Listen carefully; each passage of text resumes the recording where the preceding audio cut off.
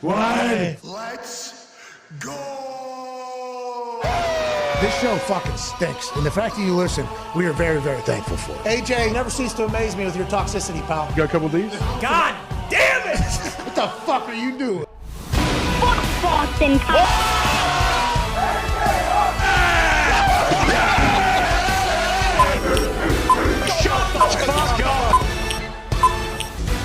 Hello, beautiful people. Welcome to the FanDuel Thunderdome. It is Aaron Rodgers Tuesday, October 11th, 2022. This show starts now. Football is kicking ass. Thank God for a primetime matchup last night on Monday Night Football. That was actually something that people woke up this morning saying, damn, that was an awesome game last night. Damn, that was electrifying. Wow, two teams in the AFC West, although it might have started in one particular favor. The Raiders fought back and made that thing into a battle. At the end of the game, analytics took over and made a decision for the Raiders that none of us will ever truly understand. Davante Adams pushed the shit out of a guy that might have looked like Hunter Renfrow in his eyes just moments after tripping over him on a fourth down play that lost them the game. Nonetheless, the Chiefs don't cover but get the win. Raiders and Chiefs all the way back. AFC West saves the NFL primetime games from the lull.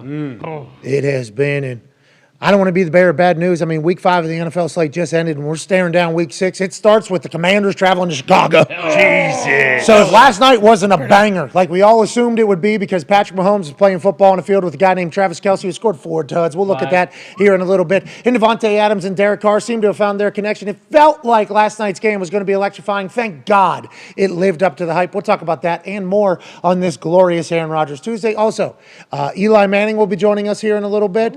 Kyle Van Noy will be joining us here in a little bit. Aaron Rodgers will be joining us in a little bit. And also, late booking here, like actually 45 seconds ago, Kevin O'Connell, head coach of the Minnesota Vikings, will be joining us here in about 35 minutes. Be a friend, tell a friend. Today should be a hell of a day. At Boston Connor, at Ty Schmidt, holding down the toxic table. Ty, baseball's happening. That's why you're dressed up in full uniform right now? That's right, baby. Yankees got a game tonight. We're back. ALDS is on.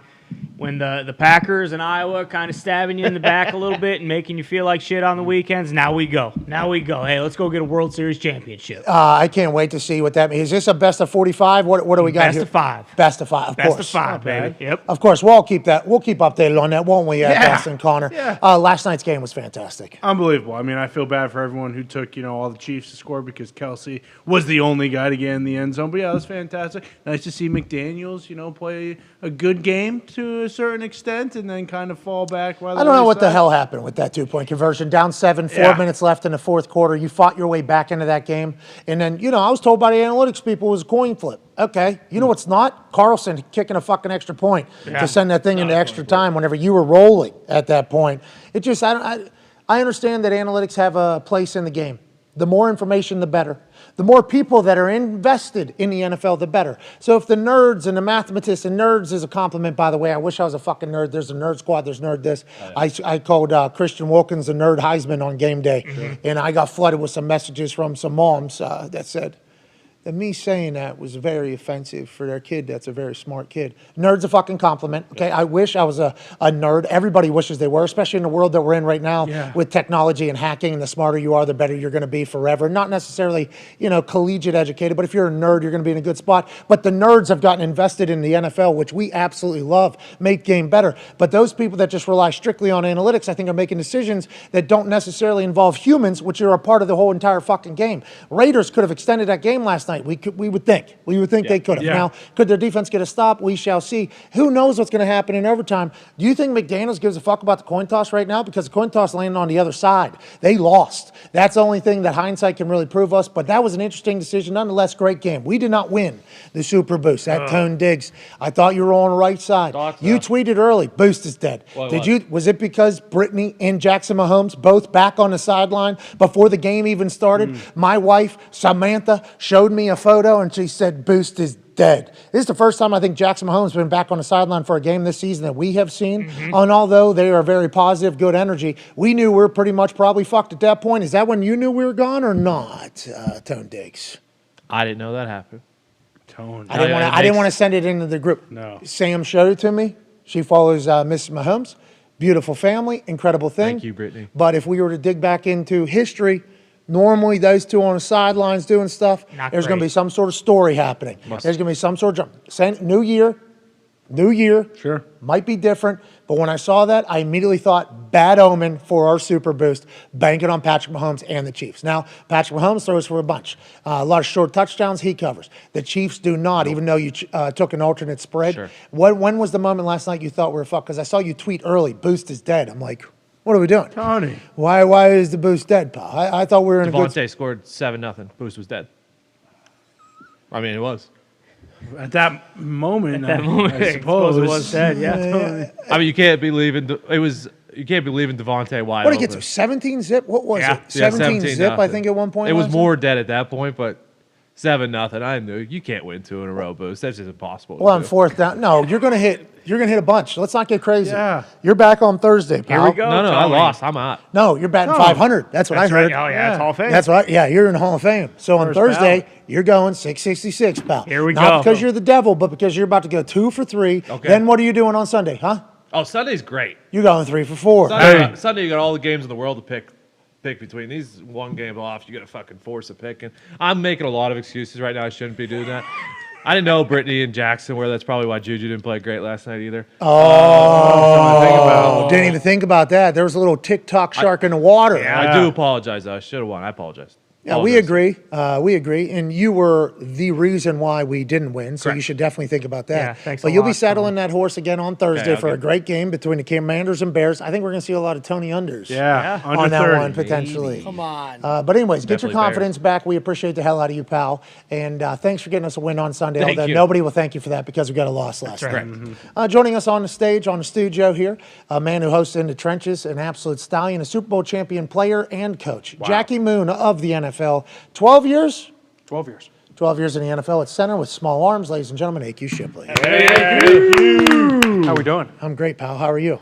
Fantastic. I got to watch a throwback of 1956 football last night. Fullback with McDaniels. It was awesome to watch. So there's a lot of rude running from Josh Jacobs. Let's go ahead and dive into the game from last night. And boys, chime in whenever you feel Fullback. Necessary. whenever you feel compelled. There it is. A 0-0 game. First quarter, 4th and 1. McDaniel says, we're going to lay it all on the line here on Monday Night Football. Derek Carr hits Davante Adams wide open in a blown coverage. Missed assignment for his 200th touchdown pass. Davante Adams promptly takes that ball, throws it right into the fucking stands. They score another touchdown. Then it would be 14-zip in the second quarter. Everybody thinks that the Raiders are dead, or the Chiefs are dead. The Raiders say, excuse me. Josh Jacobs and his rude running style was absolutely on display last evening. And I know there's angry runs with Kyle Brandt, and I know there's a lot of people that celebrate these types of things. There's a lot of people that run mad, run angry. Josh Jacobs was looking for contact last night, which is why none of us understood why he was playing in the Hall of Fame game, Yes. the opening game of the season for the Raiders. Ain't that right, AQ? Hell of a back, that guy. He's awesome. I mean, he's been running with abandon all season long. He's been awesome. Not just this season. I think he's been good in the past, too, right? Yeah. And we talked to Michael Lombardi. Lombardi said he thinks that, Josh Jacobs is loving football again. I wonder if in training camp he was giving off a bad aura to Josh McDaniels. Maybe he hated training camp like 99% of the people that play in the NFL. But whenever you have a new coach, new scheme, new everything, you have to act as if you're invested. And that's why Josh McDaniels said, hey, Josh Jacobs, I don't know if you know this from New England, we ain't never paid a running back. Nope. Okay, you ain't getting extended. We're not picking up your 5th year. Nope. And also, you're playing in the fucking Hall of Fame game when no other player that is going to make an NFL roster is on the field except for you. That was an interesting thing, and now we're starting to realize that maybe Josh McDaniels, Josh Jacobs back on the same side, and fucking thank God for it. He is awesome to watch run. Yeah, and Josh Jacobs, I believe Aikman and Buck talked about how Josh Jacobs kind of understood that, them not picking up the 5th-year option. They have no allegiance to the team. The O-line, I thought that, we at least talked about how they lost Leatherwood. They lost a lot of guys. They weren't going to be that great, and now all of a sudden, they're playing out of their mind, and Josh Jacobs is kind of earning that 5th year. Old school football. The running back is making plays for the Raiders, opening up everything for maybe Derek Carr, Davante Adams, Hunter Renfrow. Darren Waller only played 6 snaps last night. right. A lot of people pissed off about that. We hope he gets healthy. Let's go to the second quarter, 4 minutes and 45 seconds left in the half. 17-zip Raiders. Patrick Mahomes will finally get on the board with a target to Travis Kelce. This will become a trend of Monday Night Football last night. Patrick Mahomes finding Travis Kelce. Travis Kelce one of the greatest tight ends of all time, bar none, guaranteed. When it's all said and done, he's going to try to make a case to be the greatest of all time, at least in the reception area, because the amount of receiving yards, touchdowns, and plays he makes on one of the most effective offenses in the NFL's history is notable, and I can't wait for that guy's Hall of Fame induction because it is going to be wild when the New Heights brothers show up. Yeah, and it's kind of crazy because it seems like, especially the way he plays, like guys, or at least tight ends, like they don't get better as they get older. Like it seems like he's just getting better, like from one year to the next. You know, like he has an incredible season. It's like, oh, I don't know if he's going to be able to eclipse what he does last year. Boom, we're in week 5 and he's got 7 touchdowns already. Like he's unbelievable. He's finally around a good team, right? He was sitting there for a little bit in a little bit of a wasteland. Now he gets Andy Reid and the boys' super creativity and Patrick Mahomes, who can make every single throw. Travis Kelce is crushing it. 17-7, 1 minute and 14 seconds left in the half. Derek Carr, 3rd and 8, gets sacked, fumbled, recovery. Jones is about to make this thing a 3-point game. That would have been nice. Would have been perfect. But instead, this was called a roughing the passer. And although Jones, who is an absolute stallion, made a hell of a play while sacking Derek Carr, not only do you have to get off the block and make the sack and get to the quarterback at 325 pounds, which he alluded to afterwards. He said, I'm 325 pounds. What do you want me to do? Come on. Then he gets the strip. He gets the ball in his hand. Then he even tries to brace himself a little bit not to land on a quarterback that he fucking took the ball from, that he shouldn't even be worried about. The play is now all of a sudden Jones is on offense, Carr is on defense. At that exact moment. But the ref afterwards, when he was asked by a pool reporter, said it did not matter where the ball was. It did not matter who had possession. He just saw him laying all his body weight on top of him. It's like, well, the guy was fucking balancing one ball, which makes you have to go back to the Tom Brady roughing the passer from just Sunday, where Grady Jarrett makes one of the greatest plays with his defensive line. In the moment that they needed it, Grady Jarrett gets home on a 4-man game, sacks Tom Brady, gets the ball back from Marcus Mariota and the boys on this 3rd down. They'd been running the rock all over Tampa. Probably going to waltz down the field, maybe either tie this thing up or win it, or at least give it another shot after getting blanked for the first 3 quarters. And instead, Jerome Boger makes a terrible roughing the passer call. And we thought he'd be the only one that would maybe do it. He's the only one that's maybe confused because he made that call just 1 week ago in the Buffalo and Baltimore game. We shall see how many of these referees stink so bad. We complimented thee. We should have never done, you see, because they started getting way too confident and egotistical. Anyways, 20-7, 2nd quarter. Matthew Wright from 59 yards as ref you suck chants were raining down on the field over at the Kingdom. All of Kansas City had the right cues. All of Kansas City was screaming bullshit. Ref you suck chants. It felt like a college atmosphere. It felt like the WWE. Somehow Matthew Wright, who wasn't able to make a 50-yarder just a couple years ago, bangs home a 59-yarder, longest in that stadium's history. And they have one of the strongest legged kickers in the NFL's history in Harrison Butker. Now we go to the 3rd. 4 minutes and 14 seconds left. 20-17. Raiders still holding the lead. Patrick Mahomes trips, falls, then he gets slung down to the ground. That looked familiar. What's the difference?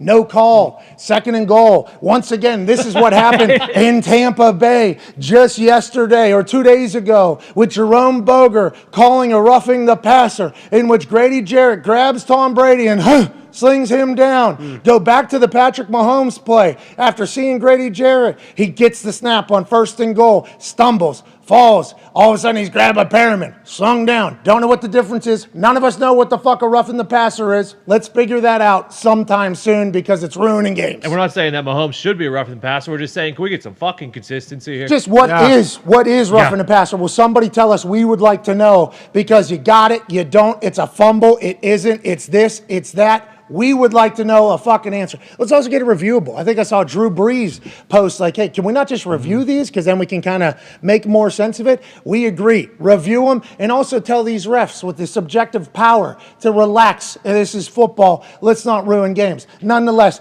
after the sack, now Patrick Mahomes has the ball on the 8, 20-17 still, 3rd quarter. And he's going to find who?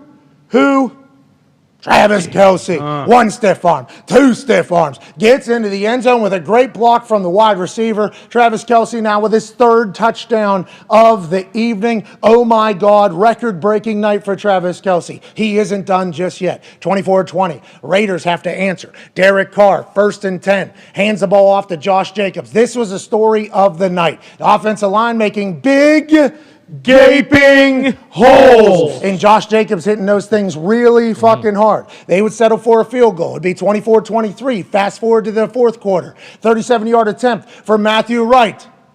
Oh, no. geez. Just hit a 59-yarder before half. Misses from 37. Oh, no. 24-23. The Raiders are going to get the ball. No, they aren't. Holding. Defense. Special teams of the Raiders. The guy who just walked through the screen right there, Tom McMahon, special teams coordinator, thinking to himself, what the fuck are you talking about? Let's go to Patty Piero here, shall we, on this particular play. So the interesting thing here, and nobody really talked about it, and I think it is something that's worthy of a conversation. You got to obviously look at 51 right here, okay? He's going to attempt to run a pull shoot. What is a pull shoot? Oh, I'm sorry, 51's the next one inside. You get it. This guy. Pull shoot is whenever you reach out, okay, and most field goal techniques is hands are out, trying to be as big as possible. What's it called, AQ? Die what? Die slowly. Die slowly. That is literally what protection is called. You're going to die. Just needs you to do it in a slow fashion. So all the offensive linemen, tight end, and anybody else that steps in for a field goal block, like you are fucking great people. You are just getting run through. It used to be like 600 pounds of force behind people because there would be pushers and double teamers, and offensive linemen will literally just sit there and be taught to die slowly. You're going to fall. You're going to get crushed. Just do it in a slower fashion. Arms are wide. You're trying to catch everybody. This particular one probably reaching out to number 2. So a pull shoot is when you're trying to knock down the person's arms so that the hole that person is supposed to be blocking in, you can run through. It's not even really a good pull shoot. This is certainly something that the Kansas City Chiefs special teams coach Tobe told the ref about beforehand. Hey, Raiders are doing a pull shoot. You can't do that. This was made illegal because guys were coming scot-free and blowing people up. So I think this was a ticky-tack call, bullshit call, but I think it was because the special teams coordinator for the Chiefs alerted the refs that the Raiders were doing this, and Tom McMahon has to sit here and think to himself, how the fuck is that being called a penalty in the modern NFL? Tom, Raiders fans, we don't know. Matthew Wright had no idea it happened. He obviously misses. We move on in the game. Chiefs would then obviously go on to score a touchdown. So that is a game changer. Patrick Mahomes finds Travis Kelce 4-7, and for Travis Kelce's 4th touchdown of the evening, they would go on to take the lead to make it 30-23. They would go for 2 to try to make this a 9-point game, a 2-score game with 7:25 left in the game. What would happen? Max Crosby, bats that thing down, makes a hell of a football play. So now it's 30-23. Raiders get a chance to go ahead and tie this thing. What are they going to do with it? 3rd and 6, 4 minutes and 34 seconds left. Around midfield, Derek Carr takes a snap, drops back, on the run, uncorks one, Davante Adams. Derek Carr drops it in a bucket. Davante makes a hell of a catch for his 2nd touchdown of the evening. Now, down 1 point after scoring a touchdown with the option to kick an extra point, they go for 2. We all remember that if you're down 14, math says you should go for 2 twice because you're good, better than 50% chance to get the 2-point conversion. If you make the 2-point conversion on the first one, you have 8 points. Now a touchdown, extra point wins you the game. You don't get the 2-point conversion on the first one, you got another opportunity at it the second time. When you're down 7, I ain't never heard of a motherfucker ever going for 2 instead of going to kicking the extra point and going to overtime. Do you have any idea why they did this, AQ? Zero chance that I would have ever made this call to go for 2. I have no reason to think why they would. I have no reason. The Raiders had success on offense. They had some success on defense. I don't know why you would want to win this thing with 4:27 left right now. Then you're just saying, if best case scenario here, you're telling Patrick Mahomes you have 4-minute offense basically to get into field goal range. Guy hit a 59-yarder, missed a 37-yarder, and also another kick, so who knows what it is. This was a fascinating thing. Stats people are telling us we're wrong. Down 7, football, a touchdown's worth 6, extra point is worth 1. 7 points is normally the fucking standard of what we're going for. Yeah. Would have extended it. They don't do it. Their 2-point conversion play. Derek Carr gets a snap, hands it off to Josh Jacobs. Good push from the offensive line. I think you're going to hear A.Q. Shipley say, but some reason, somehow, his knee was down about an inch and a half short. They do not get it. So now they're down 1, 30-29. They end up getting the ball back after getting a stop on the Chiefs, and they get like less than a minute left. 4th and 1. On 3rd down, the reason why it's 4th and 1 is because there was a catch. There was ruled a no catch, but Devontae said it was a catch because he said, although I have control of the football, it might not look like it in the video review. He just did a nonchalant, casual, two toes down, jump out of bounds. I believe Devontae. If Devontae's saying he had control of the ball, I assume he had control of the football. Did anybody ask him in the review system? Probably not. No. So then this is the game. This is it. 30-29. Devontae Adams outside. Hunter Renfrow in the slot. They run into each other. no. Ball goes to nobody. Kansas City Chiefs and Patrick Mahomes get a win for a Monday Night Football matchup that we'll talk about for a while. There you go, KC. Good recap. We'll have more on that. I felt like we just lived the game. We'll have more on that throughout the hours of the show here. Joining us right now. Never mind. No. What? That's why I cut it out. I caught the shit because I thought we were late for Eli. Yeah. Turns out they're late for us. Nonetheless, Devontae Adams on the outside, allegedly via a Golden Tate tweet, this play that they ran on 4th and 1 in the 4th quarter with 47 seconds left, Devontae has to release outside. He released inside, causing him and Hunter Renfrow to run into each other. That's what Golden Tate's playbook says. I guess we could take that for its word. Nonetheless, they both end up on the ground. Chiefs get a win. They don't cover. Hell of a fucking Monday Night Football. Seemed like match. Devontae was upset after the game, too, about that or something. Well, are you saying that because he shoved that Hunter Renfrow-looking guy that was carrying the metal thing that cut in front I of didn't him? think he shoved him. I think it was just an accident.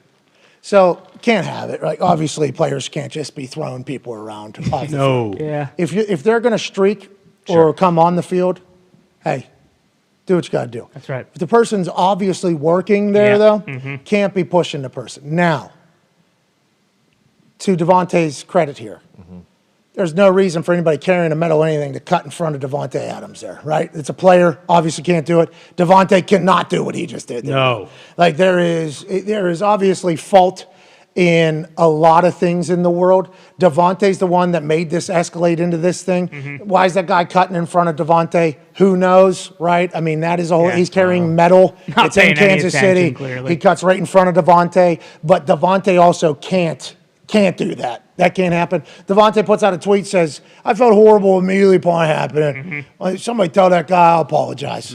Sorry about it. He literally, he immediately addressed it. Sorry the guy pushed over after the game.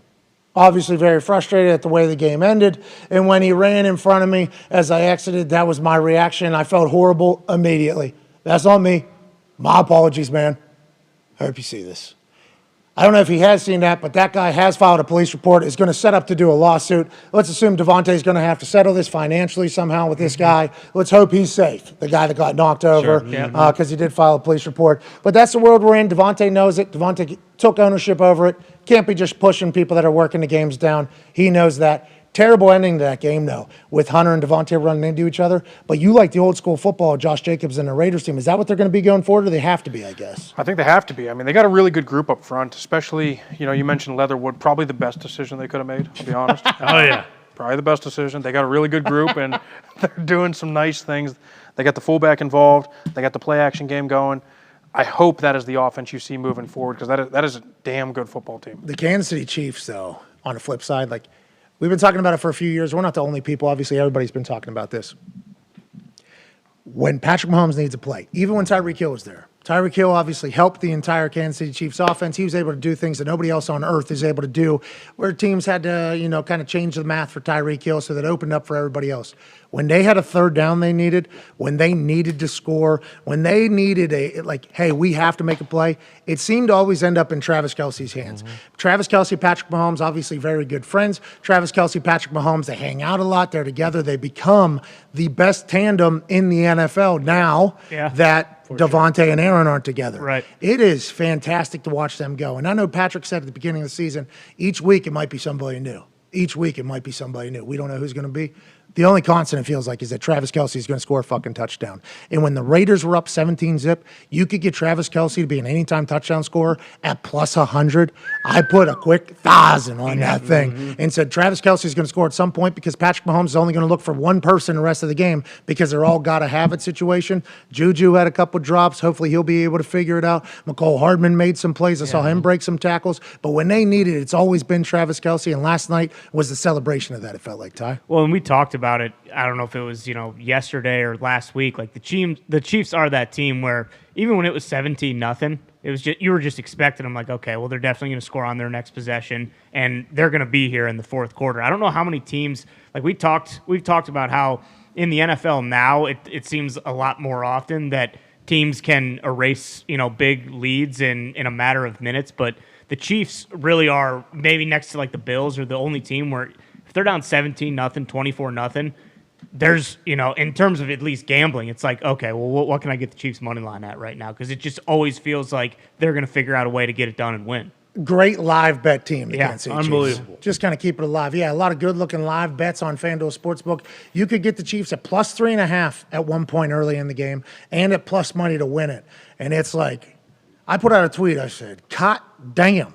That McGee replied to. Great. Crushed it. Shout out to McGee. Shout out McGee. I said the Raiders are dominating or dominant or whatever, and they were. Was surprised by all of us. But I also knew I'm going to go check out these live bets right now to see what we can get Chiefs these are Chiefs coming. for. Because what was it? The Titans in the playoffs? Yep. How many? Or Texans? Texans. Texas 17 or 24, and then back-to-back. It's like they have the ability to do that, and I think they'll forever be able to do that with a quarterback like Patrick Mahomes. Joining us now is another quarterback, a man who is, cementing his legacy as a Hall of Famer, multi-time Super Bowl champion. Now, he's like our favorite person to watch a Monday Night Football game with. By far.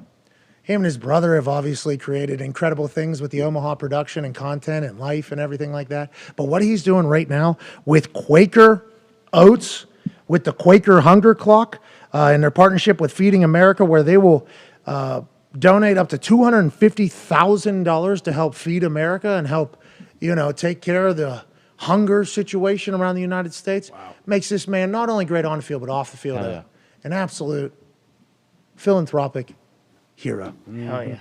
Ladies and gentlemen, son of Archie, brother of Peyton and Cooper, uncle of Arch Manning going to Texas. Why? Eli Manning. Thank you, Pat. Thanks for having me on, man. Hey, great work. I understand you're probably doing a lot today with this Quaker Oats thing. This is really incredible. I'm happy to be, able to talk to the world about this. A lot of money being donated to Feeding America. How'd you get involved with this, and how long has your relationship with Quaker Oats been? Yeah, so excited to partner with Quaker for a number of reasons. One, I'm a huge oatmeal fan, so I, have it every single morning, including this morning. And so, but also believe in their mission, and that's helping others in dealing with this hunger issue, and that the circumstances of life should never be a barrier to good nutrition. And so, part of that commitment to help advance food security in the U.S., they are creating the Quaker Hunger Clock in partnership with Feeding America, and they're going to hope to raise $500,000, which is equivalent to 5 million meals for Feeding America, and they want to do that by Super Bowl 57. So there's a clock in Arizona across from the Super Bowl. It's counting down the minutes until the Super Bowl and counting up the number of meals raised by donations. So you can go to QuakerHungerClock.com and find out more information and how to donate. So and learn a little bit about this initiative. Hey, that's amazing. Well done.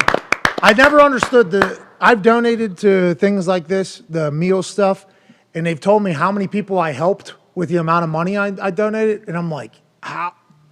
That's pretty good return on dollar there. Yeah. Unbelievable. 500,000 helping 5 million people pay. That's amazing. That's incredible, Eli. Let's go, Eli. Thank you. Yeah, Eli. Here we Thank go, you. Eli. This is Quaker and Feeding America. They got it figured out.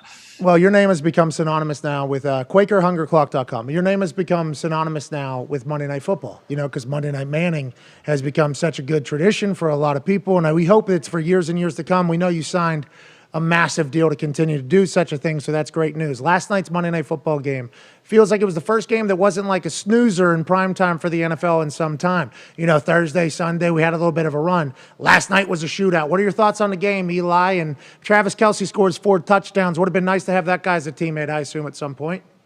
Yeah, just red zone all over the place. The guy just gets open. I swear, and he doesn't have routes. It's like, yeah, Travis, just kind of run around and like if you just get open, whatever you feel you got to do, and Mahomes just finds them. But I thought it was a great game. Obviously, Raiders, had a chance to tie it at the end, go for two, but still they get the ball back. So I like the call. I like the call to go for two right there. Oh, whoa. You did like that call. I like it in the sense where if it's tied up, I feel like Mahomes and the Kansas City are like, hey, it's tied up. Now we can be aggressive and we can go and we're going to get a field goal. We can move the yard 40. You move the ball 45 yards and get a field goal. All of a sudden, if they get it, you got a little pressure on you. If you don't get it, they're still like, oh, now we just got to get a first down. We got to try to run the clock out. You're not going to be aggressive. And they end up working in the sense that they got the ball back. With 2.5 minutes left, and now you have a chance for you to have the final drive and go win the game. They just didn't. They didn't do that. They didn't capitalize on that opportunity, and that was the moment they needed to shine on. Okay, that's interesting because I just immediately, and obviously I have a lot of respect for you and your brain and your football acumen because, just like Peyton, you have been in an NFL family since birth, basically. So I will always have massive respect for anything you say. I think that's why Monday Night Manning does so well, because both you guys talking, it's like, okay, feed us more information. We appreciate that.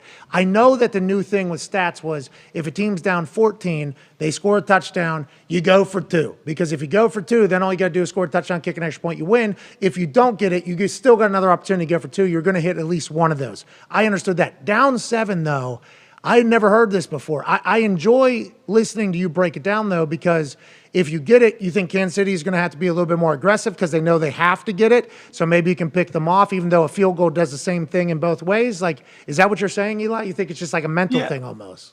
I think it's just it just plays a little mental part, and more so if you don't get it, you'll still. I feel like you have a better chance of getting the ball back if you don't get it because it changes the philosophy of Kansas City now that they're up one instead of being tied. And so now they don't have to be aggressive. They can try to run it out, and all of a sudden they're playing conservative football. And you want Kansas City playing conservative football. When they're playing aggressive football, and they, obviously they were down in that whole game for the most part. They fire back. They're playing super aggressive, and they're scoring at will. And now all of a sudden it's like you got to change that. And now it's like, oh, now we got to be a little conservative. Don't screw this up. And they went, give the ball back right away. So the Raiders, you want the ball in your hand with a chance to win the games at the end. And that's what why you have great players and a quarterback you trust and Devontae Adams, like, hey, we're going to put the ball in your hands, go win it for us. And when you don't come through with that, I think you still got to look, hey, we made the right decisions. We just didn't execute. And now it was, that's on us. Okay. Hey, by the way, I feel like I learned something today from old Eli Manning. Not only about the QuakerHungerClock.com, where they're going to be donating $500,000 worth of meals, Quaker $250,000 itself. Go to QuakerHungerClock.com. But also maybe it is the mentality. Maybe that's what McDaniels was thinking. Like, hey, if we get to this, they're either going to have to sit on it, or if we take the lead, they're going to have to press a little bit. We might be able to take advantage of that. I'm intrigued to hear more from old Eli Manning about things that are going around the NFL. How about now? I don't know what it is. You're a good person, okay? You're a great person, from what I know. Thank you. Thank you. From what I think, you're a great person. Geno Smith and you, right? That story in New York is a big one. Will always be. And maybe Daboll comes back and wins some games and gets the stories out of, just negative stuff all the time. But seeing Geno do what Geno's doing right now, even though they get a loss to the Saints, is this something you knew was going to happen? Is this something you're happy for him? And have you talked to Geno Smith at all since, his entire Seahawks run started here? Yeah, we called their game and talked to him that week and got to catch up. And I know Geno, having been there a number of years, been in this offense, been around these players, he's going to come out and play well. He has the ability to throw it. He's always had that ability of throwing the football, and it comes out naturally. And I think sees things, but just being in one system for a number of years, he's grown up. You can just see it in the films I've watched of just his comfort in that offense, of changing protections, of getting in the check with me's and going from run to run, pass to run, different options. He just feels comfortable. And so, he's making good decisions. He's protecting the ball. And so when a quarterback is making good decisions, that lets the offensive coordinator be more aggressive. Hey, we can call these shots. We can call more pass plays. We can do these things. And if it's not there, hey, he's going to check it down. He's going to make a good decision, and then we can get back to it later. And that's what you see with Geno. He's making good decisions. And he's throwing the ball accurately, making a lot of great plays. Yeah, it's fun to watch as a West Virginia guy, and obviously I'm happy to hear that you're happy for him as well. Chad Powers, what type of player is he in the game? Because we didn't really get to see any game footage of Chad Powers. How would you describe him? He's a no risk it, no biscuit guy, it seems like, isn't he? Oh yeah, he's all out there. Sometimes he knows the plays, sometimes he just improvises. The play, kind of the audio system goes out in his helmet a lot because he wants to call his own play. Got it. Yeah. Kind of one of those things. I can't hear you. Like, or it's just called Chad. Chad quarterback draws a lot and throwing bombs is basically the attitude he lives with. I was homeschooled. Mom, you failed. Who's your teacher? Mom, bad teacher, good coach. She's a good coach. She was hard on me. Big on mechanics. Hey, you were fucking good you were good in that, Eli. I hope Ted Lasso was once just like a little gimmicky thing. Chad Powers needs at least a 30-minute. Oh, yeah. You know what I mean? Mm-hmm. One of the boys has a question for you, if that's okay, Eli. Yeah, let's do it. Go ahead, Ty. Eli, with how close you are with the Giants still, when you and Peyton had them on Monday Night Football against the Cowboys, I think they were 2-0 at the time, but it was a little bit of a dud, and everyone was thinking, hey, what's going on there? But they look great since then. And with you being up in that area still, what's the vibe around the Giants? Do fans and do you feel like they got it right with Dable? And is this team a serious contender this year moving forward? Well, I think definitely the fans feel they got it right with Dable, and that things are going well. And Wink Martindale, they're playing good on defense. They've had some injuries on defense. They're starting to get some guys back. Receiving core is still banged up, and have some guys that aren't playing much and some new faces out there, but they're being creative offensively. They're putting play action and bootlegs and nakeds. They're helping Daniel get outside where he can run, he can throw it. They're getting the ball to Saquon. They're disguising him, and whether it's quarterback draws and screens, and they're finding ways to win in the fourth quarter, and that's what you want to see a team can do. They can find a way to keep it close, keep it tight, and play their best football down the stretch. So there's definitely some excitement around. You're seeing more Giants hats and T-shirts, around the neighborhood a little bit more. And so it's good to have them winning and playing well and in contention at this point in the season. We know you have a busy day, so we'll let you out of here. Who's winning the Super Bowl, Eli? The Giants. What do you mean? Who else could possibly aside win, from right? the Giants? Okay, aside from the Giants. I mean, I think in the AFC, it's the Chiefs and Bills, right? I mean, that's who you kind of thought it was. Hey, why is that, Eli? Hey, year. Eli, don't you think we can tell now, teams that are built to go win the Super Bowl? I think we can separate the teams that are built to go win the Super Bowl and aren't. Don't you? I think so. I mean, I think those two guys stick out. Their quarterbacks are playing great. Their defense, they can create turnovers and get after it. And you just feel like if whatever the game, the circumstances, those two guys are going to step up and make the plays, and they have the ability to blow you out, or they have the ability to make comebacks and win close games as well. All right, Eli, we appreciate you so much. Go to QuakerHungerClock.com if you want to help Eli and Quaker on their mission to help feed the hunger. The hungry. There it is. Ladies and gentlemen, future Hall of Famer, multi-time Super Bowl champ, Eli Manning. Thank you. Thank you, Pat. Thank you, guys. Thank you, buddy. Appreciate you, man. That's pretty cool. Yeah, awesome. Chad Powers needs like a 30 minute. own series. Yeah, they should do like a little mini series. You got Kenny 6 Powers episodes. too. Yeah, well, I think that's probably how the Powers. If I had to Yeah, guess, yeah. What if they're brothers? Chad and Kenny, Yeah. separated at birth. Both had great arms. One became pitcher. One became Football homeschool. star. Oh my! There it is. This is happening right now. I think it should. Hey, how come you weren't chirping at all in that? Yeah, I looked geez. over at AQ. I say, "You got a question for Eli?" He goes, "Nah, he's actually sleeping." Yeah. Thinking about second lunch. Chad's a Penn State guy I'm too. going to go take a look at that clock, though. It's outside. It's in Arizona. He said. I'm gonna go find. That the is the clock. one time he chirped in. The Quaker hunger Yeah. clock. Yeah, I'm gonna go find the clock. Talking to himself. He doesn't realize he had a mic on the whole time. Yeah, I had to tell him, hey, you are Yeah. you are Shut mic'd up, dude. right Fucking snoring, dude. You were. There was a. Wake up. Yeah. You hear Eli him was not drinking boring. the Eli was good. Yeah. He's the Love best. it. No, What's this guy sleeping He's about? very interactive when Sleeping. people are on the phone. I was excited to hear about Chad Powers. You know, Why do you goes hate back to Eli? that place. You know, What That's it. place? that place. Which place? Happy That Val. place. Happy Where it Valley. all happened. Big game this weekend, boys. Who? Big. Penn State, Michigan.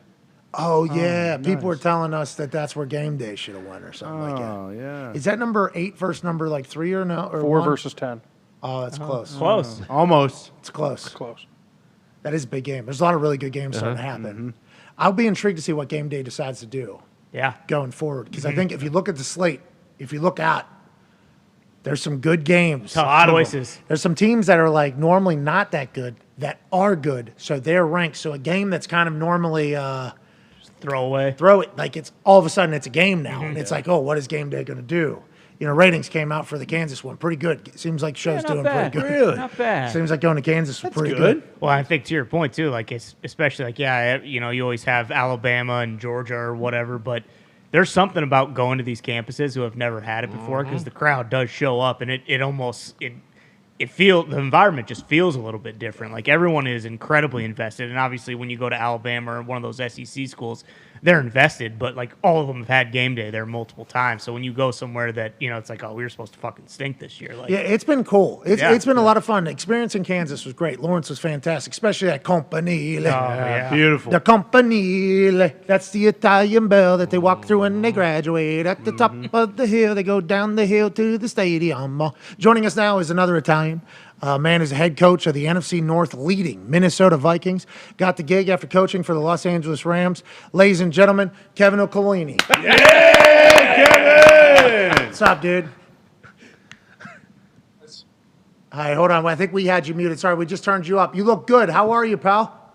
I'm doing great. Can you hear me now? Yeah, you sound amazing. Listen, I'm sure life is good. First time head coach in the NFL. All you're doing is, I don't know, creating one of the most effective offenses in the NFL, leading the NFC North. It seems like the hair's doing great. Is life perfect right now, Kevin? It's the illusion of being perfect, but I'll tell you what, it's been a good start for the year for our guys, and loving our team, loving what we're doing. But as you know, Pat, you know you're always, I feel like just 4 quarters away from getting a nice slice of humble pie in this league. So we're always working to avoid that at all costs. Yeah, you're one game away from an overreaction Monday asking whether or not Kevin O'Connell is a good head coach. That's right. I mean, it's just it's week to week. But at this point, the week to weeks have gone great for you. Coming from the Rams over to the Vikings, I think we're all intrigued to see what style of offense you run with Kirk Cousins. Justin Jefferson has become this X factor that's almost unguardable. Is he the Cooper Kupp role that everybody on the internet just says like, oh, Kevin O'Connell taking Justin Jefferson, making him Cooper Kupp? Is it as easy as that? Are you viewing him in the same way, or why has this become so successful this season? Not that it hasn't been in the past, but it is a real weapon for you right now, it feels like. Yeah, I think when I look at what Justin's role is in our offense is really what it's evolved to is he's really a little bit of everything. You know, when we want to by formation, he can play that role. When we want him to be your traditional kind of X receiver, he can play that role. And then obviously just knowing how people are defending him, the different types of variations that we see, you know, we just have to have the ability to move him around. He's got to have a role in different aspects of our first and second down plan, what we try to do with him on third down. And then obviously we know down in the low red zone, I mean, he dictates so much coverage that I definitely want to always have him, you know, majorly involved in what we do. Can we always make him the first progression when the look dictates? Great. But I feel great about Adam Thielen, KJ Osborne, Irv Smith, guys coming to life when Kirk just makes good decisions with the football, and we build it in a way where he can just play fast and be aggressive when we need him to. Let's talk about Kirk a little bit, because obviously outside looking in, the conversation about Kirk is vastly different than what is happening right now. He couldn't win the big game, can't do this, even though he's won a playoff game on the road, won primetime games. The narrative about Kirk is always going to be the narrative about Kirk for whatever reason. No matter how many, you know, chains he's going on with a little spinning thing on it in the back of the thing, and no matter how many plays he makes. What have you learned about Kirk this season you think that maybe surprised you or was different than what your preconceived thoughts were? I know you probably didn't have any, but you get it. What have you learned about Kirk this season that has made you be like, yeah, this guy we can win a Super Bowl with and we're going to? I think his demonstration of just the mental toughness that it takes to play this position. It's not always going to be perfect. I know for sure I can be a lot better for him and continue to help put him in situations and types of offensive flows in the game where he can just play quarterback and use his talent and his ability and his experience to have it all kind of come to life. But just his mental toughness, the ebbs and flows of just in a game. To be able to be at his best at the end of some games, quite honestly, that our consistency hasn't been the best just as a football team. But we either start fast and then, a lot of times defensively things happen and they're able to make some plays too. And then ultimately, can we rally? Can we rally behind our quarterback in those end-of-game situations, whether it's a 7-minute drive, with 18-plus plays, whatever it was last week to win, or it may be the 2-minute variety like he had to do against New Orleans and Detroit to go get us the lead back. But ultimately, I think for our team, for Kirk, it's just been a positive to know that we've trailed in the fourth quarter some games that we've ended up winning because of our guys and their ability to go make plays and Kirk leading the way. Hopefully we can just continue to develop that consistency for 4 quarters. But we do know in the back of our minds we've now confirmed that we can win a game despite losing the lead in the fourth quarter. And Pat, you know how competitive this league is. Hell yeah. Sometimes people look at certain teams you're playing or what historically they've been like. That means nothing to me. Every single game is going to be a grind. We know that teams are too well coached. There's too many good players in this league for it to just be a consistent walk down the field every time you touch the ball. That's just not realistic. So we know we're going to deal with adversity in game. And ultimately, our guys having the ability to come together, and that group of 11 players going out there feels like they're going to go win the football game right now when they get those ops. Hey, it's hard to win the NFL. That's why the year we were 2-14, there was like 9 games that were 1-score games. I mean, we accidentally pick up a fumble late and run it in. We win those games. It's a whole different game. It is wild to keep those boys motivated the way you've been able to do it. It's been an electrifying style of football to watch. I hope you know that. Congrats on the incredible start. AQ Shipley has a question for you. Hey, Coach, great start to the season. I know it's real easy to talk about the passing game and what you've been able to have with that. As a former offensive lineman, Right? Hell yeah. how much easier does it make your job calling plays when that run game is cooking with the big boys up front? I think it's a huge point because everything we do, we have a saying, we try to have plays start out looking the same but are different. And the easiest way to do that is to be under center, have your run game cooking like you said, and then ultimately be able to marry different variations of pass game, whether it's keepers, screens, play passes. All of those things come together in a way that become hard to defend, less predictable, and obviously put our guys with maybe that 1 or 2 step advantage to be able to attack coverage. But it all starts with the run game, and with us, the run game requires all 11 guys to do their job, quarterback included, getting us in and out of certain runs versus some looks that we maybe don't like and get us to a more premier play. I mean, that's coach speak a lot of times, but in our system, it's the lifeblood of what we do. And then ultimately, you got to be able to block people. You got to be able to move people. It's not always going to be the perfect angles, the perfect assignments, everybody covered up. Sometimes it's a matter of guys just straining and finishing and having a little bit of grit to what they do. Oh, yeah. That is really the difference between 3-4 yard runs and 6 and 7 yard runs that make it a heck of a lot easier to call plays, to activate tempo, to just be in attack mode. You don't have to be throwing it over people's heads all the time to just feel like you're in attack mode. Sometimes the way you're being defended, it's a completion mindset in the pass game and it's a grind in the run game. But we've proven we can put together long drives with guys doing their job, snap in and snap out. But our Chris Cooper's done an unbelievable job with our offensive line. I think our guys across the board, even with a rookie right guard, that group's really gelled, and now becomes the challenge of how consistent can we be and really build plans around those guys, knowing that Dalvin Cook and Alexander Madison are 2 of our best players that we want to get going and really set the table for everything we want to do offensively. I think it's a great point. That first half, I mean, Dalvin Cook had 2 tuds. Kirk Cousins started 18 for 18. Justin Jefferson had 8 targets for 8 catches. It means, like, how do we do that every single How do we do that every single half? I don't know how you do it. I don't know how you maintain that, but it sounds like good run game is a great way to start. Tone, your question for Coach Kevin O'Connell. Coach, you being a former quarterback and OC, in the early part of the season, have you had to remind yourself at all on the sidelines during the game that you are the head coach as well and have to pay attention now when the defense is on the field and what's going on as far as clock management, as far as the entire game is going on? I've noticed it's not. First of all, it's a great point, and second of all, I've noticed it's not the obvious situations. It's not the clock management. It's not the. We can get out in front of a lot of those just by our preparation, how we want to play the game, and who's on the other side playing quarterback, and how aggressive we want to be with the end of half, end of game situations. But to me, it's those random times where I used to just grab that Surface tablet and go, hunker down for 4 or 5 minutes and kind of get a look at everything we just did, get a look at what I want to call next. Those tend to be the times where somebody's screaming my name on the headset. Where the heck are you? Maybe the defense needs a timeout, or it's a challenge-worthy play, and that's where I've really had to adjust. And I think I've gotten better at it.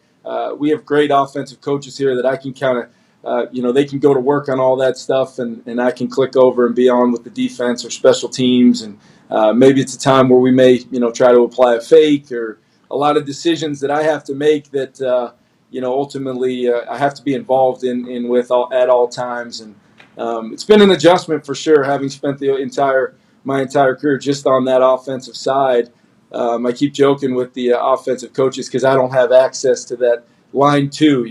I'm only on line 1 on offense, because then I switch over to defense and special teams. So I keep on saying, they're making sure they're having all the good conversation over on line 2, probably talking about all the terrible things I say to them during the games. But ultimately, it's been an adjustment. But when you have a staff like we do, and you can rely on those guys, I feel very strongly about my continued comfort level with just that head coach role. And it helps to have some really good players, too. Hey, what they're saying online, too, doesn't mean shit to you, man. No. Even if they're talking right. bad, keep it out of the That's brain. Let's keep the good vibes high here. How about all the other BS that kind of comes on the head coach's desk that isn't normally there for an offensive coordinator?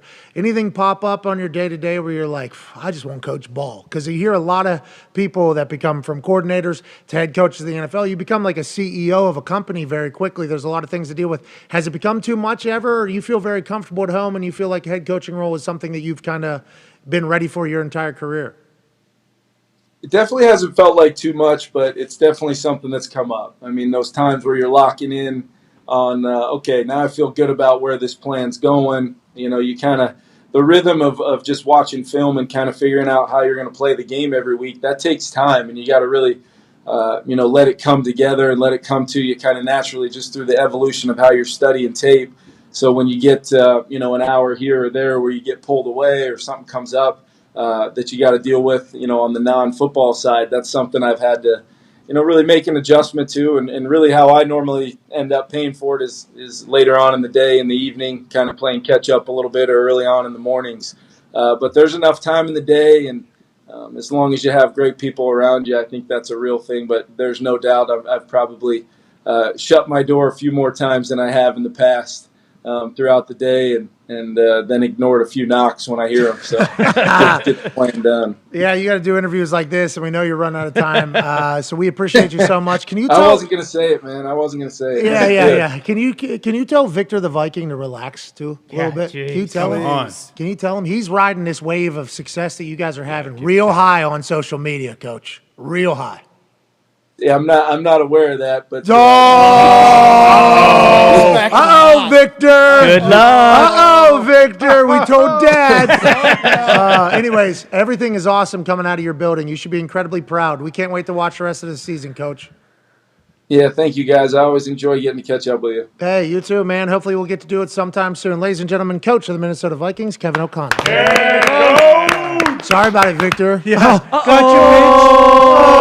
Someone's getting restricted. Oh, Victor. Hope you had fun, pal. Victor stinks, dude. Well, Victor's team's better than your team.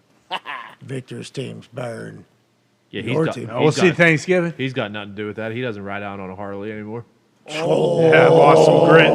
Yeah, ride out on a cycle, then we'll talk. Hey, how cool is that Viking Stadium, though? Just everything about it. This guy wanted to be a Viking for a few years. Did Oh, you son of a bitch. For Halloween or for a team? No, for life. Not the football team. Oh, okay. Remember when the show. show Vikings came yeah, out? sure. I was trying to get on that show every week. He was tweeting them. It was Grew uncomfortable. my beard out to like here. What a mark. Dude, it was uncomfortable. You would never go to Valhalla, dude. You don't have the. Yeah, there's I no don't think bald so. Vikings, dude.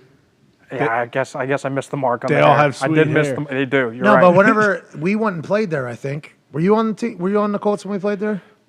No, but I played there in Arizona the first year that they opened the new stadium. Yeah, so when we were going to play there, you and I chatted about it. I don't remember. Well, we talked about it, and he was talking about, wait till you get this. Like, and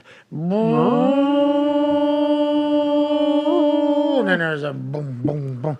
And I was like, he was like, it's so cool. It is so cool, this guy talking about it. I'm like, sounds like I'm talking to the Mark that fucking loves that little Vikings thing. Sure. You know, it sounds like, yeah. he goes, no. I mean, that is a part of it, but wait till you get there. And I went in there, and it was... Beautiful stadium. Stadium is gorgeous. Yeah. They somehow built a comfortable stadium in the middle of like negative 45-degree weather.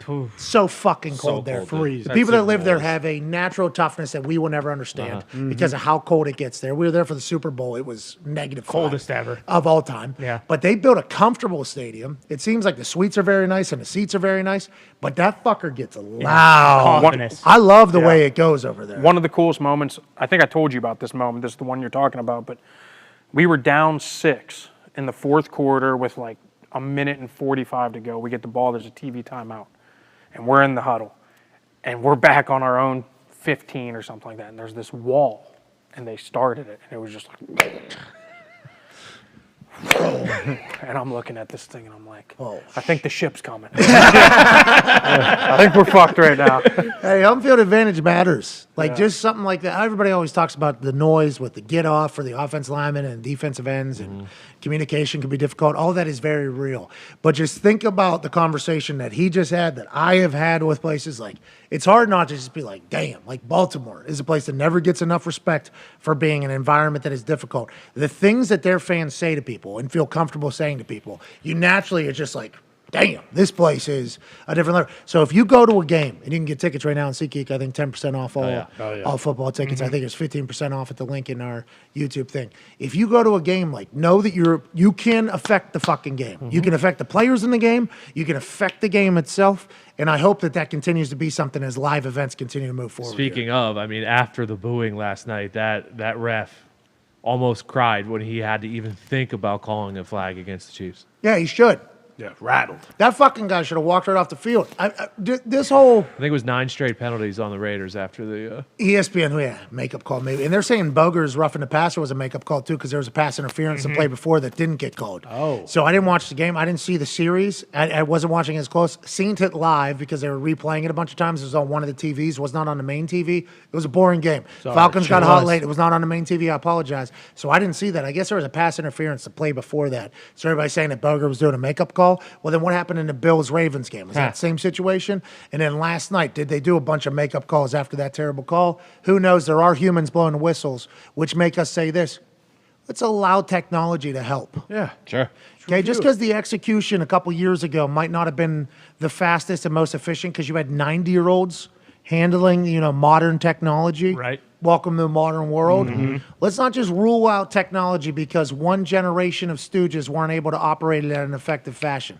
Let's not give up on it just yet. Because if you could review those roughing the passers, I think you can get a kind of a taste of what everybody is thinking, if it's bullshit or not, and you can allow yourself to overturn that. So even if the ref sees something and thinks it's something, you can let them save themselves with technology, as opposed to what we're doing now, where it's like that person makes that call, they have to stand by it, and everybody has to hate them for it. Now you at least allow like an excuse, like, oh, I saw it differently live. Obviously, this is not a penalty. Let's pick up the flag. Same thing with pass interference. I think we should continue to be like, technology is not the enemy here. The execution of the technology in the past has been the enemy. Once we get this generation that's in there in power, has a little bit more comfort with devices and a little bit more confidence with the replays and what they should be looking for, like I think we can make this all work. But until then, we're going to have to deal with an inconsistent call on a very important player in a very important play on a regular basis because it's already starting to happen on a regular, like too often at this point. And I think in the reporter pool last night, they asked him about it, and he said the quarterback has, and it was in quotes, throwing posture.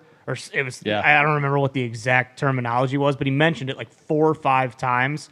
And he said, and Boger said the same thing, when a quarterback it demonstrates throwing posture, we have to give him the full protection of the. It's like, well, if that's the case, then does he have throwing posture when the ball is in the other guy's hands? Well, that's what I mean. Then you look at the Mahomes one. He does the same thing. Like he comes up right here, like he's getting ready to throw. If that's the case, then these guys can just, no matter where they're at, it's just like, oh, you just fucking pop the ball up real quick like you're going to throw, and it'll be a penalty every single time. Punters need to start doing that. Yeah, they should. Be smart. You're right. No, I think, if you're lined up in punt formation, you're considered a punter. You do have protections as a punter, but once you get out of the punting motion, you no longer have protection. But what if you then have throwers posture? Michael Dixon. I think it's punting. Yeah, that's what I'm saying. So I think if you're in a punting formation, the quarterback thing is no longer. The punting stuff is now.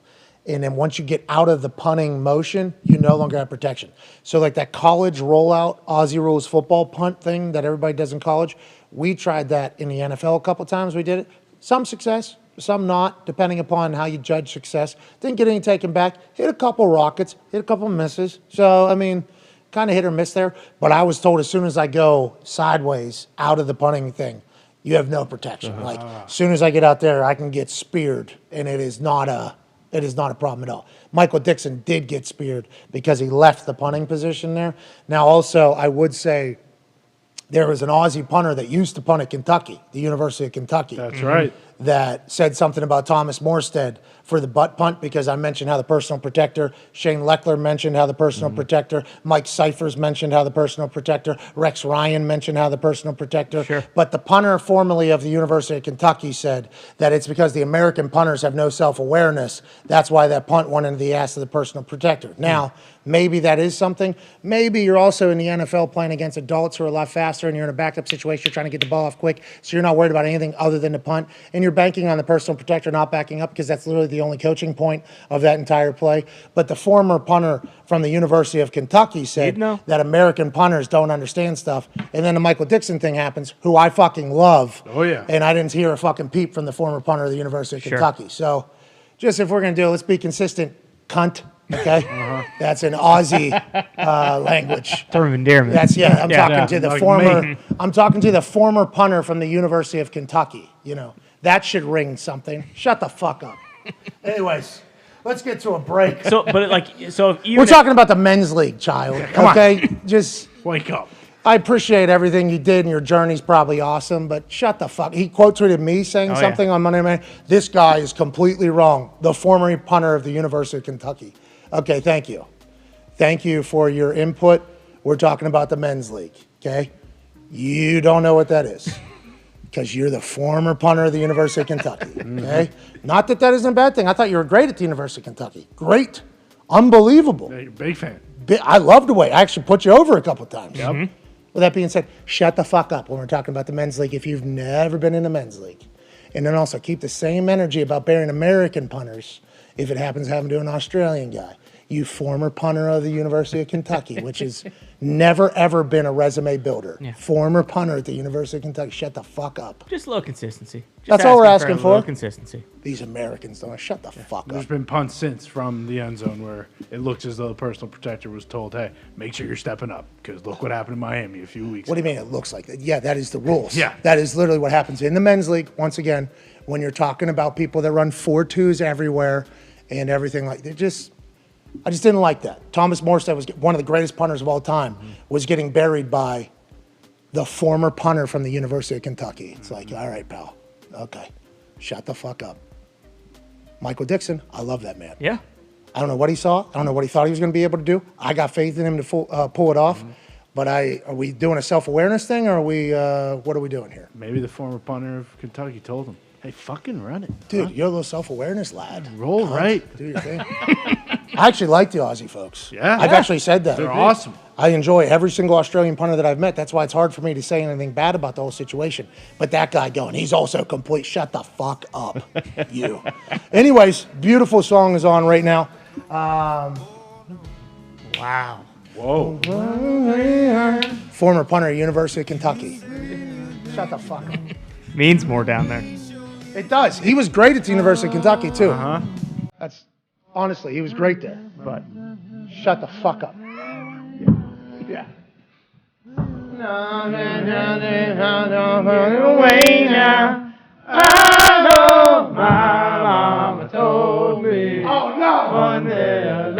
bonus ball. Here you go. Don't leave me lonely. Ooh, fadeaway. Bang. Well, the hoop left me lonely, didn't they? A little bit. Yep. Sure, the former punter of the University of Kentucky. Right, but Bonus ball. Get in. all right. I didn't like that. Talking about me and Thomas Morstead in one tweet. Rightfully so. Come on. Pal. Easy, pal. Dude, this does make me feel better immediately, though. Yeah. Great song. Been a I'm starting while. to get a little heated there a little bit, you know? Thomas Morstead taught me how to punt. Probably taught a lot of people, that maybe are from down under how to do some stuff, too. I got a drop, top, little bop, way down. You punt at Kentucky, shut the fuck up. I know my mama told me one day a love like you would only. Woo! Don't leave me lonely. That's right, AQ. That's right. That's right. All right. Hell yeah. Hell yeah. Hour 2 on the other side of this 5-minute break. We can't thank you enough for joining us. We will see you then on this Aaron Rodgers Tuesday, October 11th. Kyle Van Noy joins us in the next hour. All right. Can't wait for that conversation. Can't wait to see you then. Take care.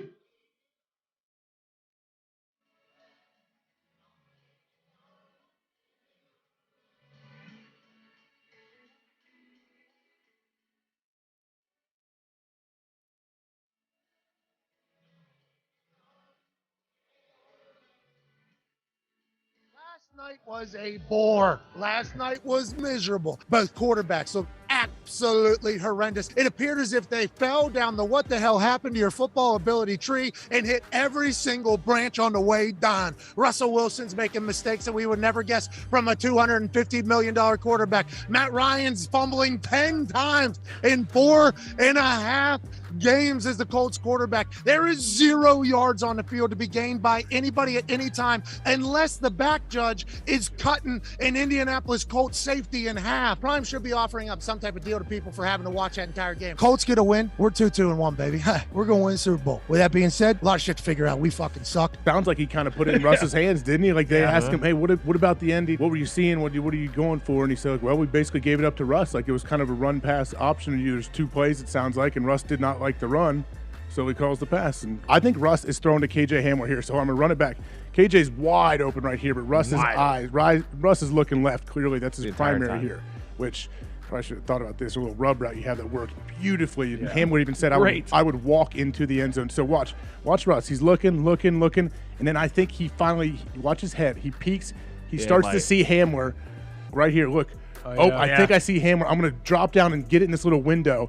And then, but it's going, Sutton thinks it's coming to him. Look at it. It's right there. I think it's sitting there for Hamler. Right. Yeah. Either way, it's not going to be a completion. But I think Russ was, I'll run it back a little bit. I think he saw Hamler and he realized, oh no, this was open. I'm late. I got to try to throw this thing. Isn't there some thought too, like, hey, Stephon Gilmore is Stephon fucking Gilmore. good. Like, should we look away from Cortland Sutton? Obviously, Cortland Sutton's unbelievable. Like, in the fourth quarter, you kind of lost the game, too, when you throw at Stephon Gilmore. Like, what are we thinking in that situation? There was also a Dane Orlovsky's tweet that said Cortland Sutton was route on the left side was obviously a zone beater. The man beater was on this side. Russ should have seen man before the snap, pre-snap read, and went immediately to the right, which he didn't do at all. He just stared Cortland down for a long time, and then he might have seen Hamler there late. Almost like a second and a half late, though. You're late and you're in the red zone going in. Good luck. When your players are slamming helmets on the ground publicly for everybody to see, they know. KJ Hamler is super frustrated, but he knows this is all on camera, too. Like, everyone's always aware of what it looks like to the rest of the team, what kind of message it may send. Like, it's not good right now in Denver. Well, I think that's the positive with Indy, too. Like, Matt Ryan's coming off the field, motherfucking himself and slamming Frank his didn't helmet. like that. Frank didn't like it, and that's why it feels Watch your stinking mouth. Yeah, like Russell Wilson feels like the Frank Reich of quarterbacks in the NFL, and Frank Reich feels like the Russell Wilson of coaches in the NFL. But I would much if they were together, they would probably bring Christ back down from heaven. But People were leaving after the fourth quarter. They knew. Who leaves when overtime starts? 5 seconds on the clock, and they're just like, yeah, fuck this. I'm not sitting around for this. That's what's unbelievable to me. Like, obviously, I understand leaving early. Nobody wants to get stuck in traffic, but leaving before overtime starts for your own team, that's like mind-boggling. Well, and then you had the shots of the Walton family group up there chewing on ice chips in the in the press What, box. you don't think they're dialed into all the game plan, know what's going on when it comes to football? We always hear people talk about these masterful halftime adjustments that are made. Is that a thing? And how did you feel in the second half compared to the first? Did you flip a dry erase board or anything? A lot of halftime adjustments. Look, I mean, the first 2 plays coming out the half, we had incomplete. We're sitting there 3rd and 10, down by 3, really sputtering. And I think there were 2 big plays that happened in the game. The first one was on that 3rd and 10 at 10-7. I hit Allen down the right sideline. He made a fantastic catch. The ball was a little bit lower. He was kind of pushed to the sideline. He jumps on top at the last second and makes a kind of diving catch in front of him. And sometimes it just takes one play like that to get you going. Now we're not on the 25 anymore. Now we're on the field. We turned that drive into a touchdown to Tunyon after a penalty. That got us going. And they come right back down. They score. We're down 17-14. What do? We respond. We drive down the field. Mason drills a field goal before the end of the fourth quarter. Now we're sitting 17-17. What happens? They drive right back down, score another touchdown, sitting there 24-17, and then I turn to Josh. I say, we're not losing this game. We're right down the field. Have another nice touchdown. Romeo back shoulder ball. Or in the other second play, 24-17, we're down as 3rd and 6. Cobby runs a great route. I kind of slide left slightly. Dave did a good job kind of pinning this guy inside, and we kind of passed off the twitch pretty good. But I put a ball in a good spot. Randall ran a great route on kind of a sail, we call it, where you kind of bend in and bend back towards the sideline. That got us going. 2 of the biggest plays of the game.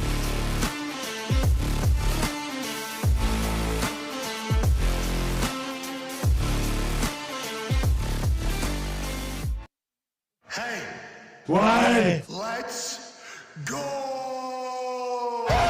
This show fucking stinks, and the fact that you listen, we are very, very thankful for it. AJ, never cease to amaze me with your toxicity, pal. You got a couple of these? God damn it! What the fuck are you doing?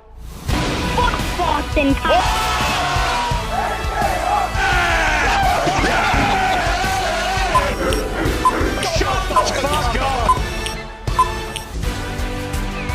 Welcome back to the Thunderdome. It is Aaron Rodgers Tuesday, October 11th. Hour 2 shall begin right now. Is all the way back. We have some breaking news as I go around the room and introduce every voice and face that you will hear and see at Boston Connor, at Ty Schmidt at the Toxic Table. One half of the Hammer, Dahn. Cowboys, Tone Diggs is here. Obviously, the host of In the Trenches, in the Bobbled Exchange, AQ Shipley is on stage in studio. He'll be hosting In the Trenches at about 3 p.m. Eastern Standard Time today. Just 1 hour and 46 minutes from now. Are you going to be able to keep the juice? You're falling asleep during our interview with I was back. with Eli Manning. What's your I was problem? back. I'm not a big oatmeal fan, but I'm big. I'm going to go find that clock. To be fair, I don't think oatmeal is very good either. It's like American also porridge. to be fair, and we all love Eli, but there's no better face of oatmeal than Eli. All right. So also joining us, I don't know what that means because he eats it every day. Because he eats it every day. Yeah, exactly. Once again, remember, you can go to QuakerHungerClock.com. That's right. Unlike these terrible humans on this stage right here, you can help feed the hungry alongside Feeding America, as Quaker will match up to $250,000 in donations, totaling $500,000 in food, which will feed 5 million people. Unbelievable. I'm going to donate. What's the math on that? Well, it's 6 cents a meal. Okay. Can we talk to Chad Powers next time, too? Eli's great, but why isn't Chad doing the rounds for oatmeal? Dude, you think Quaker could afford Chad Powers? Not a chance. No way. Chad dude. doesn't eat oatmeal. Well, that is something also to think about because Eli ate oatmeal this morning. I like oatmeal, cinnamon apple. Yeah. Peaches also, there's a good one with peaches Instant in or it. overnight oats? Is or? it 6 cents a cup of oatmeal? Yeah, that's pretty cheap, actually. Dude, I don't know. Whenever as I was reading it, I was starting to put, and then as he said, I was starting to do the math, and Foxy cut to my face at a time I did not expect him to cut to my face. As I was doing the math, I'm like, $500,000 feeds 5 million people. I started doing the math. I'm like, How's that work? Everyone Well, a spoonful. What does everybody eat? It depends, because if you're having a slice of Wonder Bread with a piece of government cheese and one piece of an apple, like that's lunch. It's And better than nothing, I It's guess. better than nothing, and that'd be about 6 cents. Maybe a glass of water as well. And I had to mention that to Eli. I said, I have donated to similar things, and they've told me how many meals I provided with the money that I donated, and almost every single time I've gone, damn, I didn't know I was that good of a Yeah. Wow. I don't even know how you're going to be able to figure it. Joining us now from an attic in Ohio, ladies and gentlemen, a college football national champion, a philanthropist himself, Yeah, of a man course. who's donated millions of meals, I would assume. Yeah. Ladies and gentlemen, AJ Hawk. AJ, did that math check out for you? I mean, we were very, well, what's going on? You all right? No, the math, yeah, I've thought the same thing in the past, but no, I actually love oatmeal, so I think it's great that Eli's doing that. Me too. Seems like I every love good oatmeal. person on the stage here. And Put some walnuts in there, a little brown sugar or Nothing. something. Sounds like a they're hearty eating lunch of oatmeal and Yeah. boiled chicken. in one walnut. I don't know if they're eating 15 walnuts. Sounds like they're eating bologna, really. all right, listen. You're talking about a different thing. We're going back to you bashing oatmeal. Yeah, the oatmeal's delicious. We're Guy not eats Funyuns and chocolate milk for Thanksgiving. Thanksgiving. dinner. That's a different story. Give it You shit. like oatmeal, Frank? Yeah. It's all right, yeah. Ah, no. Yeah, he doesn't. It doesn't matter if you like If it or it's not. the instant pack. Quaker's It doing a good thing. stinks. Quaker's feeding 5 million people with $500,000 in donations. That's right. You can help them right now at QuakerHungerClock.com. That was what I mean. That was the Galifianakis gift. Literally, Yeah. I was like, how do we? How many? What does that meal mean exactly for those people, I guess? Oh, everything. Bag of air. Well, maybe priceless. 1 cup of oatmeal. That's what you're giving 5 million cups of oatmeal? Is that what it is? Well, and spoonful. people need it. It's why don't you help? I would Why, love. why don't you That's a help? good point. I would love to. You too, AQ. I'm I don't gonna- like oatmeal. I'm going to donate. I just don't eat oatmeal. I just don't eat oatmeal. Exactly. You're going to donate to the Quaker Hunger Clock? I'm gonna go find the clock in Arizona, and then I'm gonna donate. How much money? You Here know we go, what? AQ. How about Yeah. Let's see. Here we go. how much money you donating, AQ? How much money you think you're donating to the Played in Quaker the Hunger NFL for a Clock? long time. Yeah. You did long 12 time. years, and he's coach, Super Bowl champion. Oh, yeah, that's right. Illustrious career. This could be a lot of meals. I'll throw this out there. You make this shot, $1,000. It's a lot. $1,000, 1 lot of million. milk. That's 100K. 100,000 bro. meals. You should call Tom. It's 100,000 meals, right? Bang. 2,000. Double or nothing. Oh, there's a football. The There's a universe knew you're a terrible guy. football. They don't even want you to be involved. Bonus ball, 5,000. That's what you get. Donate nothing. Yeah. Yeah. You bad Son of guy. a Hope bitch. you're happy. Come on. Hope you're happy. AJ, what's this guy's problem, AJ? What's this guy's problem? I know. Well, he can still donate even though you didn't hit a shot, though. I Yeah, guess, you can right? still I can do. donate even though I don't like oatmeal. He had a yogurt parfait. I eat eggs and bacon, but I'm gonna donate to oatmeal. Let's go. Yeah, very good. Thank you, AJ. You're a good guy. You could donate to eggs and bacon too. I mean, if you really want. You scramble those Through things? charities? Yeah, absolutely. I'm a big scrambled egg guy. Oh, put some cheese in there. Little cheese, some Milk? chives. Oh, I don't touch the chives. I don't touch the chives. You know me. I like. Dice them up. Oh, you He's a do. foodie, though, right? Yeah, I'm Isn't a big AQ a foodie? Yeah, yeah. Yeah, AQ's classic, loves every chef and how they go about doing things. He calls restaurants himself and acts like he's his agent and gets into like some of the best restaurants in the world just because he has respect for the chefs, right? That's it. That's fact. Genius. Now Good for you, man. You should go on Good guys' for grocery you. games. Hey, this is Clark whatever. I represent Alan Quay Shipley formerly of the Tampa Bay Buccaneers, Super Bowl champion, played in the NFL for 12 years, love chef. Insert name of chef. He's his biggest fan of all time. Wondering if we could maybe get him a spot at the bar. You know, he's going to be in town tonight all alone. He just wanted to come and, you know, say thanks to the chef and everything he's contributed to the food industry. Oh, we'll take a look in real quick. Looks like we have a spot for old Alan Quay. Oh, okay. I'll let him know. He'll be so happy. He'll be so thankful. Bam. Let me go take a shot. Let's go. it's a good move, right? It's a great move. It's one of the best moves of all time. Yeah. The only thing I hope for is the person that you call and talk to is there when you get there and goes, That's the same Hold voice. on. I thought that was Clark. That's what I hope happens someday. But nonetheless, this dude eats like the super high end, like Brett Favre. Michelin rated. So, AQ, are you into like wine and everything too? I like wine. Yeah, I like doing like the Michelin star kind of little pairing? tasting thing. Sommelier. Tasting menu? Yeah. yeah. You ever ate at a James Beard award-winning Fancy. restaurant? Oh, dude, I was just reminded. A person that's going to add into this, I apologize for forgetting this. We came back late. Ladies and gentlemen, joining us now, Super Bowl champion 2 times, formerly of the Patriots. You know him from the Dolphins as well. Currently at the Los Angeles Chargers. Big win. Ladies and gentlemen, Kyle Van Noy. Kyle, I got completely lost in this conversation. This guy just bamboozles people into free seats at these high-end restaurants. Kyle, how do you feel about that move? I was hearing them talk about fancy restaurants, and I'm like, sign me up. I'm all about it, baby. We had a group of guys that went to the Marble Room in Cleveland.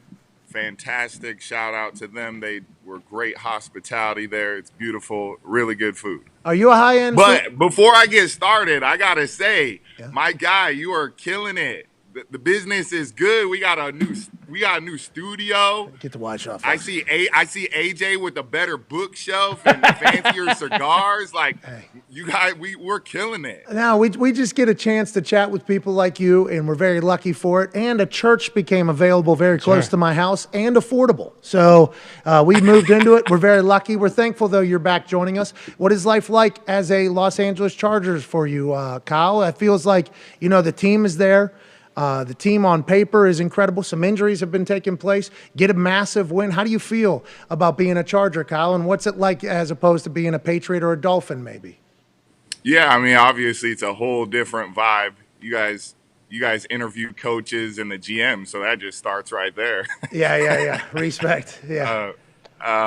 And it's a good environment to work out. Like I enjoy coming to work with the group of guys that we have.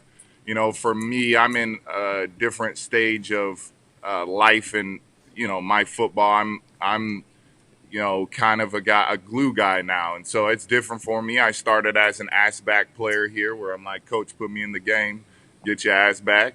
Now that Joey went out, I'm plugged into a starting role. So, you know, it's been fun for me. It's been different, and I'm accepting my role and trying to make the most of it. And I'm just trying to help these young guys show up every day, show them how to be a professional, show them what it takes to win games. And it's been fun. I really, really enjoy it. I really enjoy the working relationship I have with Coach Staley. It's been really fun getting to know him and getting to know the other coaches in the locker room, or players in the locker room and the coaches, and just working together. It's been good. Hell yeah. Hey, Kyle, how do they teach you to tackle in practice? If they teach you to go after the quarterback, what are they doing to try to set you up for success, honestly? Like with the strike zone, how you're supposed to land, is this something that they at least try to, I guess, come back to you every couple months and let you know what you're supposed to do? It's wild. It's changing every week, Kyle, it feels like. I know. One week they're telling you to tackle like this. Another week they're telling you to tackle. You know, I think they do a good job. They try to respect the game. The coaches are always going to respect the game. They're always going to keep it real, tell you how it is. Obviously, they're going to be like, man, this quarterback situation right now with roughing the passer, it's different. I mean, it's hard. I felt for Grady in that game. Not Brady, Grady. Yeah. Straight. I don't feel bad for Brady, right? And that was just a tough play. We had a tough one in our game with Sebastian. He kind of touched my guy, Jacoby Brissett, and we got a good flop, and they got a first down and scored on it. So it's something that we talk about all the time. That strike zone is what you're saying, and you just got to go with how the game's being played, and you got to adjust sometimes in the middle of the game. You talked about us talking to your head coach and GM and that being a little bit different of an environment maybe than from the Dolphins or from the Patriots or from where you've played in the past. When Staley goes for it on 4th and 2 on the own 45, us outside with the other team having no timeouts, us on the outside have been around football a long time. I assume you too go, what are we doing? Now, I assume there's a conversation that has taken place behind closed doors with Staley about the mentality and what we're going to do so the team understands it a little bit more. You, as an old guy who's won a lot of games, you know, and has transitioned through eras of football, we're in a much more analytic stage where, you know, the percentages of making plays are kind of calculated more in your decision-making on 4th downs and everything like that. What is your initial thought when you see that? Do you talk to Coach Staley, who you say you're close to, and be like, hey, why do you do that? Do you try to dig into his mind and understand it? Or are you like, if he says it, let's do it? What is your mindset towards that type of stuff? Because we know the NFL is the men's league for a reason. That's a great question. That's a great question, honestly, because I've been thinking about it a lot. Because I knew you were going to ask me this today. You know, I am kind of still traditional and punt it, whatever. But I kind of like this go for it, fourth down. Like it's kind of the nature of our team. We got an aggressive group. I mean, Jay Herbo's playing lights out right now, banged up. Like it's impressive. They had, they were killing it on offense, and he was just trying to end the game. And a lot of people can say whatever they want, but the week before he did it against the Houston Texans, and no one said nothing, right? Because we got it. And so I tweeted out, are you guys keeping that same energy if we did get it? Are people criticizing the call if we did get it? And to me, it doesn't matter. Shoulda, woulda, coulda. We ended up winning the game. So it is what it is. Whether you like it or not, we ended up winning. He believed in our defense to get the job done. We ended up getting the job done and winning. Yeah, I think it's just so interesting, especially because you're an old man now. We see that beard. It's growing. I'm seasoned. Yeah, seasoned. You've gotten better. You're seasoned. You're only getting better, smarter, and wiser and everything like that. But, you're one of the people on that team that we can talk about because when you came into the league, much different era when it came to all this shit. Now it's at a completely different level. I love to hear the fact that you're like, I'm a traditional guy, but also we've always dreamt of a coach that'd be like, yeah, we're going for it. Yeah, we're taking it. I mean, we're you doing got to it. think a lot of coaches, when they get this spot, sometimes they're not aggressive enough. A lot of people were scared. They're scared. Yeah, I'm not going after the coach by any means, but a lot of people went after Hackett in I believe the first game with the giving it into your quarterback's hand and yada yada yada, and they were mad at that, right? Yeah. So it's like, how do you want to go down with your ship? Do you want to go down swinging, or do you want to go back and be conservative? We could play this game all day, but we know this business. You guys know this business. The turnover's crazy. I mean, Matt Rule just got fired in 40 M's, the turnover's fast. How do you want to go out? Do you want to go out swinging, or do you want to go out, traditional way? I don't know. I think you're trying to see where I'm coming from. Yeah, I respect it a lot because to your point about coaches, there's a lot of coaches that say, hey, we're going to empty every bullet in the chamber. And then you get to the game and it's like, nah, kind of scared to pull the trigger. It seems to be kind of cover your own ass. Staley does not have that at all. It feels like he's like, we got it, we're doing it. We got this play, yep, absolutely. It is big balls Staley. It's literally, the internet calls him that. It's real. And I think that is a trait that you definitely want to see in a coach. But there's some situations where I'm just befuddled. But once again, I'm old at this point, seasoned at this point. Ty, your question for Kyle Van Noy. Kyle, everyone knows the NFL is, the next man up mentality, and you guys are obviously very deep and have plenty of good guys, but does it ever get disheartening when you guys have all this top end talent and for whatever reason you kind of just get hit with the injury bug? I mean, I know that's part of the league, but it's like you see all these Pro Bowl caliber guys that you have that are going down and you're losing them for long periods of time. Like, does that ever get disheartening, or is it one of those things where, it is next man up, so you don't really have any time to even think about it?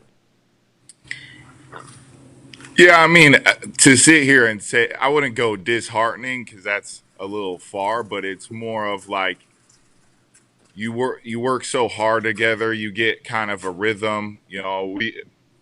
Joey Bosa, myself, Khalil Mack, we're very close. We got very close fast. So it was kind of a bummer for him to go down.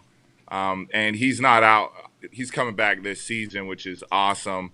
But, you're bummed out for those guys, but then it gives your other young boys opportunity, like Chris Rump, who's rushing the passer really well. Gives myself more opportunities to get on the field. I was playing off the ball. Now I'm playing on the ball a little bit more.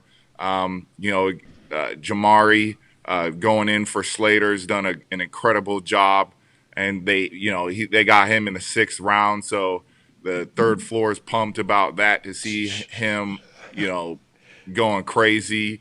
And it is a next man mentality up. But at the same time, you do feel for those players because you have 17 chances to get, and when you're out, it sucks. It's not fun. and you feel for players all across the league, not just because you know how hard it takes to play in the game, get ready for games and play.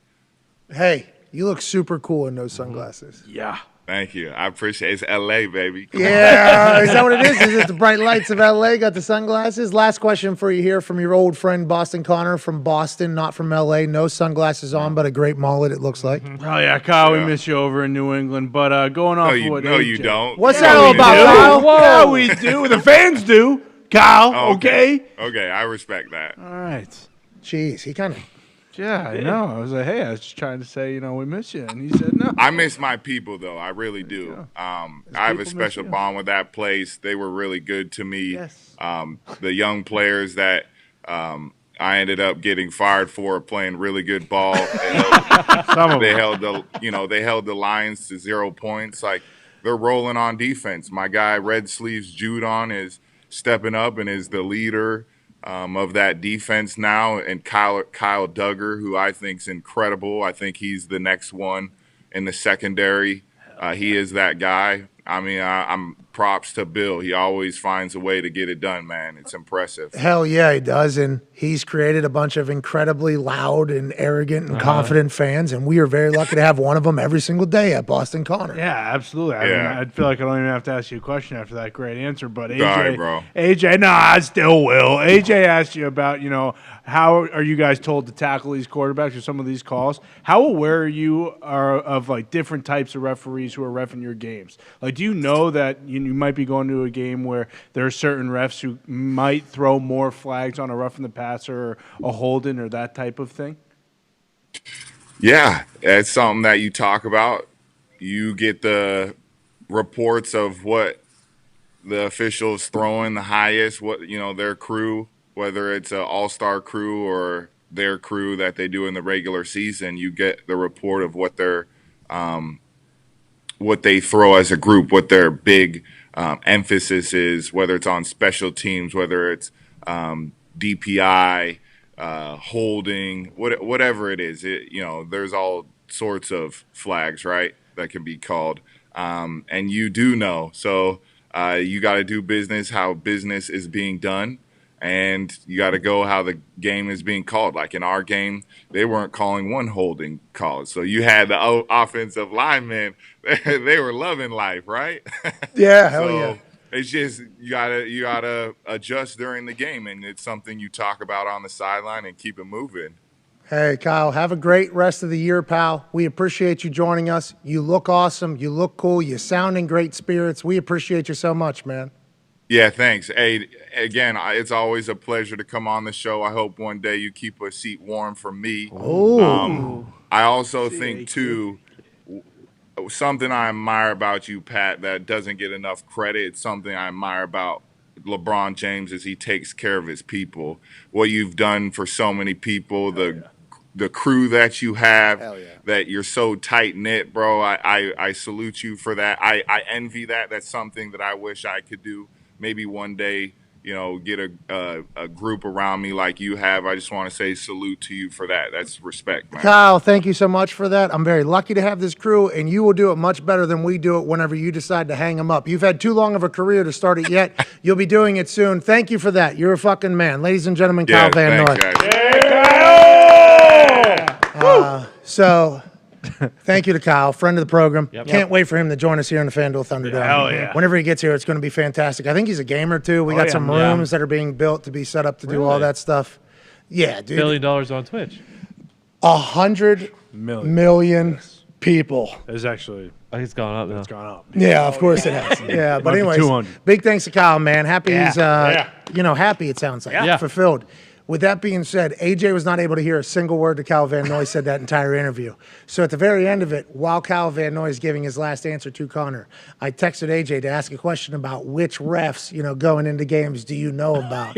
Oh, that would have been good. Yeah, because we would have obviously gone, AJ just asked that. Wake up! But AJ could hear what Connor asked. Yeah. So whenever I pointed at AJ, right after I sent the text while Kyle was full screen, send a text to AJ, I pointed AJ for him to go next, and AJ goes, no. I start dying laughing because you knew I was trying to fucking say, yeah, I respect that. Good. Hey, that's big brain stuff by you over there, AJ, in the middle of some chaos, pal. I tell you what, though, I didn't want to derail it, so trying to like nod my head and laugh when I thought things were supposed to be funny, I was acting that whole time. I was trying. Oh, interesting. I could hear you guys beautifully, just not him. It was a great interview. So you were laughing if we would laugh? Yeah. Because you Yeah, heard. I don't want to laugh like if he was saying something really terrible too. Like I tried to gauge off of you guys. So whenever I heard somebody pop, I did hear you immediately afterwards go. So I was like thinking for you, like, oh, AJ's listening to what we're doing, trying to react. That's amazing.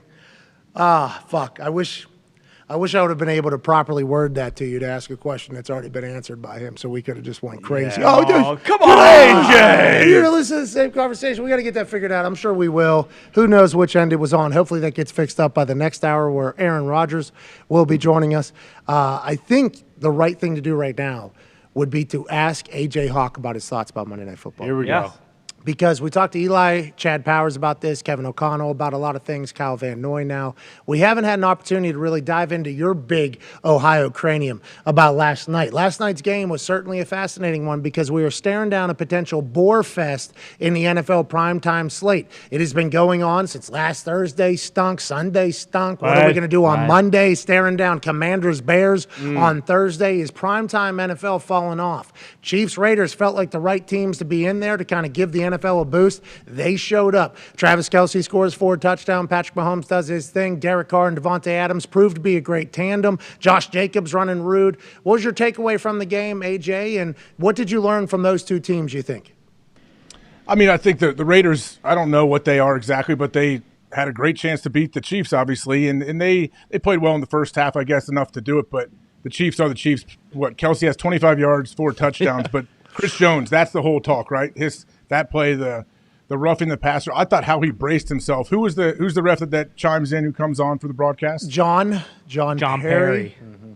I thought he did a good job saying how his left arm tried to brace and not land all of his body weight on him as he's stripping the ball. Like, what an unbelievable, just such an athletic play by a big old dude, too. So what is he supposed to do? He's supposed to let that ball fall so he can catch himself better? He's not supposed to. He caught himself, though. That's when I was like, no, this dude legit in the moment was putting that left hand out.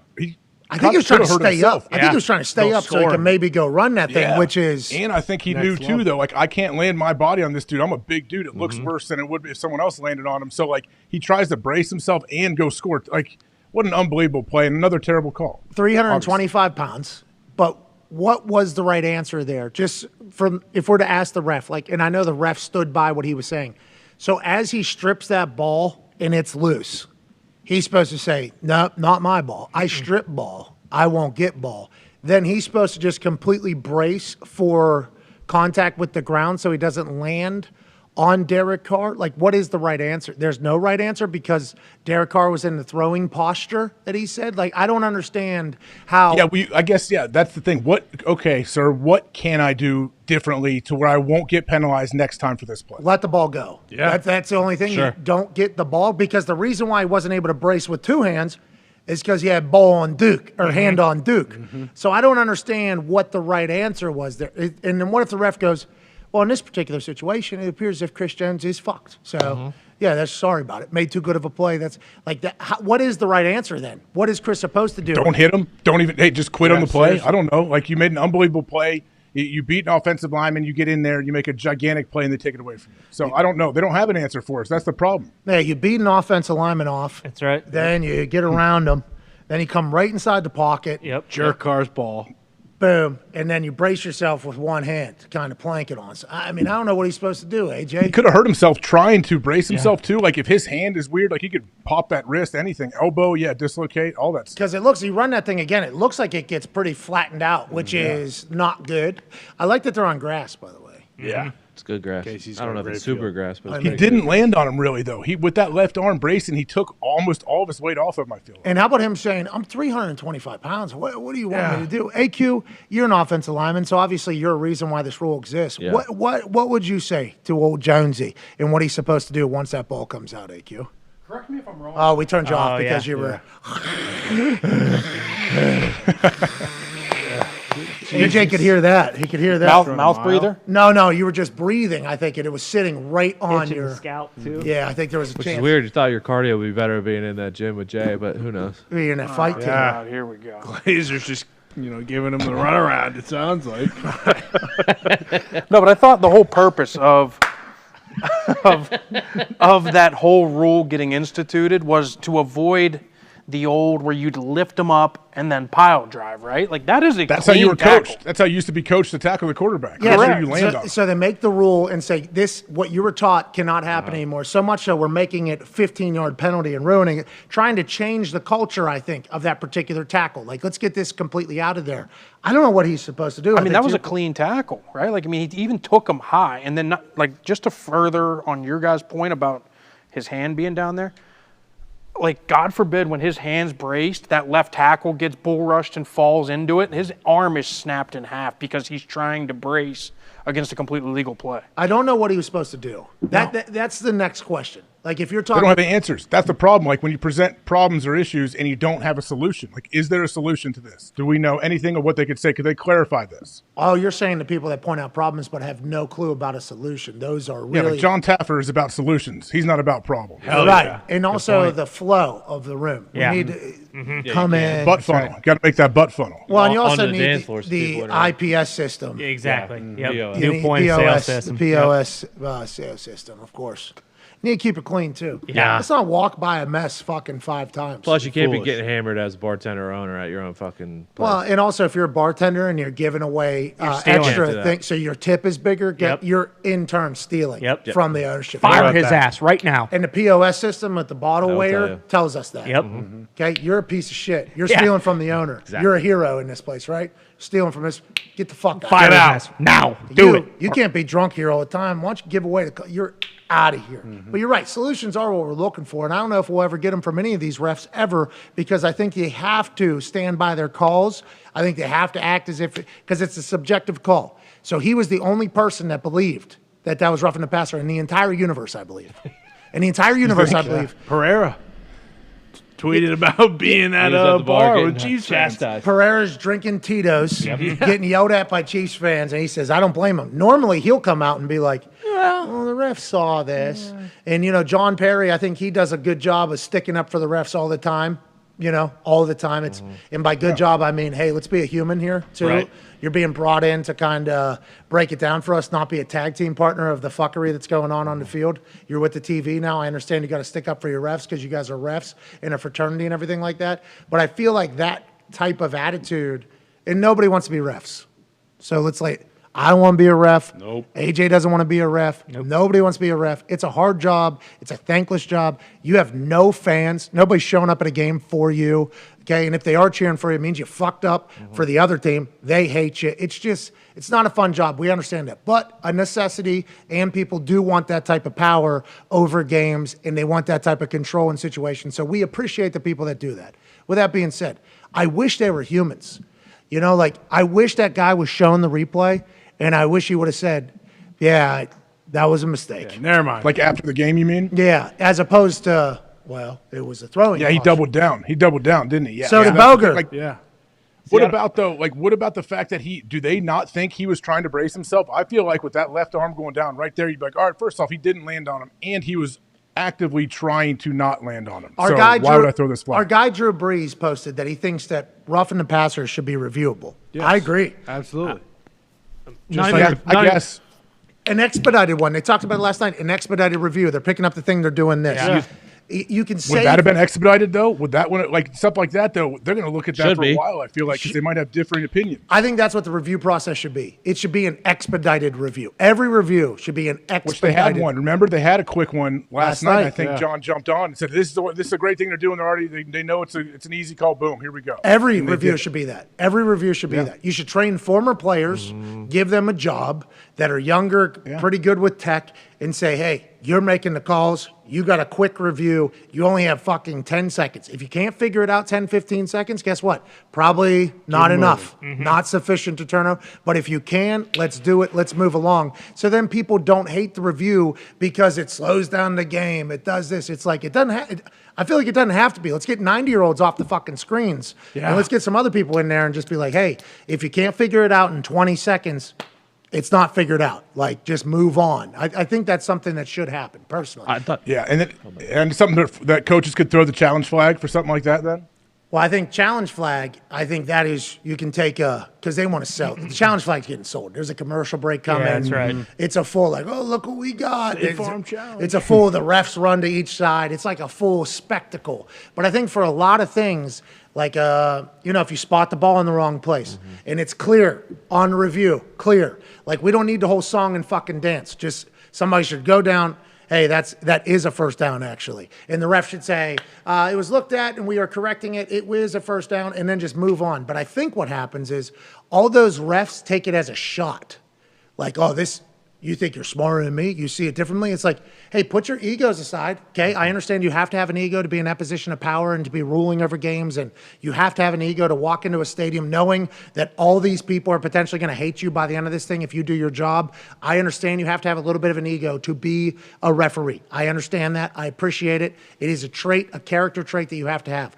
But you should feel okay if the tech is able to help you. You should feel more open to make calls. Like, I think you should be able to be like, this is where I had it at. And then if there's 10 seconds, it's like, actually, you're off 2 yards. It's like, well, I don't know how that happened, but all right, let's move on. Thank you for the help. Let's move on. Because this ref has to double down now afterwards. Could have been fixed. Could have easily been fixed in a review, go down. This ref now has to live with this, walk out of the stadium with that, when I think a very quick review would have been like, well, he actually did try to brace himself. He had the ball. There's nothing else he could do. This is Chiefs ball, first down, going the other way. You know what I mean? Like, that's the shit, I think. That's the shit. I used to talk to refs all the time when they would be reviewing a play or they're looking at it, and I would ask a lot of the good refs, I'd be like, man, you hate this, right? Are they gonna overrule this, or what's gonna happen? Like, do you care either way, or what do you think? And all the good refs would be like, we just want to get the call right. Like, that's all we care about. I'm like, well, I don't know if I believe you, but that is the right mindset to have. Yeah, that is the right mindset to have, but they know that's the right mindset to have, and most of them probably don't have it, so they say publicly that's the thing. You know what I mean? They probably all mess with each other, like, oh, you've had 9 calls overturned in the last 3 weeks. Yeah, exactly. And I think they take it as a shot. It's not a shot, dude. It's like your eyes aren't as good as the 8K camera. You're right. It should free you up to feel like, hey,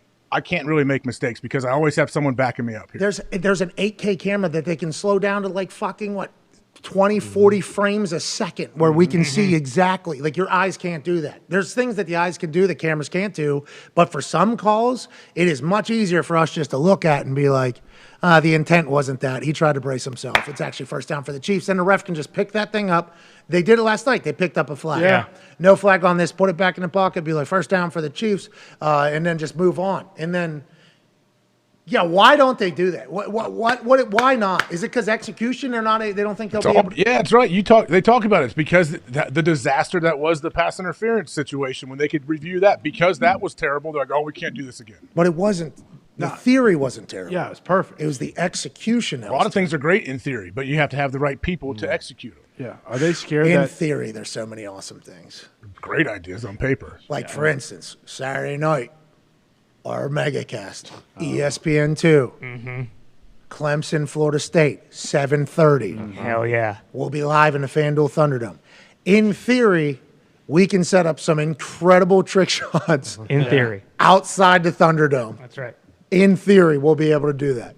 Now, will we be able to execute it? TBD. Time will tell. Gotta find out. We have I think a special guest coming that is worthy of watching for. You know what I mean? Ooh, in person. Oh, yeah. I think so. It's going down in DMs right now. I've not got an official answer, but the way Chris Angel? It's actually. Did I spoil it? He did go to Clemson. He's got shows on Saturday. He does. There's no way he's going to be able. He's got a sold out theater. out there in Vegas. Mm-hmm. It's not Chris Angel. You can take Chris Angel off the list. Okay. But he might just appear. You never know. He's a magician. I have not got a response. So we're not completely confirmed on who this, but believe me, worth a watch 100%. in the football world. Yeah. I don't want to get too many people too excited here. Yeah, right. But it's going to be sick. And some of the shit that we're trying to, in theory, set up. Oh. In theory. Yeah. In theory, it will be worth a watch. In theory, it'll be worth it. To your point, in theory, wires have been connected Hell yeah. to pull off what we're looking to pull off. That's right. With that being said, last time we were in the middle of the show and the whole thing just collapsed. That is true. So in theory, that wasn't supposed to happen every week. No. So there's a lot. There's a lot that goes into all of it. So I understand your point. Execution is king. But to the review process, Connor, I believe you were going to add on something. Yeah, do they? Because I honestly can't think of like a legitimate reason on why they wouldn't want to do it, and they obviously can't do what they first thought and kind of hold it to a different standard. But is their thinking more so like, hey, if we, go to review every single roughing the passer, are people going to want to go and review every holding? And then I think everything should be reviewable. Yeah, I do too. Like the XFL had it, I thought. Didn't you? Like the XFL had it. The Xbox. Xbox controller, former players. I think they were all former players. They were taught what the rule. They had to go through an entire certification thing. They had every camera angle available to them. It wasn't just the TV people picking which one they're seeing. And he was in a booth in the building, direct ear to the ref, run the thing on slow-mo. Actually, that was a fumble on the 24. Ball's out. They got it. Boom. Right down. Right. We heard it all. It's very transparent. We heard what that person was saying, why that person was saying. There was a camera over the shoulder showing what they were looking at, why they were saying what they were saying. I don't know if the NFL would ever be that transparent with it all, but that process could easily be duplicated and correct a lot of things. Holdings on every single play, I guess, to your point. So I'm not sure. Is there just egregious ones that get called, or do you guys What if there's not, though? What if Chris Jones makes that hit last night and they don't throw the flag? Is it reviewable to try to see if it is roughing the passer then? No, I think it has to be called on the field. Yeah. Otherwise, Could the other coach challenge it? Like, hey, this is roughing the passer, and throw a flag? Yeah, it's interesting. That's an interesting. Because then what is it? Then they have to go into the bylaws of how it's exactly written out. Yeah. And then would they just change the call, like on the pass interference one? Could some teams say like, oh, well, it wasn't pass interference, it was a legal contact or a holding? Yeah, I think you. Yeah, right. Pass interference vastly different than. I mean, pass interference is. Late in the season here with the go back through, and we saw a couple last night. Yeah, and in the Ravens-Bengals as well. There's going to be there's a big one. There's going to be games that are very late that are playoff implications. Yeah, that there's going to be a 55-yard penalty that's going to happen, and we're all going to be pissed off about it. And it's going to be like, we can't review it. You know why?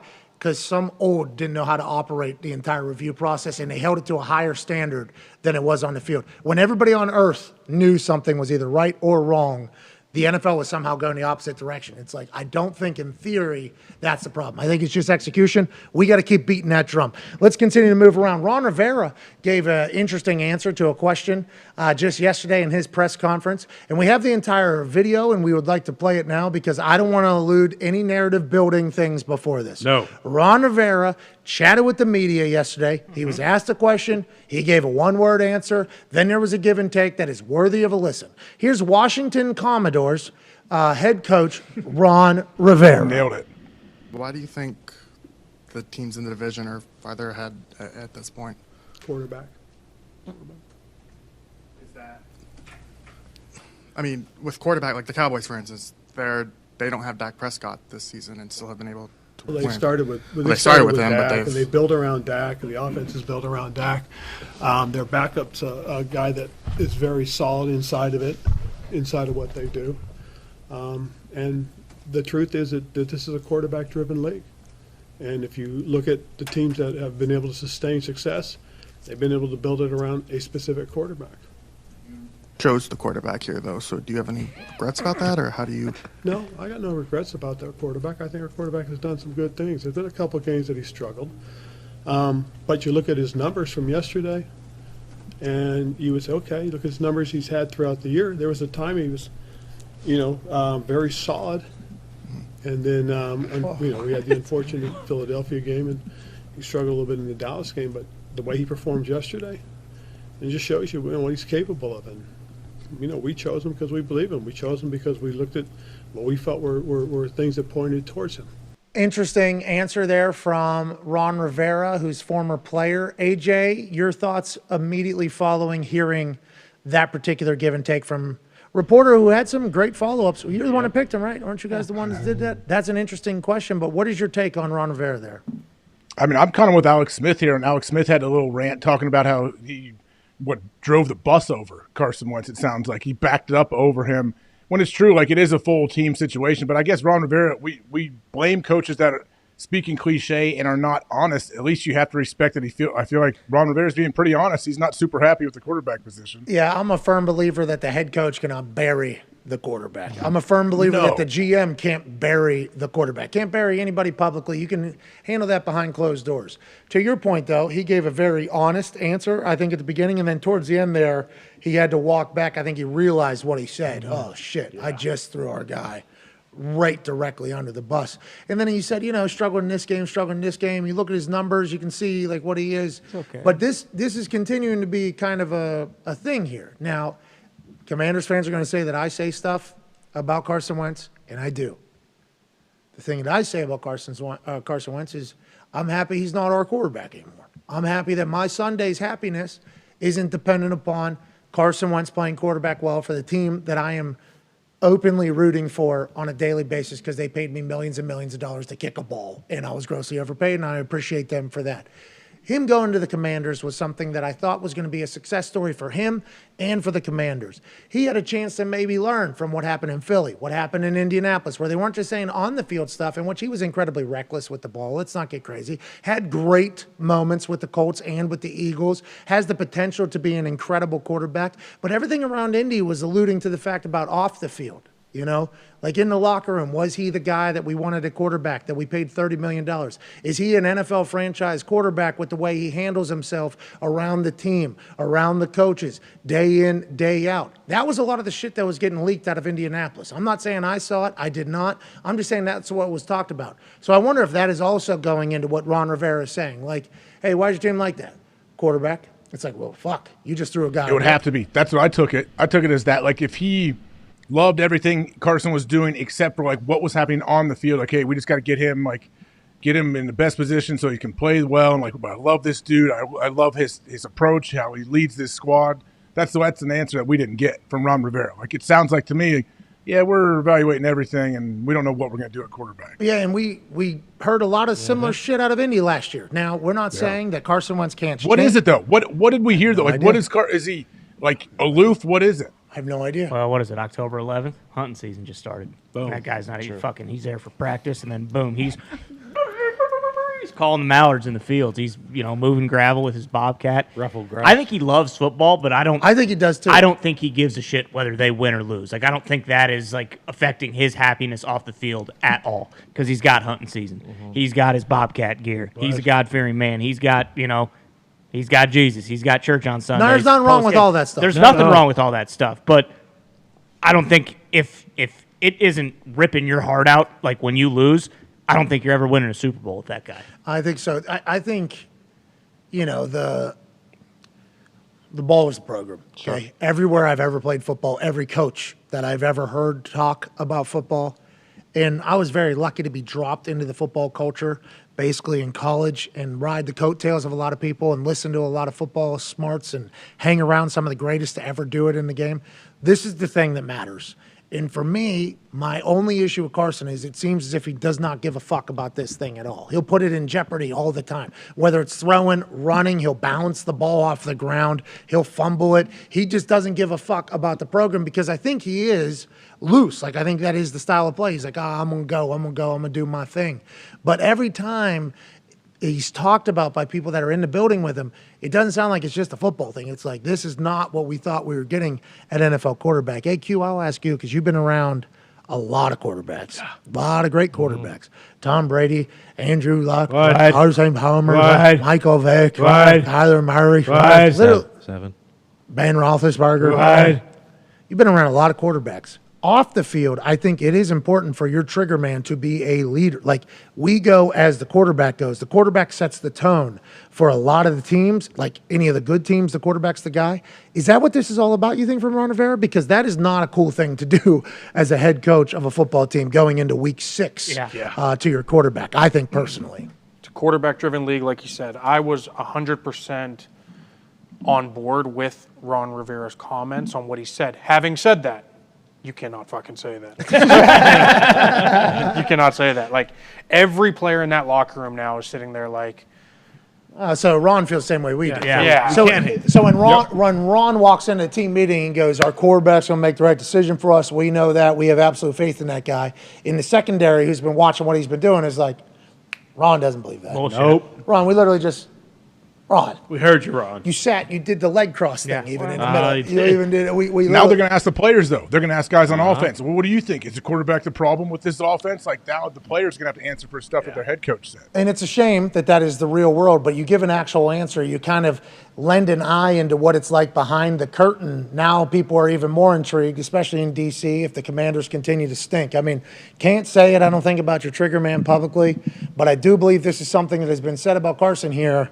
Yeah, multiple times. A couple times. Let's get to a break because it is about time. Oh, yeah. Let's take 5. Slash? Let's take 5, and then we got Aaron Rodgers Tuesday. Here we go. Woo! Would like to let Carson know, not happy your head coach said that publicly. It's not fair. Messed up. Okay, that's for pundits on the internet to do. That's right. He stole my line.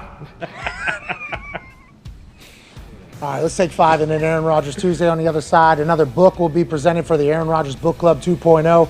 What shall we read in the next 7 days to better ourselves and better our lives? Fresh off a loss against the New York Giants in London, what will Aaron Rodgers say? We shall see. Take 5!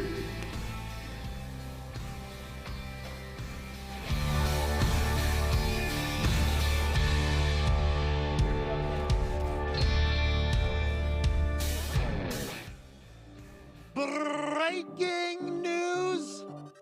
The Kansas City Chiefs are really fucking good at football. Kelsey over the middle, length to the end zone, touchdown, Kansas City!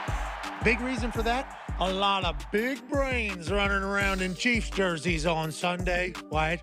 Monday? What? Thursday? What? In America? What? In England? What? No matter where they play, they have high IQ. It's a beautiful thing to watch. I hit him with the bing bing, and I just go. Just go. Yeah. His eyes were in the backfield. As soon as I hit the 1-2, I was out of there. I knew I had nothing in the middle. The middle was wide open because of Sky Moore, rookie, and MVS Marquez Valdez-Scantling. Clear out in a post to occupy the safeties, and Travis Kelce's able to waltz right in for his 72nd NFL touchdown. Bravo, Travis Kelce, and thanks for the big brain football by MVS and Sky Moore. Who's backside? Glad that was you? Yeah. Were you backside? Good. Baby, way to clear that. Who was that backside post? Scott. Huh? I think it's Scott. Scott? That went too full. Hey, Scott. Kansas City's receivers might not be big names in the kingdom just yet, but they got big old brains. Marquez Valdez-Scantling. It wasn't a coincidence MVS was open down the seam. No. You either crossed the hat, you right on the hat. Yeah, I literally, because they went inverse. I thought the safety run way over there. The other ones, I'm like, take it throughout the half. Against the inverted safeties, MVS knew that the middle of the field would be wide open. Mahomes had a hunch that the 4.37 speed on a linebacker might be a favorable matchup. A dart thrown by Patrick Mahomes. Great job. Yes, sir. One of the problems sometimes when you try and disguise coverages and drop somebody back late, you can zip somebody right past it. And it's exactly what happened with Marquez Valdez-Scantling. The safety pressure, immediate invert. That's what it means every time. Knowing coverages and how to beat them, that's smart football. But what Mahomes did on his second touchdown pass was a work of wizardry in the art of football IQ. At the 2, they fake the trap. Now Mahomes scrambling to his right, holding it, gets off the hit, now lunging forward, And now fires it late. Caught at the back of the end zone. Clyde Edwards-Helaire. Mahomes with the touchdown pass.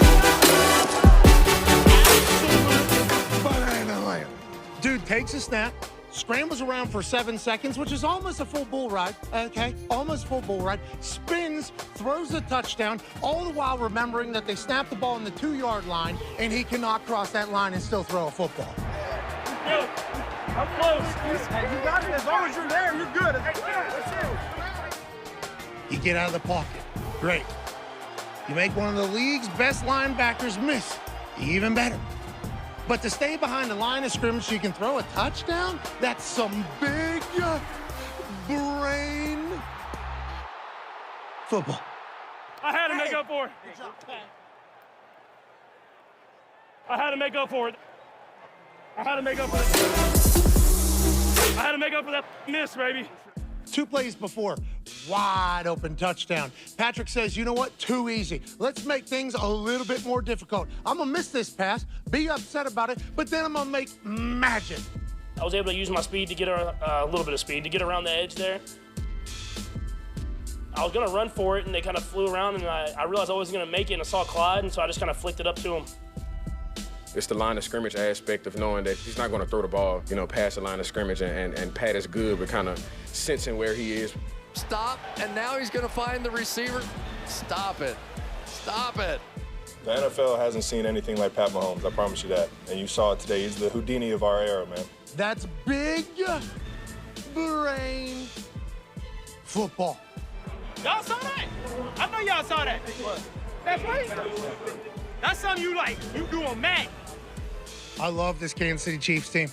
I love how smart they are. I love how innovative they are. I love how creative they are. They had a tight end take a snap under center while Patrick Mahomes was having a little thespian acting job to distract everybody.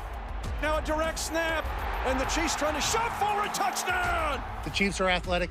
The Chiefs are fast. The Chiefs are magical. Andy Reid has a big brain and a beautiful mustache, but most importantly, they have a lot of guys that master the art of big brain football. Allen shows up way more than just in the measurable stat sheet, though. One point to always remember about him, he's very valuable in a bunch of different ways. He's such a smart player and an excellent blocker. And I would say that about Sammy and Randall as well. Those guys really block well. There's some big-time blocks by all those guys, and then even on the screen on 2nd and 28 to Romeo, Allen and Randall out there, big-time blocks. Josh Neishman was down there with a block, and we're really, one block away from a 2nd and 28, 50-yard touchdown on a screen pass because of the effort of those guys. So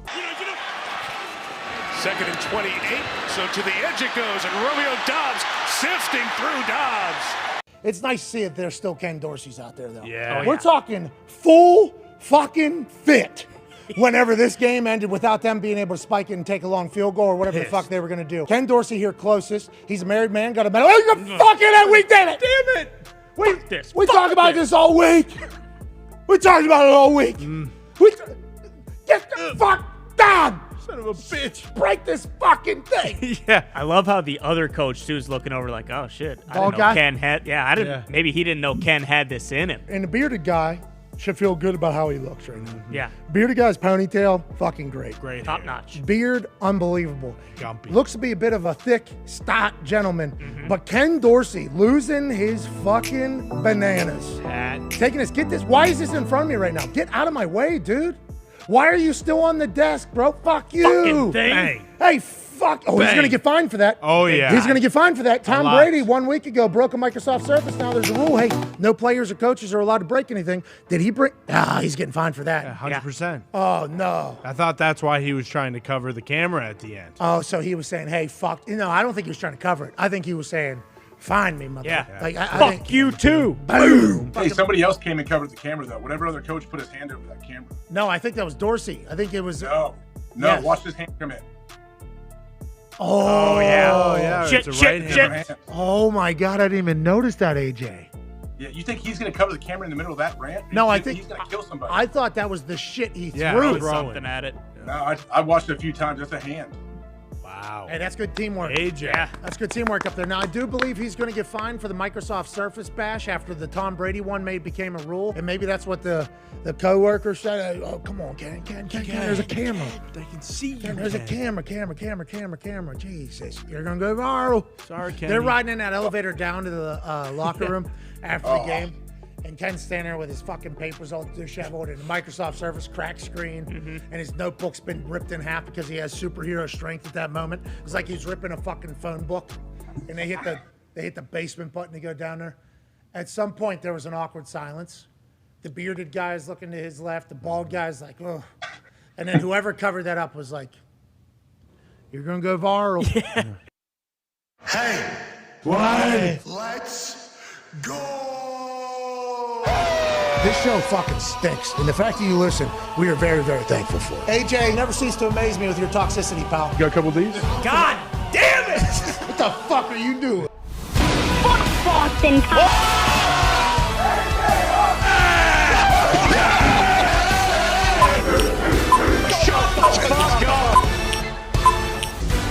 Welcome back to the program.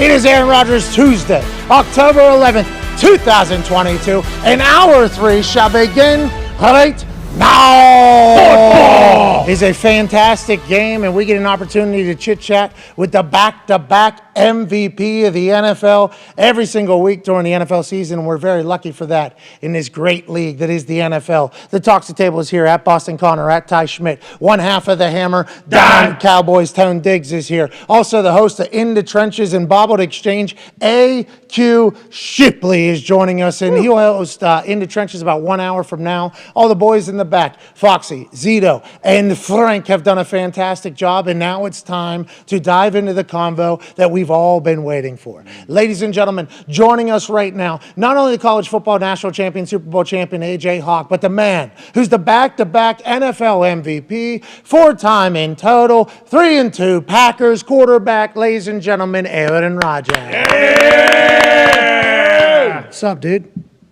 Hey guys, are we audio good today? I think so. You sound good. I think AJ can hear everybody. AJ, can you hear Aaron? Oh, yeah. Loud and clear. Let's go, dude. Thank you, Zeke. Appreciate you, Zeke. Aaron, the more things change, the more they stay the same. Turns out you get into a multi-million-dollar new studio, you're going to still get shit fucked up every day, basically, it seems like, Aaron. Chaos theory, my friend. Oh, I'll look into that. Hopefully that's in the next book of the Aaron Rodgers Book Club 2.0. Let's dive into it. Let's chit-chat about this past weekend. How was the London trip? What was your...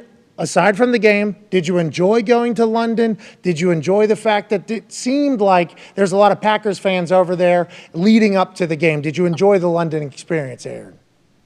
Yeah, I had a blast. It was incredible. I wish we could have had a few more days, but we landed and tried to stay awake the entire day. So Alan and I and Adam, our nutritionist, decided to head over to Wembley, which was incredible, and watch our U.S. women's national team against the reigning Euro champion English women's national team. Lady Lions.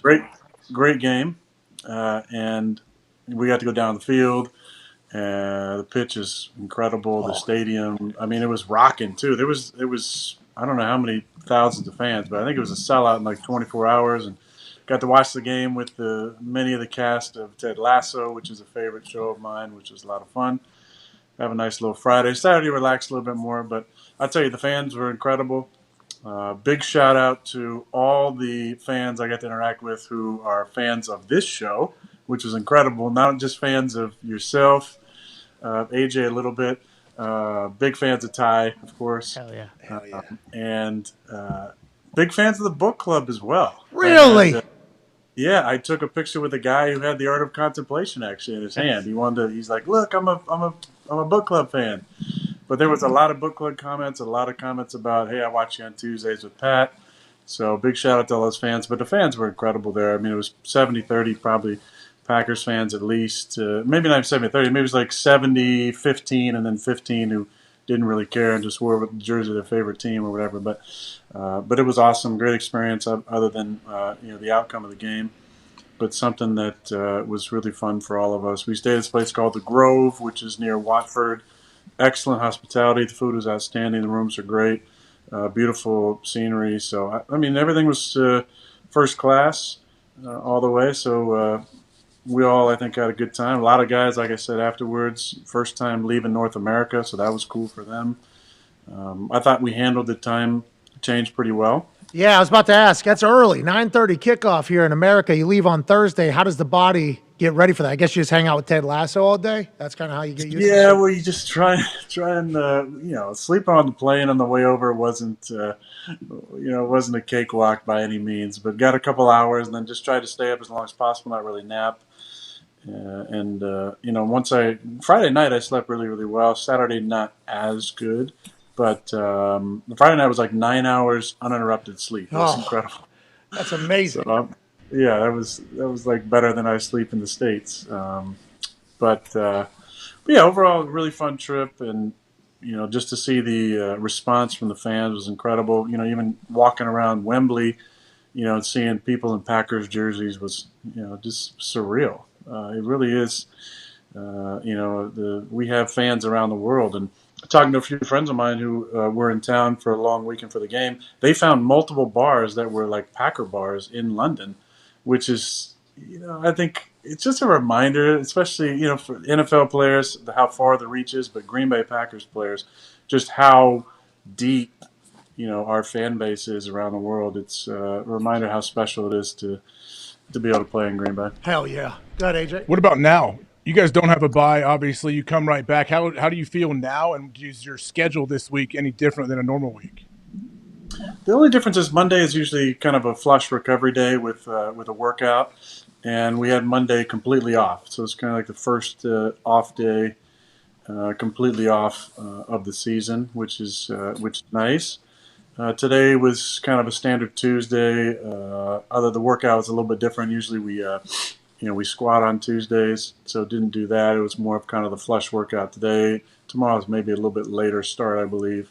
But I think everybody's probably starting to feel a little bit better. I talked to some guys this morning, said they're still kind of dealing with some jet lag, but we'll be ready to go by Sunday. The next 2 weeks, I haven't looked at the entire schedule, but are our first, noon Central kicks. You only have one noon Central on the books now. Kickoff at Lambeau this year, and it's going to be this weekend against the Jets. And I believe we go to Washington and have a noon Central, 1 Eastern kickoff next week. So this will be good for us to experience these earlier games. We've been playing either a primetime slot or in that 3:25 slot. How about some of those like West Coast teams that are kicking off at 10 a.m. local time sometimes just for a regular season game? It's wild, the East Coast bias, but we appreciate you guys sticking through it. Let's talk about the game that you had over there in London town. Obviously, the introduction, you got a massive pop. There's cheeseheads everywhere. Their chants were awesome. Yeah.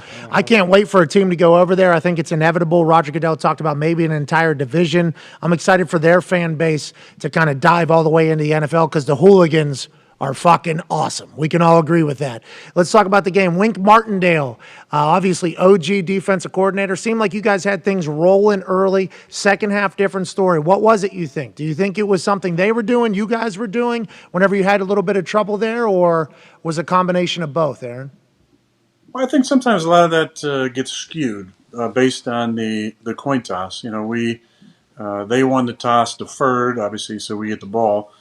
So in the first half, we had basically one more possession than them.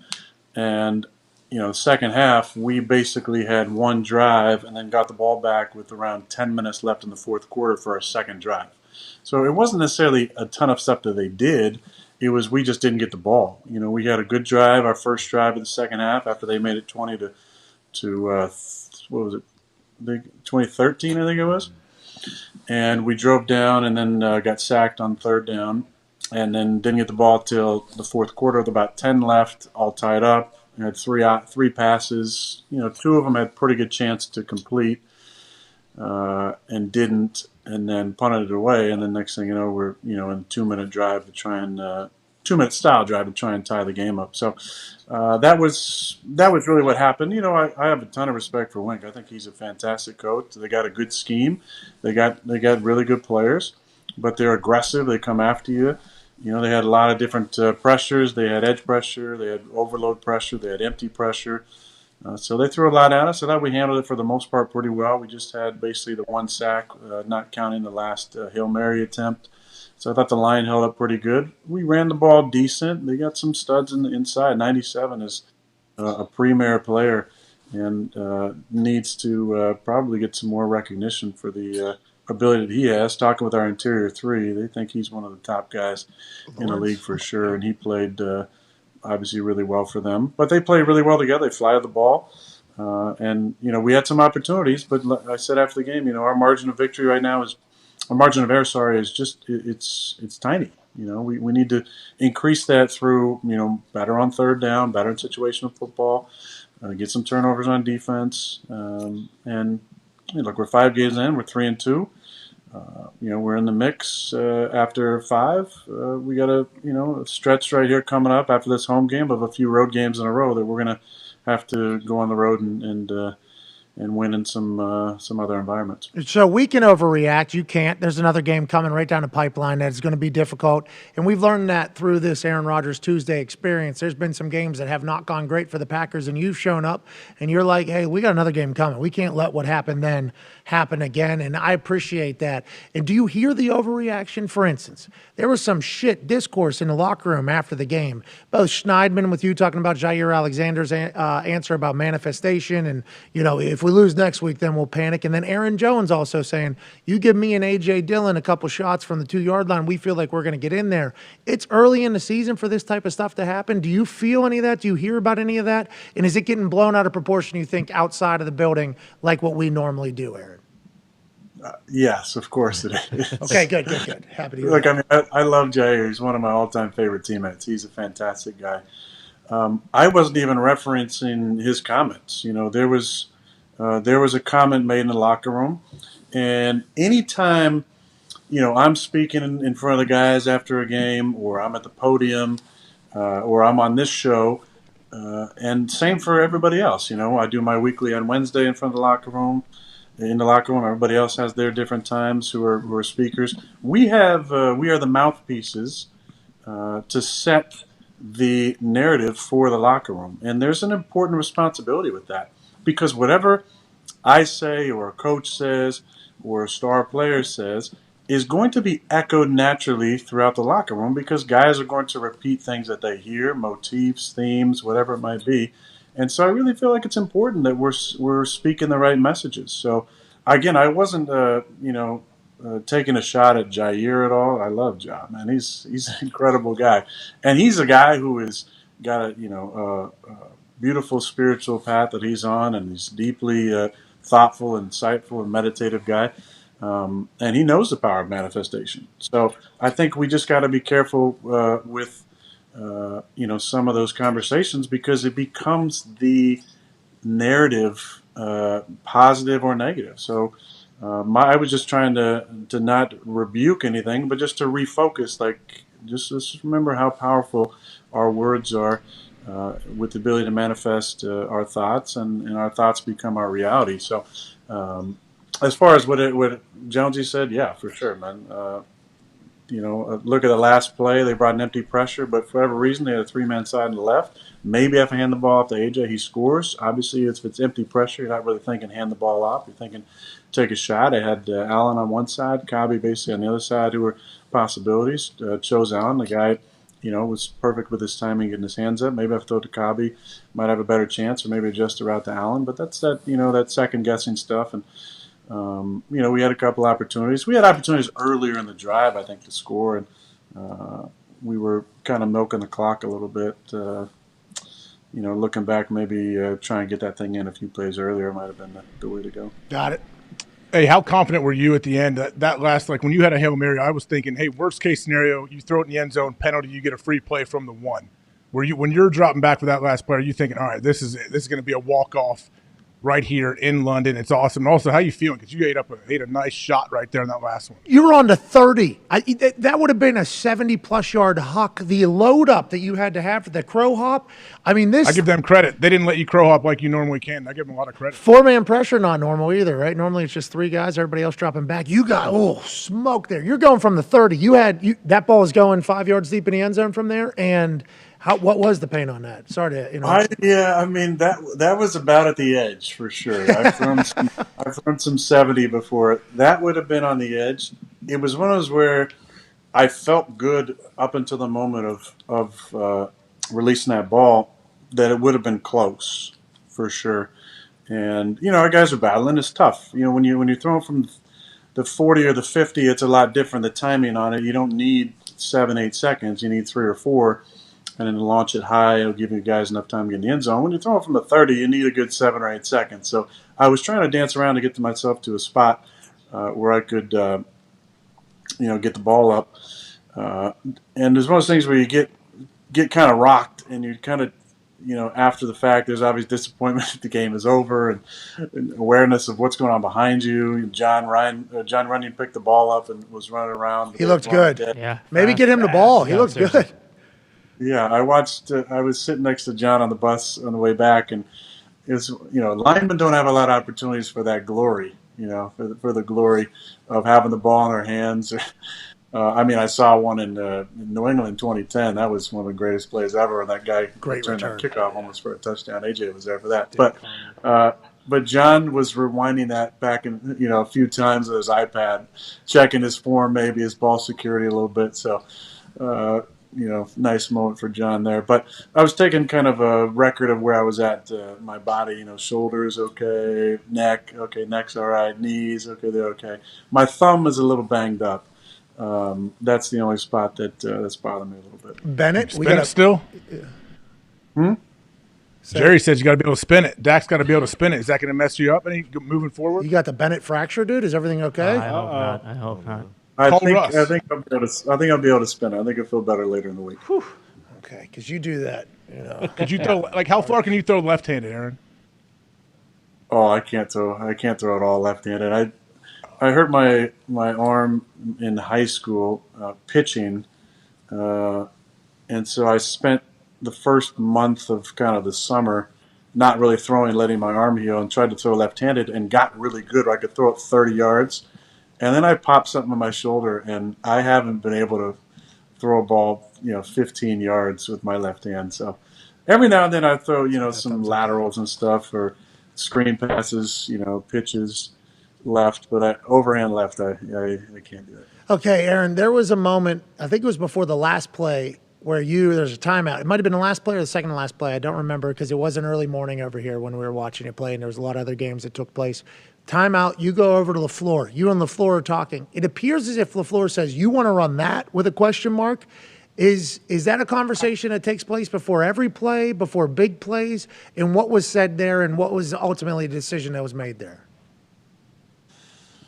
Yeah, I wanted to run this play that we've run in the past that I felt like was going to give all three of the guys on the one side a good chance to win. And they played it pretty good, honestly. They had a lot of guys up near the line of scrimmage playing man on the backside, and it didn't quite shape out. Now, that being said, I was trying to fit the ball through that wall of arms there on the left side. And in my mind, the ball gets through. It could be a touchdown to Cobby there on the end breaker. It was tight coverage, but I felt good about the throw. Unfortunately, the ball got tipped way up in the air, and nobody caught it. But yeah, Matt had an idea about a play. I had an idea about a play. I liked both plays and just basically said, hey, whatever one you think, and jogged back out there to kind of give some reminders to the guys, and they ended up calling on the play that I was leaning towards.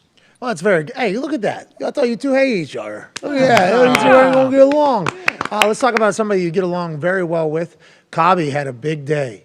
Cobby had a big day. 1 week ago in this conversation, you said Randall Cobb's got himself back into shape. It seems like he's ready to go. He's earned a lot more reps, and we should have kind of seen it coming, what was going to take place on Sunday. You were feeding him. He looked like he was flying around. It did look like it was like 5-6 years ago, Randall Cobb. Do you see that going forward? And, what is it about Cobb that makes you so much more comfortable with him this year than maybe last year or, anybody else on the team? No, I don't think there's a difference this year and last year. It's just what he's done to put himself in position to have an opportunity to make more plays. He was dealing with some injuries coming out of Houston, and then obviously had the core injury last year in a game where he had his most yards, 95 yards in the first half there. I just felt like he was trending in this direction where he's going to get more opportunities. Now, 13 targets was not the expected. I don't know when the last time he had 13 targets in a game was, but he made the most of a lot of them. Many of them were subtle adjustments. There were a few actual plays called, and he's not a guy that we call a ton of plays for. He just kind of gets the first 40-yarder he had was an off schedule. Somehow went through a sea of arms right into his gut, and he turned into another explosive gain on a third down. But there were some other subtle adjustments that we talked about. One that we kind of put in on Friday that worked absolutely to perfection on the 2-minute drive at the end of the first half. Again, I had 2 opportunities for touchdowns. One, they brought empty pressure on the 2-minute drive in the first half, and he had one-on-one, and I just slightly underthrew him. Looked like it could have been, some interference there, but needed to put that ball another yard out there for him. And then again on the last play, he ran a good route. Would have been tight coverage, but an opportunity there for a touchdown. So, I got a lot of trust in him. Always have. Love what he's done to get himself, really back to, I think, running like he was running a few years ago and healthy and not having, nagging things he's dealing with, throughout the week. So, and that being said, I don't want to do this every single week, but I will say one guy that I was really, really happy to get the ball to was Big Dog. Hell yeah. Hell yeah. What a touchdown. What a play design. Yeah, that was a great play design that Hackett brought to us a few years ago, and we've been working on that for a while, and it's nice to get Big Dog's had so many touchdowns in London over the years, playing for Jacksonville. Last time he was there, I think he had 3 touchdowns in the game. So we definitely wanted to get him a touch. But, I've talked many times about our best 11, right? And over, Big Dog's showing up and dominating the line of scrimmage in the run game. And, I hope we can keep getting him opportunities, here and there in the pass game when we can, because he is, even though he's 280 and 6'11", he's very elusive with the ball in his hand. Yeah. And he can do little things in the passing game, especially in the red zone. So I hope we can get him some more looks. And then obviously, we got to get Allen more involved too, whether that's calling more plays for him or me giving him a few more looks. Allen is such a talented guy for us. We got to keep finding ways to get the ball in his hands. Love that you said it last week about Cobb, and then this weekend Cobb did his thing. Now it's Big Dog. Let's remember that going into the weekend. Sure. Let's remember that quarterback doing his thing, saying his thing. Hopefully we'll be able to see the Big Dog out there. He is the only first-round draft pick that you've ever thrown a touchdown to. Old Big Dog. That gets stated every time you complete a pass to him. That is kind of the talking point. Not that he's been in the NFL for like 19 years or something like that. How long has Big Dog been in the NFL? Well, he's the only draft pick left from the 06 draft. I'm the only one left from the 05 draft. And then there's 2 kickers, I believe, left from the 07 draft. One of them is on our team. So we have 3 of the older guys in the league, that being said, not counting Tom, who was drafted in the 90s, I believe. So. Ty, your question for Aaron. Aaron, it's comforting hearing you say all this stuff because Pat mentioned Overreaction Monday.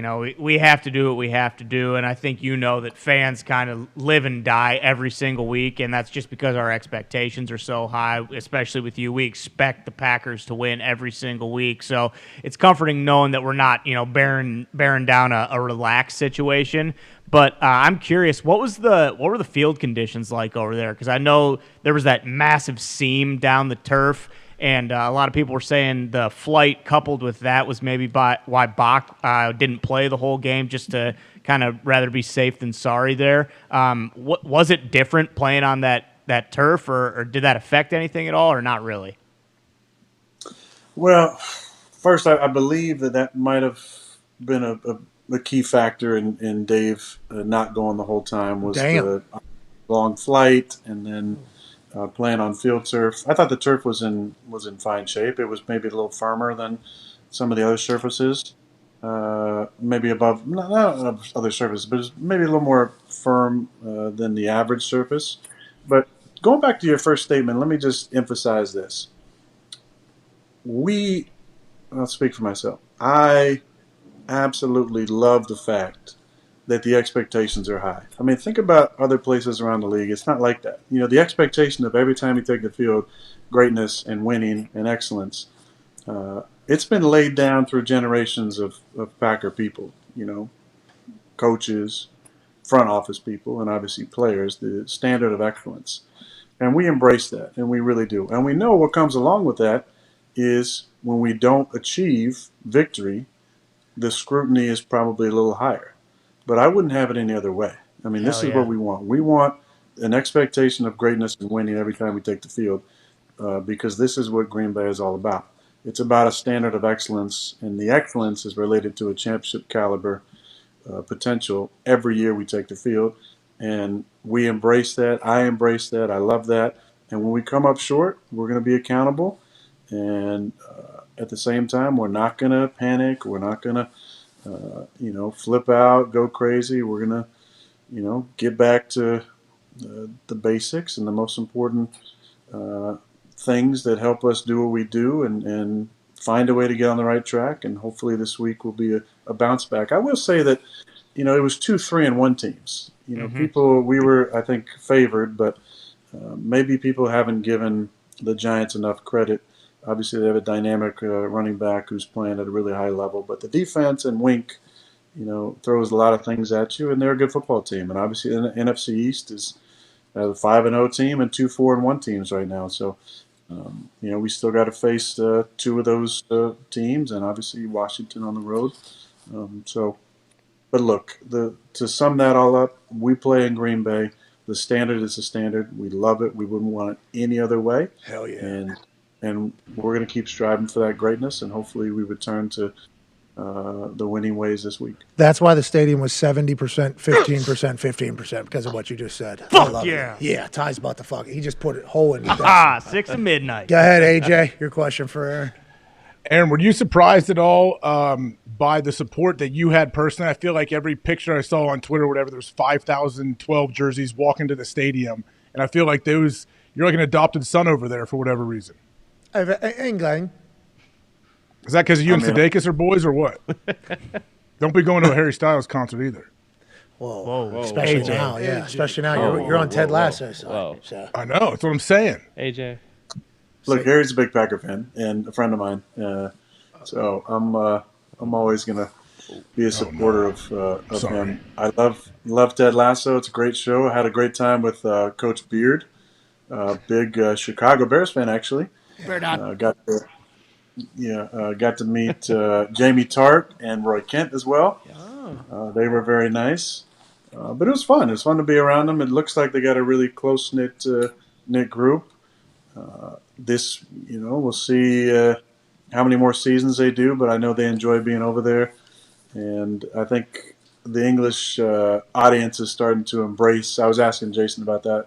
How, obviously in America, Ted Lasso is humongous, but is it big in England and Europe? And he said it feels like it's more embraced. And Coach Beard was saying his level of fame has risen. And I said, well, that's what you get for writing an episode all about you. Because he's one of the writers on the show, which was one of the best episodes I thought in the last season was the Coach Beard episode. But yeah, it was fun hanging out with those guys. And as far as the support, it was great from the start. There were a ton of people at the Grove who we got to interact with. One guy who was hiding out in the woods, who they had to kick off property a couple times, who was trying to get close to some of us, but the security was pretty tight at the Grove. I mean, it was pretty locked down, but the fans were great. And we walked through the airport post game, and there was a ton of fans, and I was stopping and taking pictures and signing for as many as I could. But then that's when a lot of the conversations happen about, hey, I'm a big fan of the show, and I love the book club, and that was really cool because people from Germany. I'm from Germany. I'm from obviously England. I'm from Wales. I'm from Scotland, Ireland, Netherlands. Wow. People from all over. So that was pretty awesome to be able to see those people. Thank them for coming. Obviously, we feel bad about losing, but big thanks for the support. Just to correct something that AJ added in there, we appreciate all those people as well. An international book club is a cool thing that I never thought that I'd have any association with. Nobody from Qatar was there, right? We don't know. He does. Nobody said they're from, I think it's pronounced Qatar, I believe. You're right. Qatar. Yeah. Yep. Qatar. I do apologize. Qatar. That is 100% on I me. would say Qatar. Well, see, They were the worst team on the old FIFA soccer game. Now they're hosting the World Cup. it's going to go Come great. on. It's going to go great. Yeah. Nobody's No upset hiccups. about that at all. Let's Nope. talk about people being upset about stuff. This roughing the passer call stuff that's happening. Tom Brady, obviously, with Grady Jarrett this weekend, called by Jerome Boger, who called one against the Bills or against the Ravens, against the Bills last week. Then last night, there's a situation where Chris Jones strips the ball clearly, takes it from Derek Carr, tries to brace himself going down.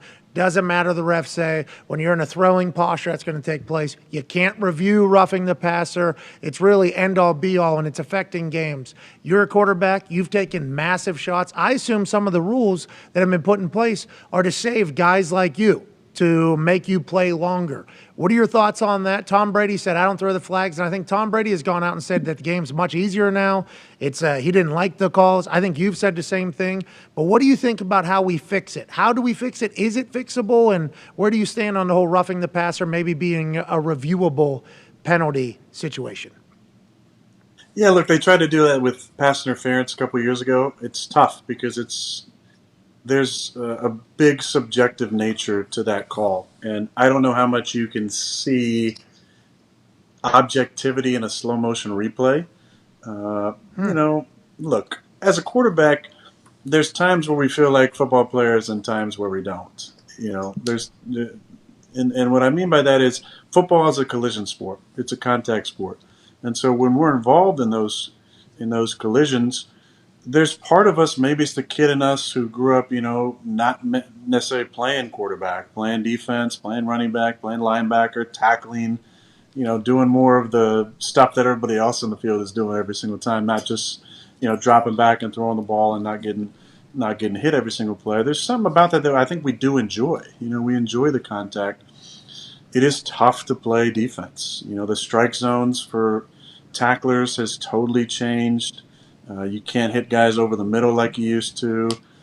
And then policing the quarterback position is the number one thing. And there's been multiple hits that have changed the course, the direction of roughing the passer, which makes it really tough. We've been on the wrong side of a few of those calls over the years that kind of look similar to the play last night. I don't know, and again, I'm making a generalization here and just speaking for myself, though, but I personally am not begging for those calls, for that call last night. Like, I don't know what else Chris Jones can do on that play. And that would not be a call I'd be begging to hit. The things that I think are most important is the shots to the head. That's the most important thing. It's the shots to the head and the unnecessary roughness ones where a guy doesn't have to pick you up and throw you down, or the 2 or 3 step shots. It's like intent almost. It's like intentional, you're saying. Yeah.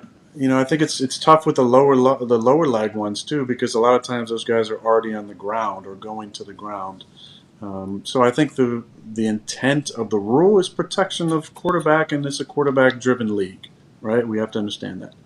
But the enforcement is very difficult for all referees. I know both those referees. I mean, we've had them, both Jerome and Carl. They're both great refs, you know, and I think they both felt like they made the right call. It's heat of the moment. It's bang bang. It's quick. Those are difficult calls for sure.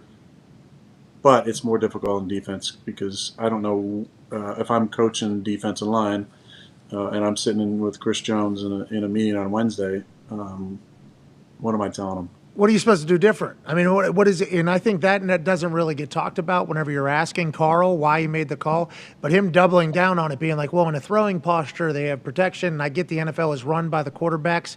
But, man, there's some big time.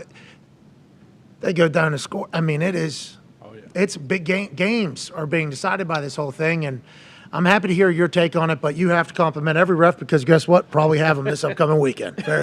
So just keep doing that, Aaron. We'll keep doing the bad stuff. Listen, it's a tough job. I mean, I'm not bullshitting. It's a tough job. Agreed, yeah.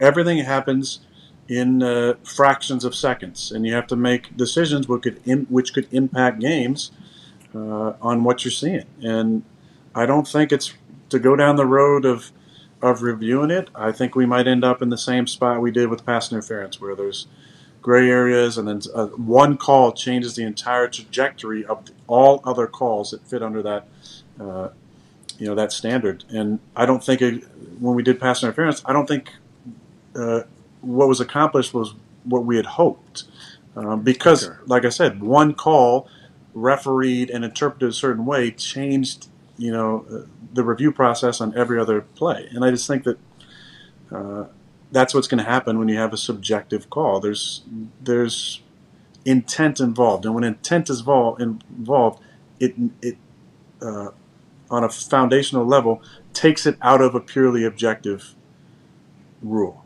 And I think there's so much gray area that it may do more harm than good. Yeah, none of us know the right answer, I guess, at this point. I'm happy to hear your take on it. But, Aaron, if you get picked up and dropped on your head, we're going to be mad about it. Yeah. Goddamn right. Throw the flag.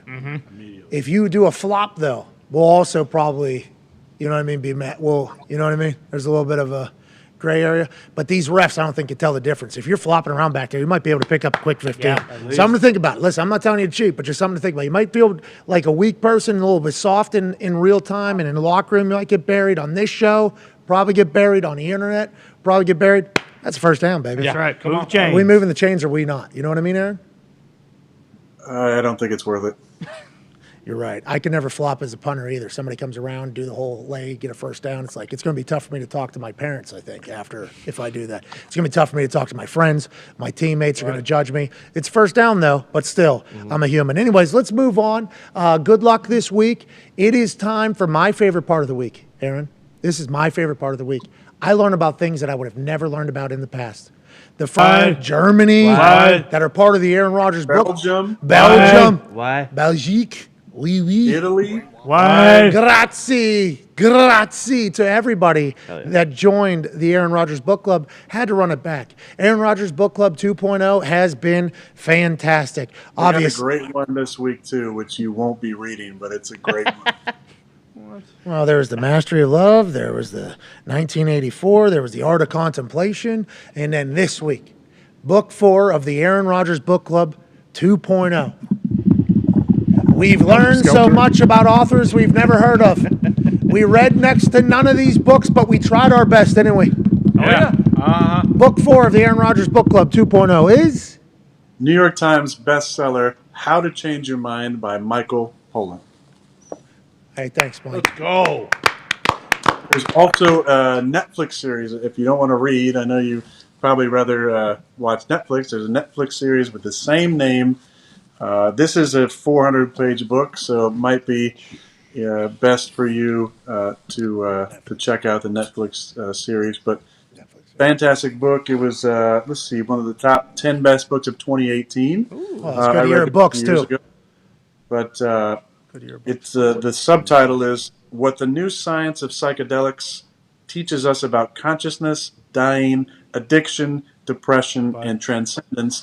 And a lot of the book, as well as the TV show, is about the use of psychedelics and other substances to cure PTSD, depression, postpartum, a bunch of different issues that people are dealing with. He's done years and years, decades of research, and I would definitely recommend not just the book for the book lovers, but the Netflix series as well. Hey, listen, I'll Netflix and trip anytime, dog. You know what I'm saying? Yeah. Is this about plants? Is this all about plants on this thing? There's definitely some reference to that. I think you'd enjoy it. Are we talking about the plant that you became synonymous with? No, I don't think there's anything about that in there. So it's kind of basic level? Not synonymous with that, no? Yeah, I think so. Oh, yeah. I think for a little bit, old Aaron Ayahuasca. I think that's going to be for a little bit at least. But we appreciate that. Can't wait to watch that on Netflix. I hope the readers will read it. We appreciate your time. Good luck the rest of the week, and good luck getting readjusted to the American time zone, pal. Hey, thank you. Noon Central kick this week, which all of us NFLers, we really love those. Love those. Hey, especially fresh out of a 9:30 a.m. kickoff last week local, straight into a noon local kickoff. Hey, listen, there's an art of contemplation, and there's a lot of things you can do in there, and you can master love, all you need to do. Right. And you can go back to 1984 till now and see a lot of similarities. But whenever you're talking about The mastering of changing a mind. Yeah. Change your mind. It is at noon. It's prime time. Hell yeah. Thank you so much. Ladies and gentlemen, the back-to-back MVP, Aaron Rodgers. Book Club's teaching me stuff, dude. Before I even Netflix it, I know it. You gonna watch the Netflix series? Yeah, absolutely. What's the series called again? Same as Same thing. How to Change Your Mind. Yep. How to Change Your Mind. Okay. I'll check it out. By Mike Paulin. Good guy. New York Right. Times bestseller. 2018, top 10 book of 2018. 2018 Great- had great book smash. year. It was a good book year. Huge Best book draft year. classes that I I've don't ever know why seen. that made me laugh. There's some When good you book said years. There's some bad, because who knows, dude.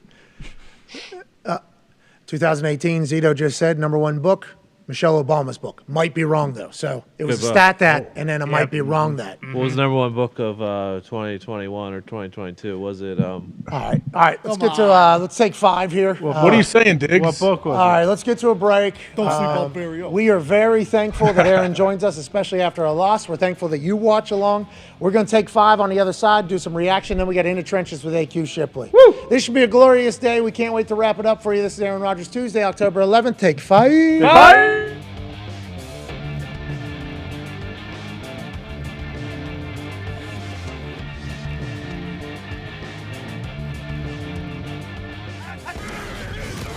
Big brain football. Man, I love this. What is it about this spectacular game that we all love? The passing, the running, the hitting, the kicking, the scheming, the drama, the athleticism? Let's go. Right here, big drive. I think it's a combination of all of those things, but I believe it all boils down to this. The competition level is fucking awesome. For the win with 2 seconds left. A finger can literally be the difference between a W and an L. What a turn of events! It's what makes football wildly fun to watch and in turn, wildly fun to bet on, but I digress. The reason I'm doing this segment every week is to hopefully grow the respect for the game and to give love to the players who make all of this shit happen. Not just their skill and their amazing playmaking ability. What I really like is the finish, man. Not a lot of guys would be able to make that 6 points. This will be all about respecting these guys' big fucking brains. Strong like bull. Woo! Smart like tractor. I'm gonna be smart in this game, man. Coaches usually get all of the credit in this beautiful minds of football space, but I want to shine a light on the players' brains. Let's go do this thing, baby. Let's go. Stuff like Mahomes and Kelsey cooking up a last-second drive in one of the best playoff games of all time. They play it like that, that seam is open. That ball go down immediately. Bills rush 4. Mahomes throws. Kelsey open inside the 40. Breaks the tackle and down. And stuff like this, all from week 1. How about scary Terry McLaurin recognizing a corner is playing lazy cover 2 technique all game, telling everyone and their mother about it. Gotta let us run by that dude, bro. This cover 2, bro. They playing it so lazy. They playing lazy over there all day. Then, in the 4th quarter, when it matters, Carson Wentz hits Terry behind that lazy cover 2 corner. Taking a shot down the field. There's McLaurin. Out of the dead. And in. That's big brain football. Come on, man. Hey, I been lazy all day. All day. How about Sunday night in Dallas? Tom Brady asking Mike Evans, "What you want, babe?" And Evans calling his shot. Give me the fade. Yo, Tom said, what you want? Tom said, what you want, babe? I said, fade. He knows the man across from him and knows how to beat him. I know how to get him. He trying to do that little stab. Yeah. I slow blade, back out. I slapped him so hard right there at the line. Watch me see it. I slapped it. That's some beautiful big brain football. Hard to beat in the air, Mike Evans. Which brings us to our main feature this week, Josh Allen. He doesn't just have a big arm. He doesn't just have big cojones. He has a big old brain, too. Hell yeah, hell yeah, hell yeah, hell yeah. Up 14 against the world champs, 3rd and 4. He's across the line from a man who called him trash just 4 years ago. Allen knows that particular man peeks and cheats himself, a big brain player trying to gain an advantage. Often, with eyes more on the quarterback and less on the receivers. He's thinking you ain't gonna throw a ball deep. So five is literally looking and not even worried about you on the trips. Allen knows Jalen Ramsey loves sitting on routes, especially on 3rd and 4, the money down. So he tells his guy, Mr. Minneapolis Miracle himself, Stephon Diggs, hey, dude, don't run the called route. Just go deeper. Can you take us through the touchdown, just what you saw in that play? Josh told me, showed me just run. Allen's hunch that 5 would peak and Diggs could get behind him paid off like a same-game parlay. Their corners were really looking at the quarterback, and Diggs just ran a heck of a route. Zone cover, Jalen Ramsey was trying to read the eyes of Josh Allen and let Diggs go past him, and Josh Allen soars it over Ramsey's head. The look on Josh's face when he runs up on Ramsey is quite a, what was that, pal? moment. I'm sure he's saying something like, I knew you would do the exact thing you just did, so I told my guy to adjust, and we beat your ass. That's not trash, Jalen. That's not a garbage pick. No, that's big brain football. Took him off and he gonna squat. It was simple. I knew it. It was simple. I said, let it go. I hang my hat on as a player that he got that dog. The amount of times this stuff happens in an NFL game is straight up wild. I was lucky enough to see it firsthand from the Sheriff and so many other genius teammates. Every week this season, you'll get this feature right here on this show from us and our friends at NFL Films, giving love to the players for their commitment to the game, for their smarts, for their big brain football. Wasn't no butch. I just got a big brain, bro. I got a big brain. Smart guys will keep There's me holding for you. Okay, I'm one of the greatest holders in the history of the NFL. You can go and look at stats and percentages of made kicks. I also enjoy seeing other people shine. You'll pull it back just like you're golfing or just like a shooting game with your thumb. The wind in the top right corner is something you will have to pay attention to. And as you get rolling, the more kicks you make in a row, the more money and the higher the score gets generated. There's obviously things you'd like to hit. There's a lack of a fan, lower left. There's a golden ball there, top left, in which you can put in if you're going to miss and make. The game has so many different pieces to it. We're incredibly proud, and then that's a miss, obviously. That's a terrible kick. Not a good ball. Oh, no. Oh, hang on. Lights are on. Made it. No, I actually told him. 60? Listen, Ty could go put a 20,000 piece on this if he wanted to right now. Ty and none of the boys at the office are up for any of the prizes, especially the week 1 prize. So there's a reason they've been playing for 3 weeks. Yeah. There will be up and coming contests with this though next year or next week or maybe the week after that you'll have to beat or try to beat the highest score of the office, and there'll be a lot of money on the line. This is from 80 yards. Nice Boom, and he hits the no-win game.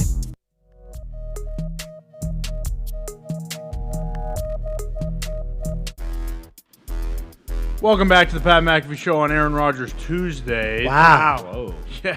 Pro's pro. That was good. Go.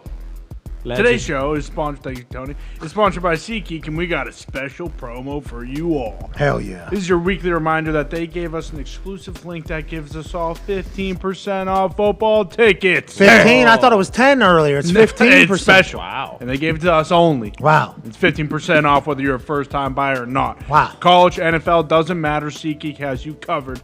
Just click the link in the description, and the 15% off code will be auto-applied to your account. No code needed. That's awesome. Thank you to SeatGeek being our first ever sponsor. Still with us 5 years later. Love We you, appreciate SeatGeek. the hell out of them. AJ Hawk to my left, your right. That's Boston Connor, the talks the table next to Ty Schmidt. Yankees are playing tonight. Here we go, boys. This baseball matters. Yes. So what time will the 8th, 9th inning be? Oh, depending. Well, Cole's on the bump. If he's got his fucking heater working and he's painting the black, then probably, 10 o'clock. Okay, that's not bad. That's when I'm kind of falling asleep. Foxy, you tried to watch playoff baseball the other day. How'd it go? It was fucking brutal, Pat. Even 2 innings. 8th, 9th inning, 9-9 game. Huge game for the Mariners. So historic. It fucking stunk. 9-9, 8th and 9th inning. That's a high-scoring baseball game when it matters. Foxy felt compelled to go to Twitter and use a Michael Scott gif saying it was tough. It was tough to watch. Foxy, you think you just don't get it? You think Foxy just doesn't get baseball? Is that absolutely. He's a Tigers fan. They lose fucking 120 games every year. Like, why would he have any idea what's going on in the playoffs? Verlander's not there anymore, Foxy. Verlander's pitching today. Yeah, and you'll be watching. He's not even showing you on camera. He's refusing to even show you on camera. That's fine. That's fine. That's fine. Foxy got all worked up, though. It was interesting because he did send a text to the group group saying, "Is this what baseball is?" It's like 9-9. No, that's not what baseball. No, That was the best baseball you could have ever seen. Also, Blue Jays were up like 8-0, and the Mariners fucking. That's good baseball. Yeah, it's great baseball. That's good. I wish I could have seen that. Foxy saw it for me and said it was terrible, so he kind of put bad, juju into the air. Well, Mariners, Blue Jays, who gives a shit? Well, you want to fucking see a show? Watch the Yankees tonight. How about the Braves? When are the Braves playing? Right now. Yeah. Let's go, Dansby. 12:05. Get him, Dansby. Let's go, Dansby. I believe they're losing. Tom Diggs, one half. What are they losing? 6-1. It's best of what? Phillies are hot. Best of 5. Oh, okay, Phillies will get cold. They're the Phillies. Yeah, unless Playing fucking matinee playoff games. What are we doing? They space them out during the day, so you get a noon, a 3, a whatever, and a late night. You get 4 games. Okay, it's March Madness. It's baseball. Come on. It's October Madness. Yeah, it's a boys' league. That's you know why. what else it is, Pat? What's that? Puck drops tonight. That can't be true. Yeah. Ty's got a big night ahead of him because after the Yankees, the Vegas Golden Knights take the ice at 10 p.m. on ESPN. Stoner back? That's right. Stoner is back. Stoner. And he is fast. Got all the cement out of his skates. What about Jackie Aces? See, I was down on Jackie Aces about as bad as you could be down on anyone. Jackie Aces had like fucking 9 points in, 2 preseason games. Jackie Aces is all the way back. Not only is he all the way back, fucking Wild Bill looks fast on the ice so far. So, I doubt it. let's just say the Vegas Knights are going to be just fine this year. I don't think so. You tapped into Sirianni there, it sounded like, towards the end of that. They're going to need Sirianni if they want to fucking win a game. Have the Pens started yet? That's when hockey starts. Have the Pittsburgh Penguins started their season yet? Thursday night, they open up at home against AQ's Arizona Coyotes. Okay, so the Arizona Coyotes went into bankruptcy. They tried to sell the entire building. That is when hockey starts, when the Pittsburgh Penguins drop the puck. With that being said, it's going to be a while before we talk about hockey again. Oh, yeah. Well, Thursday night football. Is in the trenches. Games. Yeah, the Amazon. You got Commanders and Bears. Yeah, great football game. Yeah, great football. Bird on. Jesus. What will I do? Are the Pens going to be on TV there? Is that on ESPN? Like able to watch? They'll ESPN pretend Plus. like this is a conundrum, dude. It's fucking NFL football. Yeah, it's October. There's no chance. But You got multiple screens. You can do it. Third, fourth quarter, though. Seriously. the Bears will be dominating. Could be There's a chance. But this also might be Carson revenge game, right? Just yesterday, his coach cut a promo against him being a problem. Yeah, sure. Let's remember April and May, okay? Yeah, that's what I'm talking about. I'll see you guys next year. Is Hockey. AQ on that Talkie Talk again? No, he quit that job. Tone Diggs. Tone Diggs, one half of the Hammer. Dahn Cowboys. Are you guys betting on hockey and baseball? And what are we I doing? believe Nick will come on the show today to talk a little podcast too. We like to cover all of our bases. We'll be betting baseball this evening as well. There's a lot, a lot to look forward to. College football, NFL. We'll preview all that. NBA. Can't wait to watch. No, not Would like to, the NBA soon. LeBron James wants the team in Vegas. Silver, don't even put up for sale. That's right. Punk. I got it. And my son and my other son that you're going to forego the 1 year rule for going to be playing with me in Vegas. We're going to be the Las Vegas Bronze, and we are going to dominate everybody. Sorry about it. Give us Anthony Davis. Give us Russell Westbrook. Give us a brand new coach. We're going to win championship. Foxy, actually, Connor, you follow basketball a little bit. Are they going to win this year? Everybody just says they're going to stink. Is that what's going to happen with the Lakers? No, I assume LeBron will get those boys going. Russell Westbrook, he guy actually didn't did. know. He fixed his jump shot. No, Russell Westbrook's been. I seen Ben Simmons did not. No, he didn't. Ben Simmons. Did you see that, AJ? It was outdoors, though. We don't know. You're right. A lot of wind. I grew up playing outdoor basketball. Those breezes start going a little left to right. Swirly. It was swirling out there. Yeah, and his elbow was too. That son of a bitch was sideways. I don't know if it was a smaller ball. Sometimes shooting those carny balls much more difficult than shooting a regular ball. So let's assume he was shooting just a regular football, and that's why his elbow was sideways on that thing as opposed to a good basketball. You got to take that cell phone after he sees that guy was filming that and fucking spike that thing on the ground. This cannot get out. Don't you dare fucking put that out. Because he's been working. Exactly. Lakers are 6 in the West to win. All right, let's go. Here we go. Let's go, They'll be Lakers. fine. Boston's the favorite to win the championship. All right, that's enough basketball and hockey with new coach. Yeah. Missoula. Yeah, Guess it he's a doesn't West matter. Virginia guy, so they knew. Like Beeline? We're talking way too much basketball right now, especially for the day that we are. Sure. That woman was married to a vice president. Yes. Ime said something to her that was uncomfortable. So much so, they had a consensual sexual relationship through the playoffs. Team learns of it. They stop. Everything stops.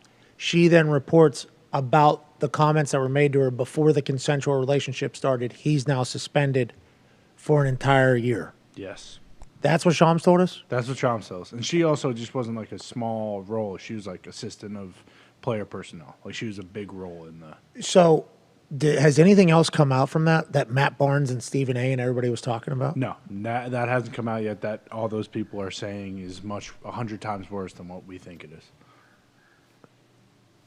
That sounds like a very interesting situation. Yeah, it does. Joe Mazzulla's got the boys buzzing, so I'm not worried. Well, and I think the only bylaw they put in his contract was, hey, can't be using your penis as a kickstand around the facility. Please. All right, keep that Okay. thing in your fucking gym Yeah, shorts. especially if you're going to make your way up to the C-suite. Yeah, exactly. If you're going up to the chiefs and vice presidents, go ahead and keep that thing in your pants. Yeah. Brad Stevens was crying during the press conference, too, so they really are making it seem like he did something very serious. He's crying? Well, he did. I mean, he fucked the vice president's wife. I mean, it was, I mean, it was that's- consensual. Was she Mormon? No, I know. Yes, I believe that is. They're allowed to have multiple, right? Well, I don't know if the wife is. Yeah, true. Oh, so that doesn't sound right. Well, yeah, you got a problem with religion there. Then I don't. Well, that's not this conversation. Take that to Salt Lake, Tony. Okay. I just, we can't do anything. I'm about sure it there's someone on the internet who's mad about it somewhere. Why'd she report the comments like after they've already had the relationship? That's the age-old question that we're. That's why we're all confused. As Shams was laying it out, you can actually see me. I think I'm. And what could he have said? I think I'm mishearing you. I think we know what he could have said.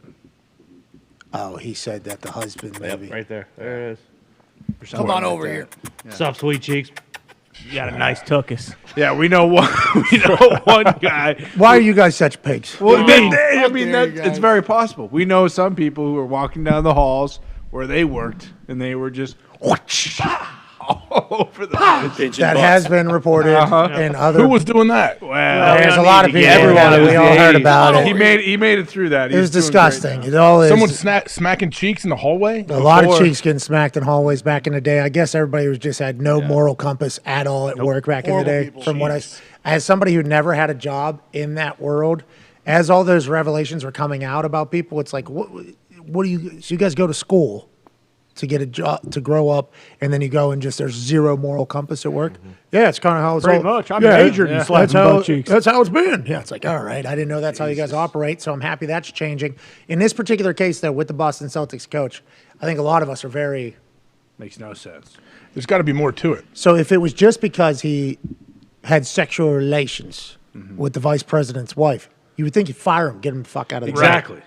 But if it's just a suspension for a year, so we're going to sleep on this for a year because you slept on her for fucking 4 months. Sure. Like, I don't know how that fixes. I'm very confused by it all. Still the favorites to win the goddamn tourney, though. Well, and it doesn't sound like. I mean, I feel like we would have gotten more information. Not like if they were gonna release it. Like I don't think it's gonna come out in 3 weeks. Like what Stephen A. and Matt Barnes were alluding to. I feel like we're never gonna know what those guys were talking He about. should do a sit down with Meghan Markle and Prince Harry and do a tell-all on their podcast. No, that was Oprah that did the sit down. She's the one that had them open up. I don't know if Harry and Meghan Markle are the best interviewers. I think they were getting interviewed by Oprah. You're talking about maybe he sits down with I would have Oprah. said Oprah, but her book club's number 2 now. So does she It's have? still number one, Oprah. Oprah's book club's still number one. It doesn't make sense to your point that all these people know it, and that we haven't heard even like It'll come out. a thing about it. Have they told us that it's more than what we've heard publicly? I mean, they've alluded to it, like, hey, you guys don't know the full story. When the full story comes out, it's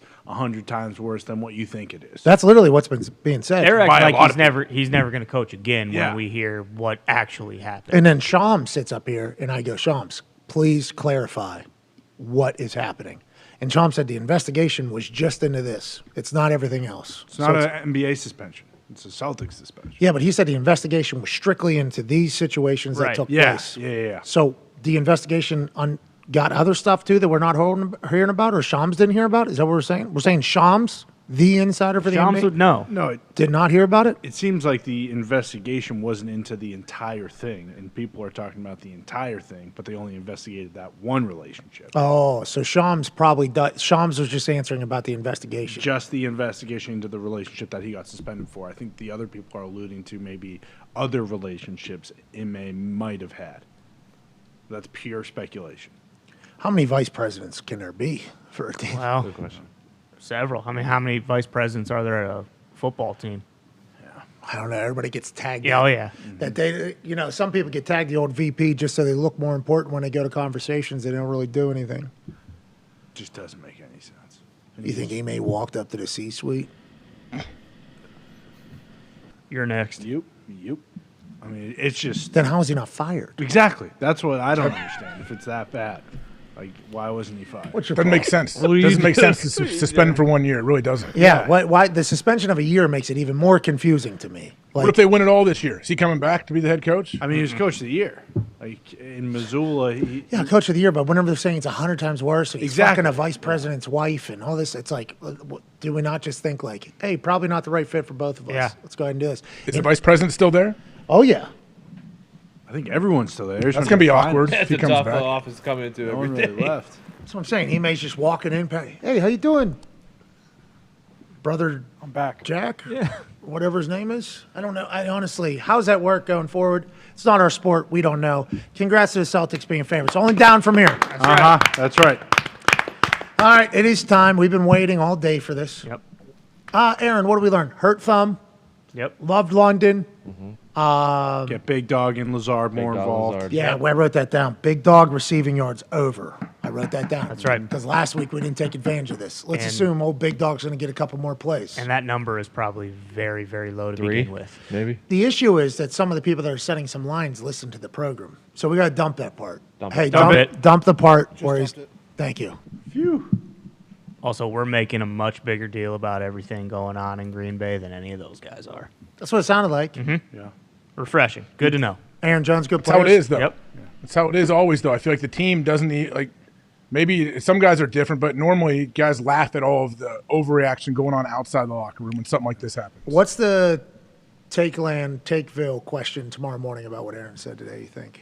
What do you do? Did LaFleur make the right decision picking Aaron's play instead of his own? Oh, yeah, it could be something like that. Did LaFleur need to hear from his quarterback about who needs more playing time and who doesn't? Like, that's the type of Should stuff. Bach have flown in a hyperbaric chamber?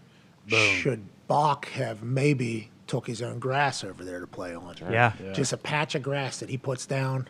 Like a yoga Put it mat. on the bottom of his cleats. Puts it down. So he's always on. He's always on natural grass. Is that the super grass? Wow. Super cleats are super grass. Why was he? When does Hoka come out? Are they asking that? You think that's the question they're asking?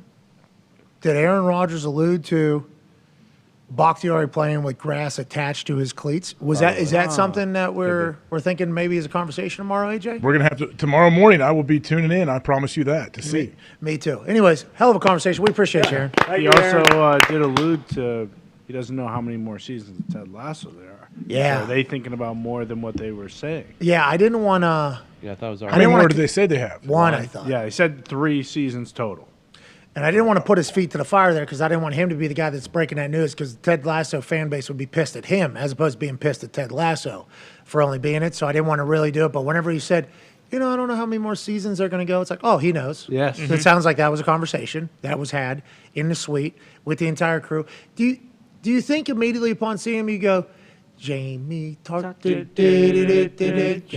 Tart, Jamie Tart, Jamie Tart. Yeah, Zito just said that online, the internet says only 3 seasons. So Yeah. kind of already knew that. So maybe Aaron didn't know that. Maybe. They Maybe probably that, already filmed the last one, right? Yeah. He's just a casual. But then what are they still doing there if they already filmed it? because they're marketing. It's a huge marketing thing. Marketing, obviously, they're with Aaron Rodgers at the soccer game where the United States is taking on England. I mean, that's a big time. They were there last week. Well, no, they all live there now too. Oh, they're just full time Yeah. in England? Well, another Not person, Sudeikis. Yeah, he is. I don't know if you're telling the truth or not, but I do know he did say he's friends with Harry Styles, too. He Yeah, did, that which was- is Uh-oh. That was a big time. It's got to be weird being between that. I love Ted Lasso, he said. Harry and I is big Packer fans, so I never jeopardize anything like that. So Yeah. he's spitting on people right now. yeah. Sudeikis or Harry Styles, too. I mean, you got to draw your line. You can't just play both sides. Harry's so talented. He is. Well, So sounds- is Jay Sud, though. Sounds like he's a big fan of Ted Lasso. Not. Harry Styles. Yeah, he said the person's name. Exactly. And then But he said the character. Jason. He said Jason. He a did. couple He said times. Jason. And then I Right. said Ted. Remember, I actually was trying to correct him. He said Jason was saying Ted is who we talk about him as. Does Jason play golf? Because there's some clips of Harry Styles playing golf, and boy, he's got a swing on him. Is he good? Yeah, he's still. Yeah. Really? Oh, yeah. Is it better than LeBron? Oh, yeah. Like actual good golfer? Yeah, legit. Like shoot, unbelievable. Pipes. Oh, there's no way you guys are Pipes. serious. No, Dead serious. Dead serious. Pipes a drive. Okay. Yeah. He's fucking Harry Styles, dude. Of course he's good at it. Looks like Rory kind of a little bit. Seriously. Oh yeah, he plays a little Okay. fit. I'm dead, Oh, ser- I'm no, dead AJ. serious. I am. Not I am. kidding. I really am. Where's AQ? Dead serious. Pull it up. Yeah, pull it up. It's a smooth swing. I'll tell you what, AJ, you and I are going. You and AJ, you and I are going through the same. Oh, they're telling the truth. He is a good player. Then I swear to God, he's like Rory McIlroy. That Boom, here we go. immediately- Stick. Bang. He does fucking Okay. bomb. Nice it. little buttercut Yeah. right there. Yeah, that thing's going. Boom. He's a player. Yeah, he's Little baby cut unbelievable. around the trees. What is the sugar pie watermelon punch? What's it? Watermelon sugar. He makes bangers. Yeah, he does.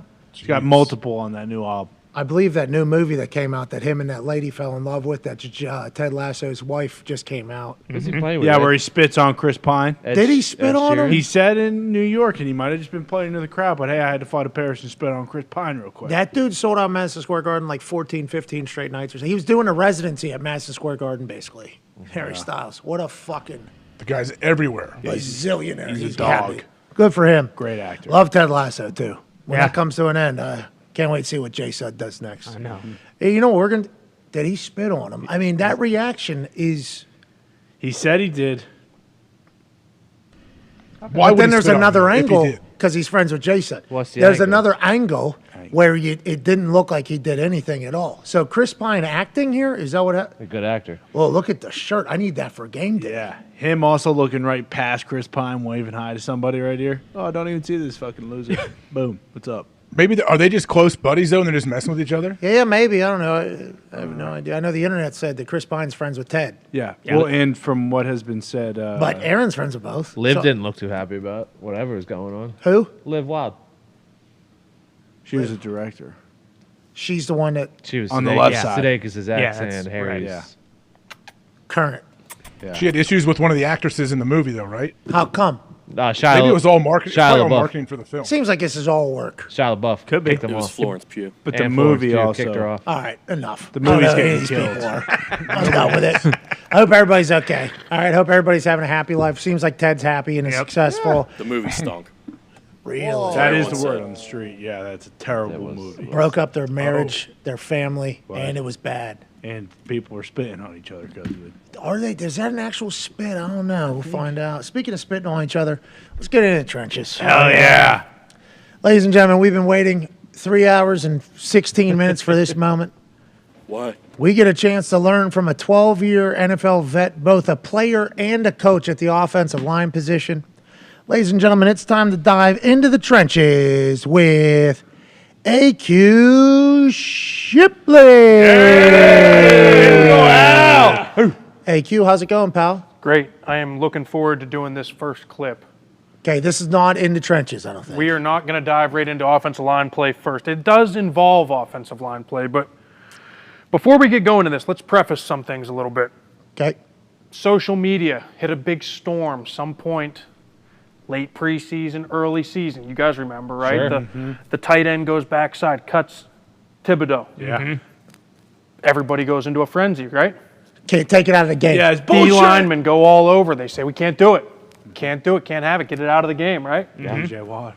O linemen, not heavy presences on social media, correct? Yes, not supposed to be, at least. They're So gritty. I will do their job. Okay, AQ, you've done this a couple times in the past, but you're saying, what are we looking at right now, pal? Let's take a look at Max Crosby. We can all agree.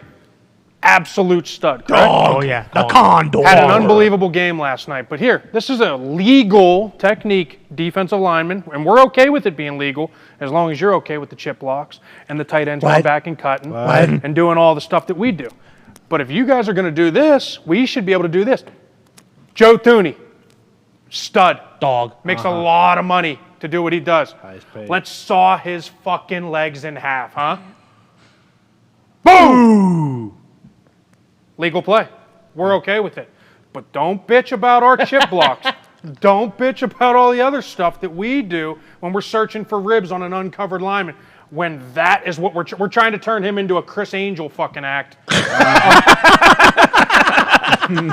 The bottom half away from the top half. Right, exactly. I see it. And so Crosby's not doing anything cheap here. Nothing cheap. It's a legal play, but this happens with 320-pounders getting their knees blown out, you're saying. That's a great way when the puller comes flat down the line to literally blow up the hole. That's a way to force the bounce to the unblocked player, which is going to flow over the top right there and make the play. Why is Tooney getting up looking at the ref? Because he's pissed too. Because like it's not an illegal play, but it's definitely a shot that you're not expecting, right?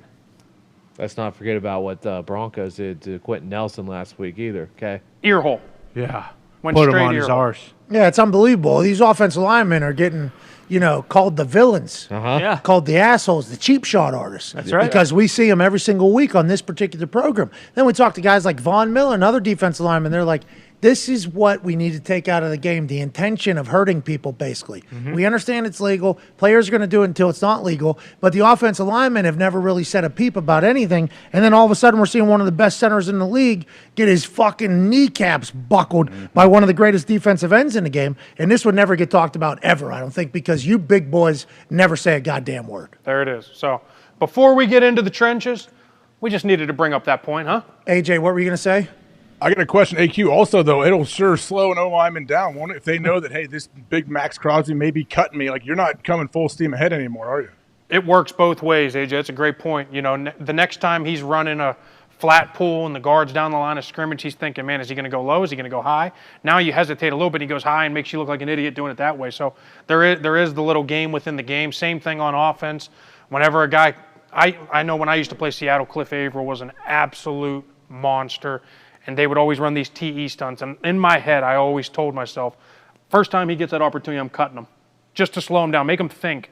The rest of the game, every time he's doing a TE, I might go low. That happens, and I don't want to take everything back to special teams, but if you have a wing that cuts people, if you even do like a fake, the person slows down everything. It's a terrible experience getting cut, I assume. I've never been cut, thank God. But I could see how it could slow you down if you're 300 and some pounds and you end up potentially like that. Upside down on his fucking face there. Yeah. Max Crosby, legal play. Legal play. 100% we- legal play. Absolutely. Because Part it's of the inside the game. tackle box, right? Is that why it's legal? Yes, sir. Yes, sir. That is exactly why. Okay, let's move on. Now we get into the good stuff. We got some really good runs this week, starting with maybe the biggest run of the weekend. We got Kenneth Walker, rookie out of Michigan State. Seattle Seahawks offensive line doing some really nice things. Again, we're going to talk about this, what makes this play go the distance. But before we get into it, let's talk about the scheme. We got a 6 box. We include him in the box. The box typically goes from there to the tight end. We're going to include him in the box because he's a down lineman. So anytime you have this 6 box, it's a great front to run the ball against. That's what teams a lot of times teams will have 2 plays called, a run and a pass. And now if he slid over, and now he was in the box, we would have a 7 box check to the pass. But you see Geno Smith making a nice little check here. Hey, we got good numbers. Let's check to this inside zone weak. 1 blocks him. We get the center up here. We get some form of a combo block between guard and tackle here, slipping up to here, tight end there, and you got a number with the receiver up to there. The key is watching these 2 receivers. There's another one outside of him. We got Lockett here, and we got number 1 outside of here. These 2 are going to be the home run blocks. Let's let this thing play, huh? He's calling this because he sees the box. This is Geno Smith being a veteran quarterback here. 100%. And he's doing a lot of really good things. We saw the throws that he made, but this goes into it even deeper with him being able to make a check like this. Huge hole, big, gaping hole. And now the home run hitters are let's run that back a little bit, Pat, if you can. Kenneth. Watch the difference maker that the blocks that we get from the receivers are. That's what send this thing to the end zone. Tyler Lockett, also a superstar, undersized guy. He's the reason why this thing pops off, right? 100%. And paid to catch, not block. So when these big boys see him doing that and getting underneath like he has to and doing all the right things, and then now watch number 1 come and get him, those are the 2 blocks.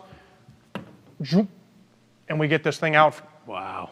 out the gates. Wow. Hey, Beautiful. good call by Gino, right? Getting him into the situation. That's big-time quarterback stuff, big brain stuff. Big time stuff. Yeah, those are the things, especially the offensive line. When they see you being able to make those checks, you gain a lot of trust in the big boys up front being able to do that. Look at him saying, hey, I don't know what our play call is. Feels like a zone would really work well with the 6-on-6 here. Look at DK Metcalf getting involved, right? We like that, AQ. 100%. Yeah, I mean, everybody's getting in, good communication. Again, plays into being on the road, right? We don't talk about that enough. You mentioned it earlier on the show. Road game, crowd noise, all that shit. Everybody has to kind of get a little closer. Maybe it takes a little bit more time on the play clock, but they do a great job all getting on the same page. Great kick-out block here. Well, look, this is what we talk about as offensive line. Hat on a hat. Cover the guys up. That's all you need to do. Again, another thing I'll make a point about. Everybody thinks offensive linemen are supposed to fucking pancake guys every time. It doesn't happen very often. This is a win. This is a win. This is a plus. All you're looking is just to get a hat on a hat and create some type of movement to create that big, gaping hole. That's a thing of beauty. On the road, shutting that crowd down, it's pretty awesome. Boys running down to celebrate. Hell yeah. Ooh, same game, huh? Uh-huh. Really good run games. I think we, what do we got here? 1, 2, 3, 4, 5, 6, 7, 8, 9 guys. Do we think they're going to run the ball, boys? Yes, coach. We think we're going to run it? Well, guess what they're going to do? Here's what they're going to do, and this is an unbelievable scheme. They're running the same counterplay that we keep talking about. Typically, we've been talking about it with a guard getting a flat pull, and then we're getting this guy off the ball as the second puller. Here's where having a running quarterback helps you out and plays in to your offensive game plan. You now are able to steal him. If you notice, what number is he? 88. Bingo. We got a tight end in the backfield. Oh. Which there is where you're going to get your second puller from, and then you're able to stay firm on the backside. Now there's nobody right here coming off this back edge. You don't have to block anybody really back. You can get firm blocks on the front side, getting double team. You get single block, double team, back. We're going to get him. First puller is going to go there. Second puller is going to wrap around for 56. And watch this thing of beauty. And then we always say the runner has to beat one, correct? Yep. He's always going to have one. What is Taysom going to do? 6. See ya, Diggs. And this is so hard for Diggs to make that play because, again, on these gap schemes, he can hit the A gap, he can hit the B gap, he can hit the C gap, he can hit the D gap, he can bounce it. You have no idea where to fit if you're Diggs. Zero clue. This could hit anywhere. Look at how many fucking people are moving. Yeah, that's absurd. I mean, you got, that's awesome. That's awesome. That's awesome. And then that's going there, right? They actually steal an extra body, again, because you have the quarterback and you get a guy here. There's 2 double teams going on that are really working to 57, and it doesn't matter which one of them get there, but you can hang on these double teams. They technically have him, or they technically have him. Either way, you're just sitting there, and you got bodies on bodies. That's so many people. God. So many people. How do you stop it? You can't stop it. You hope Diggs can make the play there. Yeah. That's the biggest thing. But again, you put him in a predicament the minute you run this gap scheme because he doesn't know where to fit. Oh, this all right. This is a good one. This one gets me going. Oh, there you go. All right, This play. So this guy's jacked up. all the years that I coached and played and watched film, I thought I saw everything. And I'm not sure if you're starting to see some of this other stuff because people fuck up in practice and now it looks good. They're like, oh, that was a fuck up in practice, but maybe that could be pretty good, right? So you're starting to see a lot of this misdirection stuff. Let's start here before we get into it. You got the fullback weak. Why is he weak? You have 2 tight ends strong. That's the strong side. Tight end wing. We put the fullback weak. I don't want to call him a decoy because he's not a decoy. This whole thing sets up the whole play. He has him. He's going to go ISO on him. But what he's also going to do is get eyes from him, get eyes from him.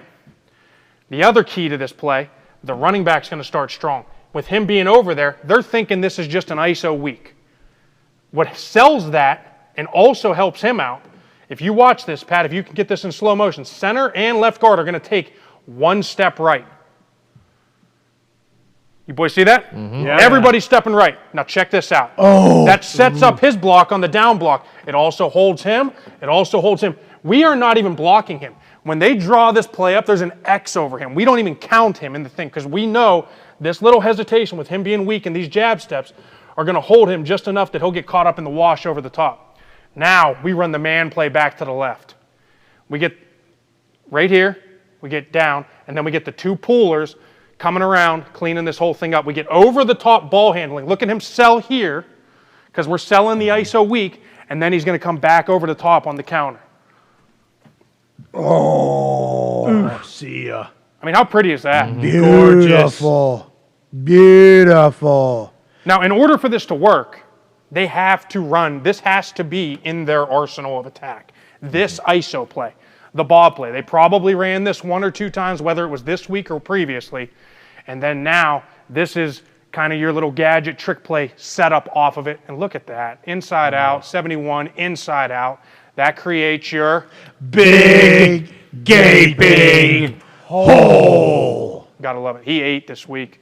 170 yards rushing or something like that. Yeah, another 20-some receiving, 199 yards in total. Austin Eckler, how you doing? Keep it moving. I used to do injury reports. Now I ball out. Boom. That's right. That's a hell of a play there. Let's go to the Cowboys. This is nothing special. Everybody runs this. This is literally just, you call it deuce. Why is it deuce? Tight end left, tight end right. They're going to set their front how they're going to set it, and they typically get it set up the way that they want to get their combo block. So here you go. You got a combo block on the front side between maybe the best guard in football, one of the best guards in Cole football. Strange. Zach Martin. Zach Martin. So here we go. We're going to get this little double team up to there. We got a single block and a single block. They're going to do a great job kind of getting stretch here, and then we're going to kind of get the little turnout block. On the backside, because it's a zone, they're really 3 for 3, and they could have just went boom and sealed off. But because it's a zone, you're going to take your zone steps to the right. Everybody's going to take their zone steps to the right. And then from there, they'll play off it. So now they're going to come on this little slip block on the backside. And then from there, when he plays back, 73 is going to do a great job just kind of turning back on it. And then there you get the hole. So just watch this thing. They get hats on hats. You get the big hole. He's got to get one. Now check it out. What makes the home run plays? It's tight ends. Any receiver, tight end, hustling down the field, getting a body on a body, and then Tony Pollard doing what he does. That wasn't a big gaping hole there. No. It's just a crack. A lot of guys miss. It's just a crack. But that is exactly my point. You don't need dumping people on the ground, dumping people on the ground, dumping people on the ground. These guys need a crack. They need to see the right there. There's the butt. There's the butt. They just need a crack. That's all they need. Just a little crack to get through. But this is an extremely well-blocked play. All these guys do a phenomenal job of getting on a person and staying on a person. They got a seal here and a seal there. How about that guy? Yeah, he's not going to be real thrilled when he's sitting there staring at number 20 run 55 yards. Yeah, Boom. not one bit. Breaking tackle. But hold on. Let's rewind that. Okay. How far? Let's just rewind it. All right. Keep going. Let it go. Look at what it does to both teams. The Cowboys O-line are all sprinting down the field, and everyone's walking for the Rams. Walking. They're dejected. Oh, Donald. Oh, no. 63's on his horse up there, too. Oh, no. Oh, no. That's not good. Uh-oh. Culture no. problem? Are the Rams dead? Uh-oh. They don't like it. They don't like it. No, that's... Look at this guy. Look at this chick. Look at this guy chasing it down. Fist pumping. Look at my guy to center. Yeah, juiced. Hell yeah. Yell and run. 5 yards behind the back. Look at him. Hell yeah. Let's go. Way to go, Tony. Yeah, touchdown. We did it. We were working on this. That's what you love to see. Way to go. Hell yeah. Oh, here we go. This team is always doing something. Oh, they're going to be on every week. I'm just letting you guys know. I love watching this run game. This is the same lead play that you saw New Orleans run earlier. Anytime you're running into the tight end, you're going to get a guard puller. You're going to get a second puller who's going to be juiced. The thing that they do so well, they're going to have Ayuk go in jet motion, Q motion, whatever you want to call it. Different teams call it different things, but it's that super fast jet motion, and all it is eye candy. We just got to get people on the second level looking. We got to get him thinking. We got to get all these people just a split second. That's what Pat brought up numerous times. 1/2 second of hesitation and 1/2 step that they go the wrong way. Out the gate. That's all they need. So check this out. Look at all this fuckery, dude. You got on the this front side, we got guy. everybody going down. We got all this going the other way. And then you got Ayuk flying. He's literally just a decoy. That's all it is. So you got half the line going this way. You got all the pullers going this way and a jet motion. So what are you thinking? Now, the key to this block, we got to talk about George Kittle. As good as he is catching the ball, he's every bit as good blocking. Watch my man get on this. Now 57 is going to try and fly over the top. And watch him stick and stay on this. This is so hard to do. Being able to stick and stay at the second level. And the holes that these guys create every week, we've seen it over and over again, have we not? Jeez. It's every week. They have 6-foot holes for their running backs to run through and don't get touched for 20 yards. And that is because they are well coached. Jeez Louise. Firster out there. Yeah. Nose to the grindstone. That's right. They go, and the thing that's interesting here is they go with the Cub front, right? The Cub or the Bear front. What? What? What's so No funny? stone unturned. Yeah. So we got the TNT front here, which also allows the double team here on the front side. So they're going to get the double team, and they're able to go, or I'm sorry, we're going to go down here, and then we get Kittle going the double team all the way back to 57, and then you get all the pullers going front side. They just do an awesome job here. Awesome job. That's so much movement. You got these guys all going this way. Shanahan's a madman. Everybody's going this way. This guy's just sitting. Juszczyk is huge for him, isn't he, AQ? So big. I mean, he literally makes that run game go. You know, and so many teams are using the fullback now, but what they do such a good job of, they line them up weak, they line them up strong, they line them up in this wing tight end, which they call deuce off. Hell, sometimes they line him up as the jet motion guy and come, and he's the kick out guy as they're running zone. They do so many cool little things with him, and then he's also involved in the pass game. Yeah. 55 has to keep an eye on Ayuk, you think, or is it this guy? I think it's really him which made him hesitate, but he has no chance to kind of close this gap down when it's there. You also have the secondary player too, but J.C. Horn. They can't play it right with all the different moving parts. They just can't. So the Niners are going to be a tough out for every single team going forward. As long as Jimmy G doesn't screw it up and just manages the game, completes the balls that he needs to, and they continue with that run game. Niners are a problem. Niners are a problem. Niners, and that's why the Trey Lance experience was interesting, because although he got hurt, Godspeed on the recovery, we all kind of knew that going into the season, right, AJ? Like, hey, this team is set up to go win right the fuck now. That's why everybody thought Jimmy G was going to be the right answer. He can check him into, like we saw Geno Smith doing earlier. Are you seeing the same thing, AJ, or no? Yeah, it just seems so hard to defend. But also, if Trey Lance is in there, he is the threat of keeping that ball as well. With Jimmy G, you don't really have to honor him keeping it, but think about adding that little wrinkle into this play. Yeah, because then somebody's got to keep the eye out for him coming this way, right? Like Hurts. Yeah, but if Lance is in, there's no threat of throwing, though. All right. Tony. Shots Give the fired. kid a break. Jeez, he does know he doesn't know yet. Yeah, he's only played 12 career games. Just make it clap. Smacking cheeks. He's a year away from being a year away. Trying to live his. You don't know. You don't know. Come on, Tony. He's got that dog in him. We've seen the videos. We know he is a dog. Yeah. He's probably beloved in that locker room. Yeah. He's probably being a dog right now. No, he's recovering. Yeah. Maybe with some. Tuesday. Who knows? We don't know. Yeah. What we're saying is we don't know. We don't know. We do know that the Packers had a little bit of a run game, huh? Wow, so we moved on. We're into the big bump section here, boys. And we stayed in the NFC North for all three of them. We got two from the Packers, and we got a great one from the Vikings. Oh, sorry, Bears. Again, want to manage expectations. Want to manage expectations. None from the Lions. Wow. A lot of the big hits we've seen over time. You see it over and over again. You see Ray Lewis or whoever it is, all your favorite linebackers from all years past, and they run from here 40 yards that way, and you see these monster hits. Most of the time, these guys are getting these big hits within small areas of space. These little quick screens, some pull-in plays, whatever it is, but they don't have the full 40-yard We talked head about of this steam. earlier. We did. It's like whenever, you're doing that punch game where you only have the fingers and you got to punch somebody. How hard can you do it? As opposed to a full crow hop. You're saying offensive linemen have small quarters to operate, so they're just doing the finger-like punches. Exactly. So if you're able to get a big bump from the offensive line, it's a big the deal. amount of power and explosion it takes is big deal. Absolutely. And in this particular case, who are we watching? Big Jenkins, right tackle, gets the end up the field. He's underneath, and he's going back like we've seen time and time again. Every week we get these little quick screens. Here it goes.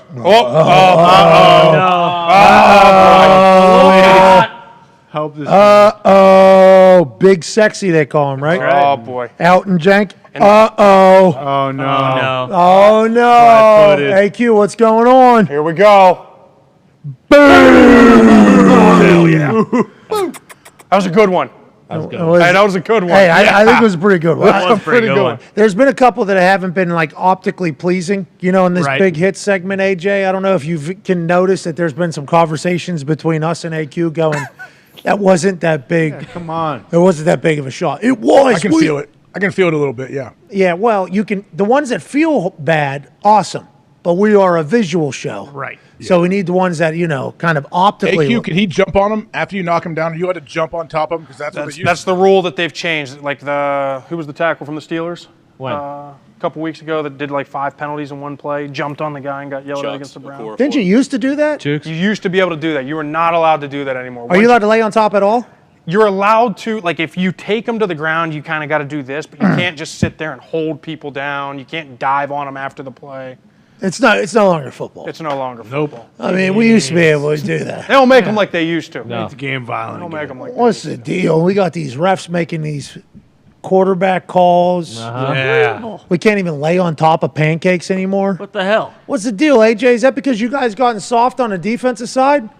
I don't know. Troy had some ideas last night on the broadcast. On a high horse and going around. Oh my God! As soon as he said it, I got a text from you and a few others that were like, "Interesting choice from old Troy in 2022. He's going to have to hear that one," and he did. He did. I'm excited to hear his response.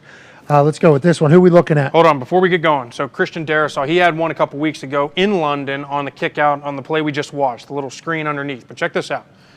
It is so hard to get pancakes in pass protection unless you're getting the rib shot, the cheap shot that you want to call, right? But when you're just a one-on-one block and you bury a guy, and in this case, I'm going to set it up, literally do a somersault over top of a guy, not to mention Robert Quinn. Sorry, Zeke. One of the premier pass rushers in this league. Let's watch what Christian Darrisaw does. Can we be sorry to Robert Quinn, too? I mean, we're showing a low light here. Quinn's a hell of a football player. He's a heck of a football player. Already playing for the Bears, so. Whoa, was that Now check this out. Great job. He goes inside. Now watch this. He anchors. He runs his feet. Now watch this. Oh, looks like he was holding. Those pancakes, bro? I mean, what? How demoralizing when you watch film the next day is that, right? Talk about Bear Dahn. No, But let's also not rolling around. I mean, look at that. A complete somersault over top of him. How old is he? How tall is he? I mean, 6 foot what? He's got to be 6'6". Doing a somersault in the middle of a football. It's like unnecessary roughness. You don't see that, AJ, right? You don't. Yeah. I think it's important to note, like you do not see these plays very often in a season. Where you right, flip AJ? over top and his legs go in the air. Yeah, like that's a dream. That's a dream. So is that guy a dog? Is that why he's doing it? Nobody else is? He's got the finish mentality? What do you think? I love what he's shown early on tape this year. I mean, the Vikings have revamped their line a little bit, and he's been a very bright spot. I mean, some guys love to finish. Some guys don't. Kevin O'Connell, he's got those boys finishing. Yeah. Inside or outside? Bingo. Right. Usually finishing or pulling out. Exactly. Boom. But that's a great point by AJ. not Some much guys pulling like out. to finish, some guys don't. And he's 100% right. There's so many people in the game of football that do their job, and they do it well, but they don't do it to fucking drive people into the ground after a play. They don't. Jesus. Dog. How good is that? That's awesome. Hey, that's good stuff. Yeah. That's good drive because Quinn's a hell Setting of a the football tone. player. That's what coaches say. You're setting the tone. That's it. That's So it. it's also exhausting, right? Doing all that shit. I mean, 100%. because you could just block and then It's move. to the exhausting next being on the opposite side of that, getting dumped by an O lineman too. Like not only is it mentally taxing, it takes a lot of energy away too. Well, we want to let Quinn know we appreciate his service, and for the Minnesota Vikings left tackle named Christian Darrisaw. fucking dog. That a baby Darrisaw. And I love this design. See, check this. It's all eye candy, right? They're going to start him in motion. They're going to send him back this way. Again, eye candy. And then they're going to run that man play where you pin and pull. And check out Josh Myers, center. I had him graded real high coming out when I was a coach, guys. Just saying. Whoa. Just saying. Whoa, Just saying. whoa. You have a grade? Coach Al. What does it have, 100? A, B, C, D? You grade the guys when you're coming out, when you're coaching. You grade them up. What is it out of, You rank 100? them. No, you just kind of write like a little report on them and then rank them kind of in order how you see them. Like Stars? Yeah. Was he hired? No, just 1 through whatever. If you got 8 guys to do, you go 1 through 8 or whatever. Oh, so you're judging against his peers? Yes. You had him very high. Had him high. Higher than Linderbaum?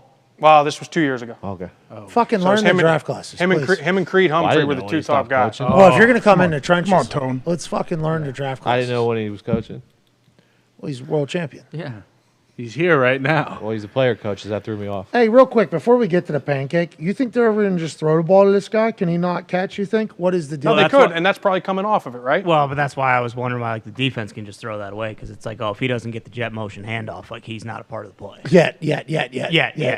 Setting up for it. Cool. But a lot of times what you do is you get this little fake throw over here, you get the screen over there. There's a million things you can do off of it. So, but check this out. Check out my guy, Josh Myers.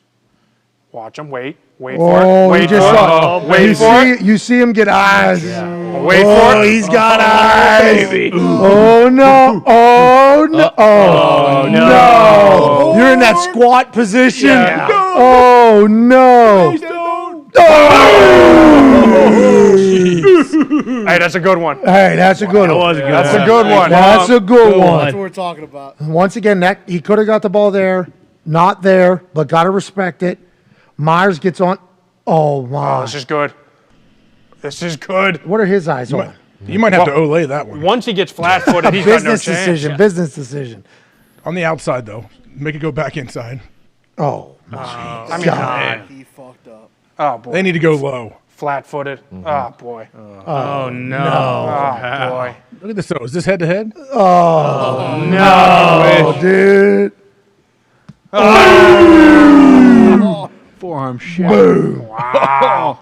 He Man. felt good about that one. Hey, Josh Myers felt good about You're that saying one. he showed a big guy out in space being able to hit somebody square is incredibly impressive. I do respect the corner here who said, you know what, fuck it. I'm in the battle. Yeah. I'm going to stand right in the pocket and take this 330-pound man straight. I mean, could have easily Olayed it to AJ's point. Could have made a business decision.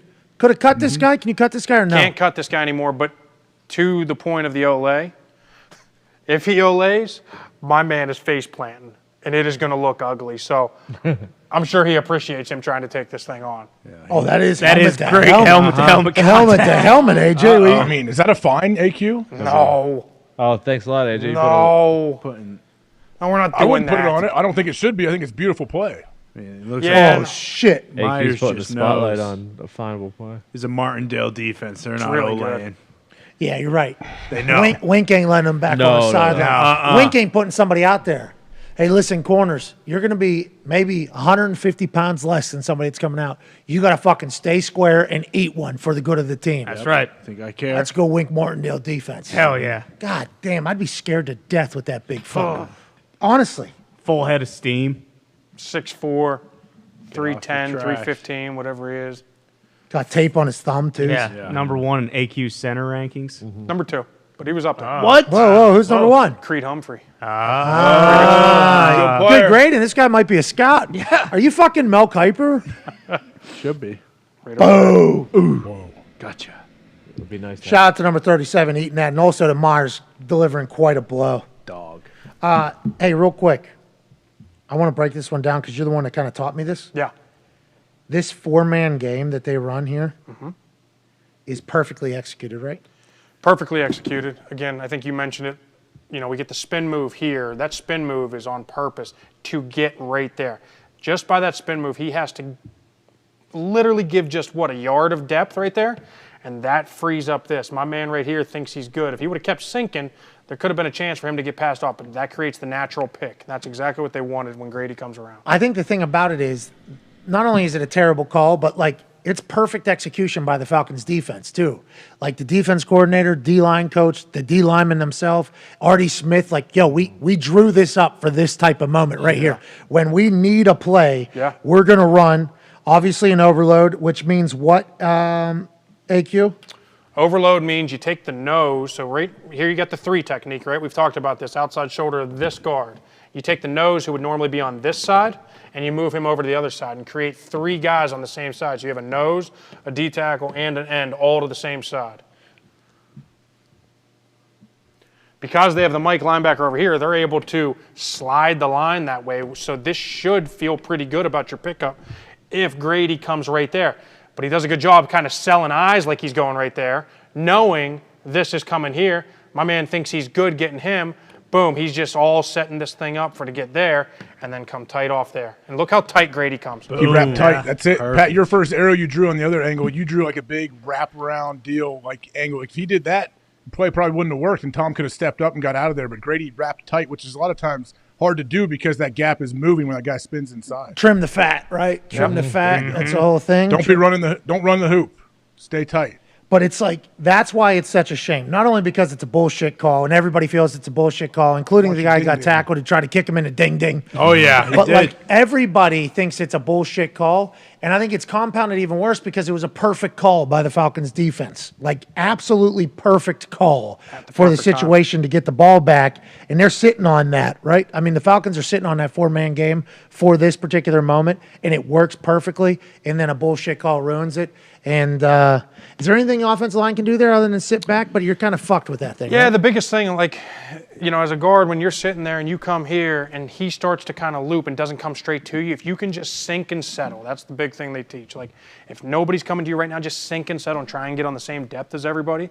That's probably the only piece of advice, but he's in a shitty situation. It's the same thing when you set down on an inside guy and they're running an ET because now your eyes are here and now it's there, and it's so hard to get back to the right depth. Yeah, sometimes an offensive run is impossible to stop because you got 4 people going this way, 3 people going this way, and they're just looking for a half a yard. Sometimes a defense can run a game that is perfectly executed where the offensive line can't do shit, and then they get home, and then a bullshit call ruins it all. That's right. Like now teams going forward know that the Atlanta Falcons have this in. Now it's something that you guys prepare for, right? Big money downs, offensive line. Sure. We'll be like, hey, look for their, what was it? It was nose N-T-E-E-T. Yeah. So you guys are like thinking that against the Falcons, right? 100%. I mean, yeah, it's a shame, dude. It's in their arsenal. It is literally a shame that was, because it's perfect. I keep running it. If I'm the Falcons, I keep running that thing, though, until they stop it. Yeah, just make sure whenever we're tackling a quarterback, let's be a little bit nicer. Yeah, a more gentle. Okay, let's make sure. Hey, thank you so much. Got a baby, AQ. Thank you, AQ. That was incredible work, AQ. Honestly, I feel like I got better, smarter, and learned a lot about the teams that we're going to be betting on going forward. Sounds like the Niners are going to be a problem for everybody regardless. Yep. Sounds like there's a couple things that are happening in a good way for teams that maybe aren't necessarily great yet. Like Geno Smith, what he's doing with the Seahawks, there's a reason they're having success. He's putting them in the right positions, right? That's right. Offensive lines are moving bodies. There's some big bumps happening around the league. Let's enjoy the hell out of every Tuesday with him. Hell yeah. All right, before we get out of here, AQ, you make any one of these balls. Come on, Al. I'm going to go with football. Yeah, but you can shoot the basketball too if you want. All right. You make any one of these shots. You made one last week, didn't you? Yeah, football. Yeah, you made one last week. If you make this, Ty Schmidt will donate $5,000 to the Quaker Hunger Clock.com. Here we go, AQ. For oatmeal. Ty Schmidt's trying to help the hungry. Yes. Ty Schmidt's trying to team up with Quaker and Feeding America to make the world a better place. Are you trying to help Ty help people, or are you getting in the way of Ty helping people? AQ Shipley from the Penn State University, proud Nittany Lion. That's right. Joe Paterno, McQuarrie and the boys went into his living room, recruited him to be a Nittany Lion. Now, Who else? will he help feed Jared was there. the he hungry? was. AQ Shipley hosted In the Trenches in the Bobbled Exchange, looking incredible in the Henley. Thanks. Here we go. Yep. For $5,000. Ooh. Ooh, that looked good from the start. I was trying to bank. It was too much. Bad. Oh, boy. Oh, boy. You can go down there. It can, Nope. be an NBA 3. It can Nope. be an NBA 3. Okay. Heave this son of a You bitch. wuss. No, it's for helping. This is a good idea. AQ Shipley from NBA. Oh, yeah, that helped him. Maybe take a layup. Jesus Christ, what was that? AJ. Shitting me? AJ, this guy doesn't want to help the hungry. You Brett I think Favre? this one goes Jesus in. Christ. Yeah, less food for him. I'm a bank. What a prick. I'm a bank this It's like one, all Clay right? Thompson. Favre said he's innocent. There's another ball. One more. You little fucking oomph Yeah, on what that, the will hell? ya? Far, dude. Shooting Far. it. This guy has a broken neck. That's a good point. Ew! Oh my God! Was that real? Is this just a joke? Hey, bonus ball. Bonus ball. From the side, from the You corner. must hate hungry people. From the corner. Bang. Oh! Hit the rim, though. It's got to be worth something. Hey, this NBA 3-point line. So far. It's far. It's far. Yeah, the stage shot really We might far have to get him too. on the rebound machine. Yeah, he's shooting After like the show. Ilgauskas. Hey, That was bad. great in the trenches. Oh, We'll donate $2,500 just because. Jeez. Quaker, hungerclock.com. That's right. 2,500 is still 10,000 meals. No, 2.5 million. No, it's not. 250,000. Come on. Jesus. Or is it 25,000? 25,000, I think. Yeah. Feeding 25,000 people because you missed. So feel good about Pretty it. good. There you go. Congrats. 75,000 people are pretty pissed that they're going to bed hungry because you don't make shots. You want one more AQ or no? No, that was bad. You want to throw the football again? Come on. Come on. All right, let's go. All right. Here you go. Dorsal fins right here. Throw that football, Dirty. Oh, no. Yeah, you can miss Jabba. We got faith. Oh, Ooh, that was drilled, Good Jabba. ball. That was a good ball, Dirty. Dark. All right, if this one goes in, 10,000. Come on, Al. Okay. CFO Phil's not going to be happy it went up. Oh, baby. Oh, baby. Oh, man. That was good. You're welcome, Phil. Sorry, hungry. Yeah, Jesus. Sorry. You want to throw it, Ty? Or? Well, I was going to say, does AQ want the dorsal fin? How does this thing What work? state are the hungry people in? It's got a gyroscopic spear. We know where they're at. Make sure the fin is twisted in is the right the fin direction. twisted to the left for right-handed throwing? Yeah, make sure you get that all squared away. Yeah, it's twisted. Good. It helps if you look through it like a rangefinder before you throw it. Yeah, there you go. That's the one? Yep. Yeah. Yep. I got it. Lock in. 35 I got yards. it. AQ Shipley, Penn State University. Oh. This guy. That thing's hard to throw. Hey, here we go. Here we go. Oh, man. Yeah, you got a baby. So close. Throw the chair. 5-hour energy phone line. Oh. Man, this guy. Throw the helmet, the Steelers helmet. Rubik's Cube. Rubik's Cube. Oh, yeah, I got a golf ball. No, do not throw the brain. All right, anyways, that's it. I think it's going to be it. How about the Mastery of Love? Yeah, there we go. Yeah, throw a master. Yeah. Like drain it. Get legs. We're trying to help. Throw the other books. Throw the other books. We're trying. Can you punt one in? Throw the Let's Ride box. This is 1984. That actually looks like it might float. Yeah. Heavy duty. Get left. Get left. They will turn. They will turn. Backboard. Oh, man. Need a hard copy. Yeah. We should put some of those. Don't throw Throw your arm out. He's going to put a hole in the floor. All right. Fingerprints on the gods.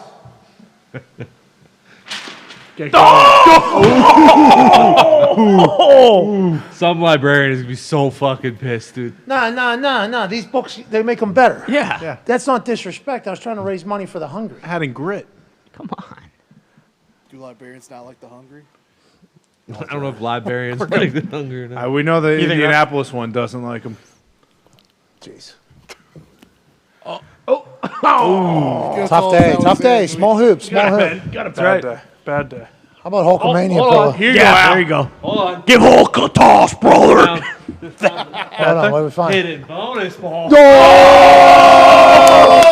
Put it in for the hungry. What if this goes in? It would be great. Yeah, it's a hidden bonus ball, dude. Ladies and gentlemen, his first attempt. If he makes this in, we will donate $10,000 to QuakerHungerCluck.com, which is Quaker and Eli Manning working together to help feed the hungry from around the United States of America. Shout out to Feeding America, the organization that's doing it all. This is Alan Quay Shipley, Come on, Al. Super Bowl champion player coach. There it is. Oh, baby. Don't know if it was in That looked good. Don't they all look good? Yeah. They do Except, for me. except the basketball The shots. basketballs are a little. Basketball shots are bad, man. That's all we got, bro. Some of those didn't even sniff the net. All right. Well, Tried. I wanted to help. Yeah. Should we try a layup? If you're hungry and you want to be mad at that guy. In the trenches. That's right. All right, thank you to Aaron. Thank you to Kevin O'Connell. Thank you to Eli Manning. Thank you to Kyle Van Noy. Thank you to AQ Shipley. Yeah. Thank you to you for watching. Thank you to Jabba for doing his thing today. Jabba. Thank you to Toxic Table Hammer. Dahn. It's about 10 or 15 minutes. Yep. A lot of winners. We got hockey and baseball and That's right. football and Right. everything. Back room, incredible work. AQ, great job. We'll see you all tomorrow in about 20 hours. AJ, you're the man, pal. We go, AJ. Maybe Thanks, guys. Great show, guys. Good program. All right, good program. See you guys tomorrow. Goodbye. Wait.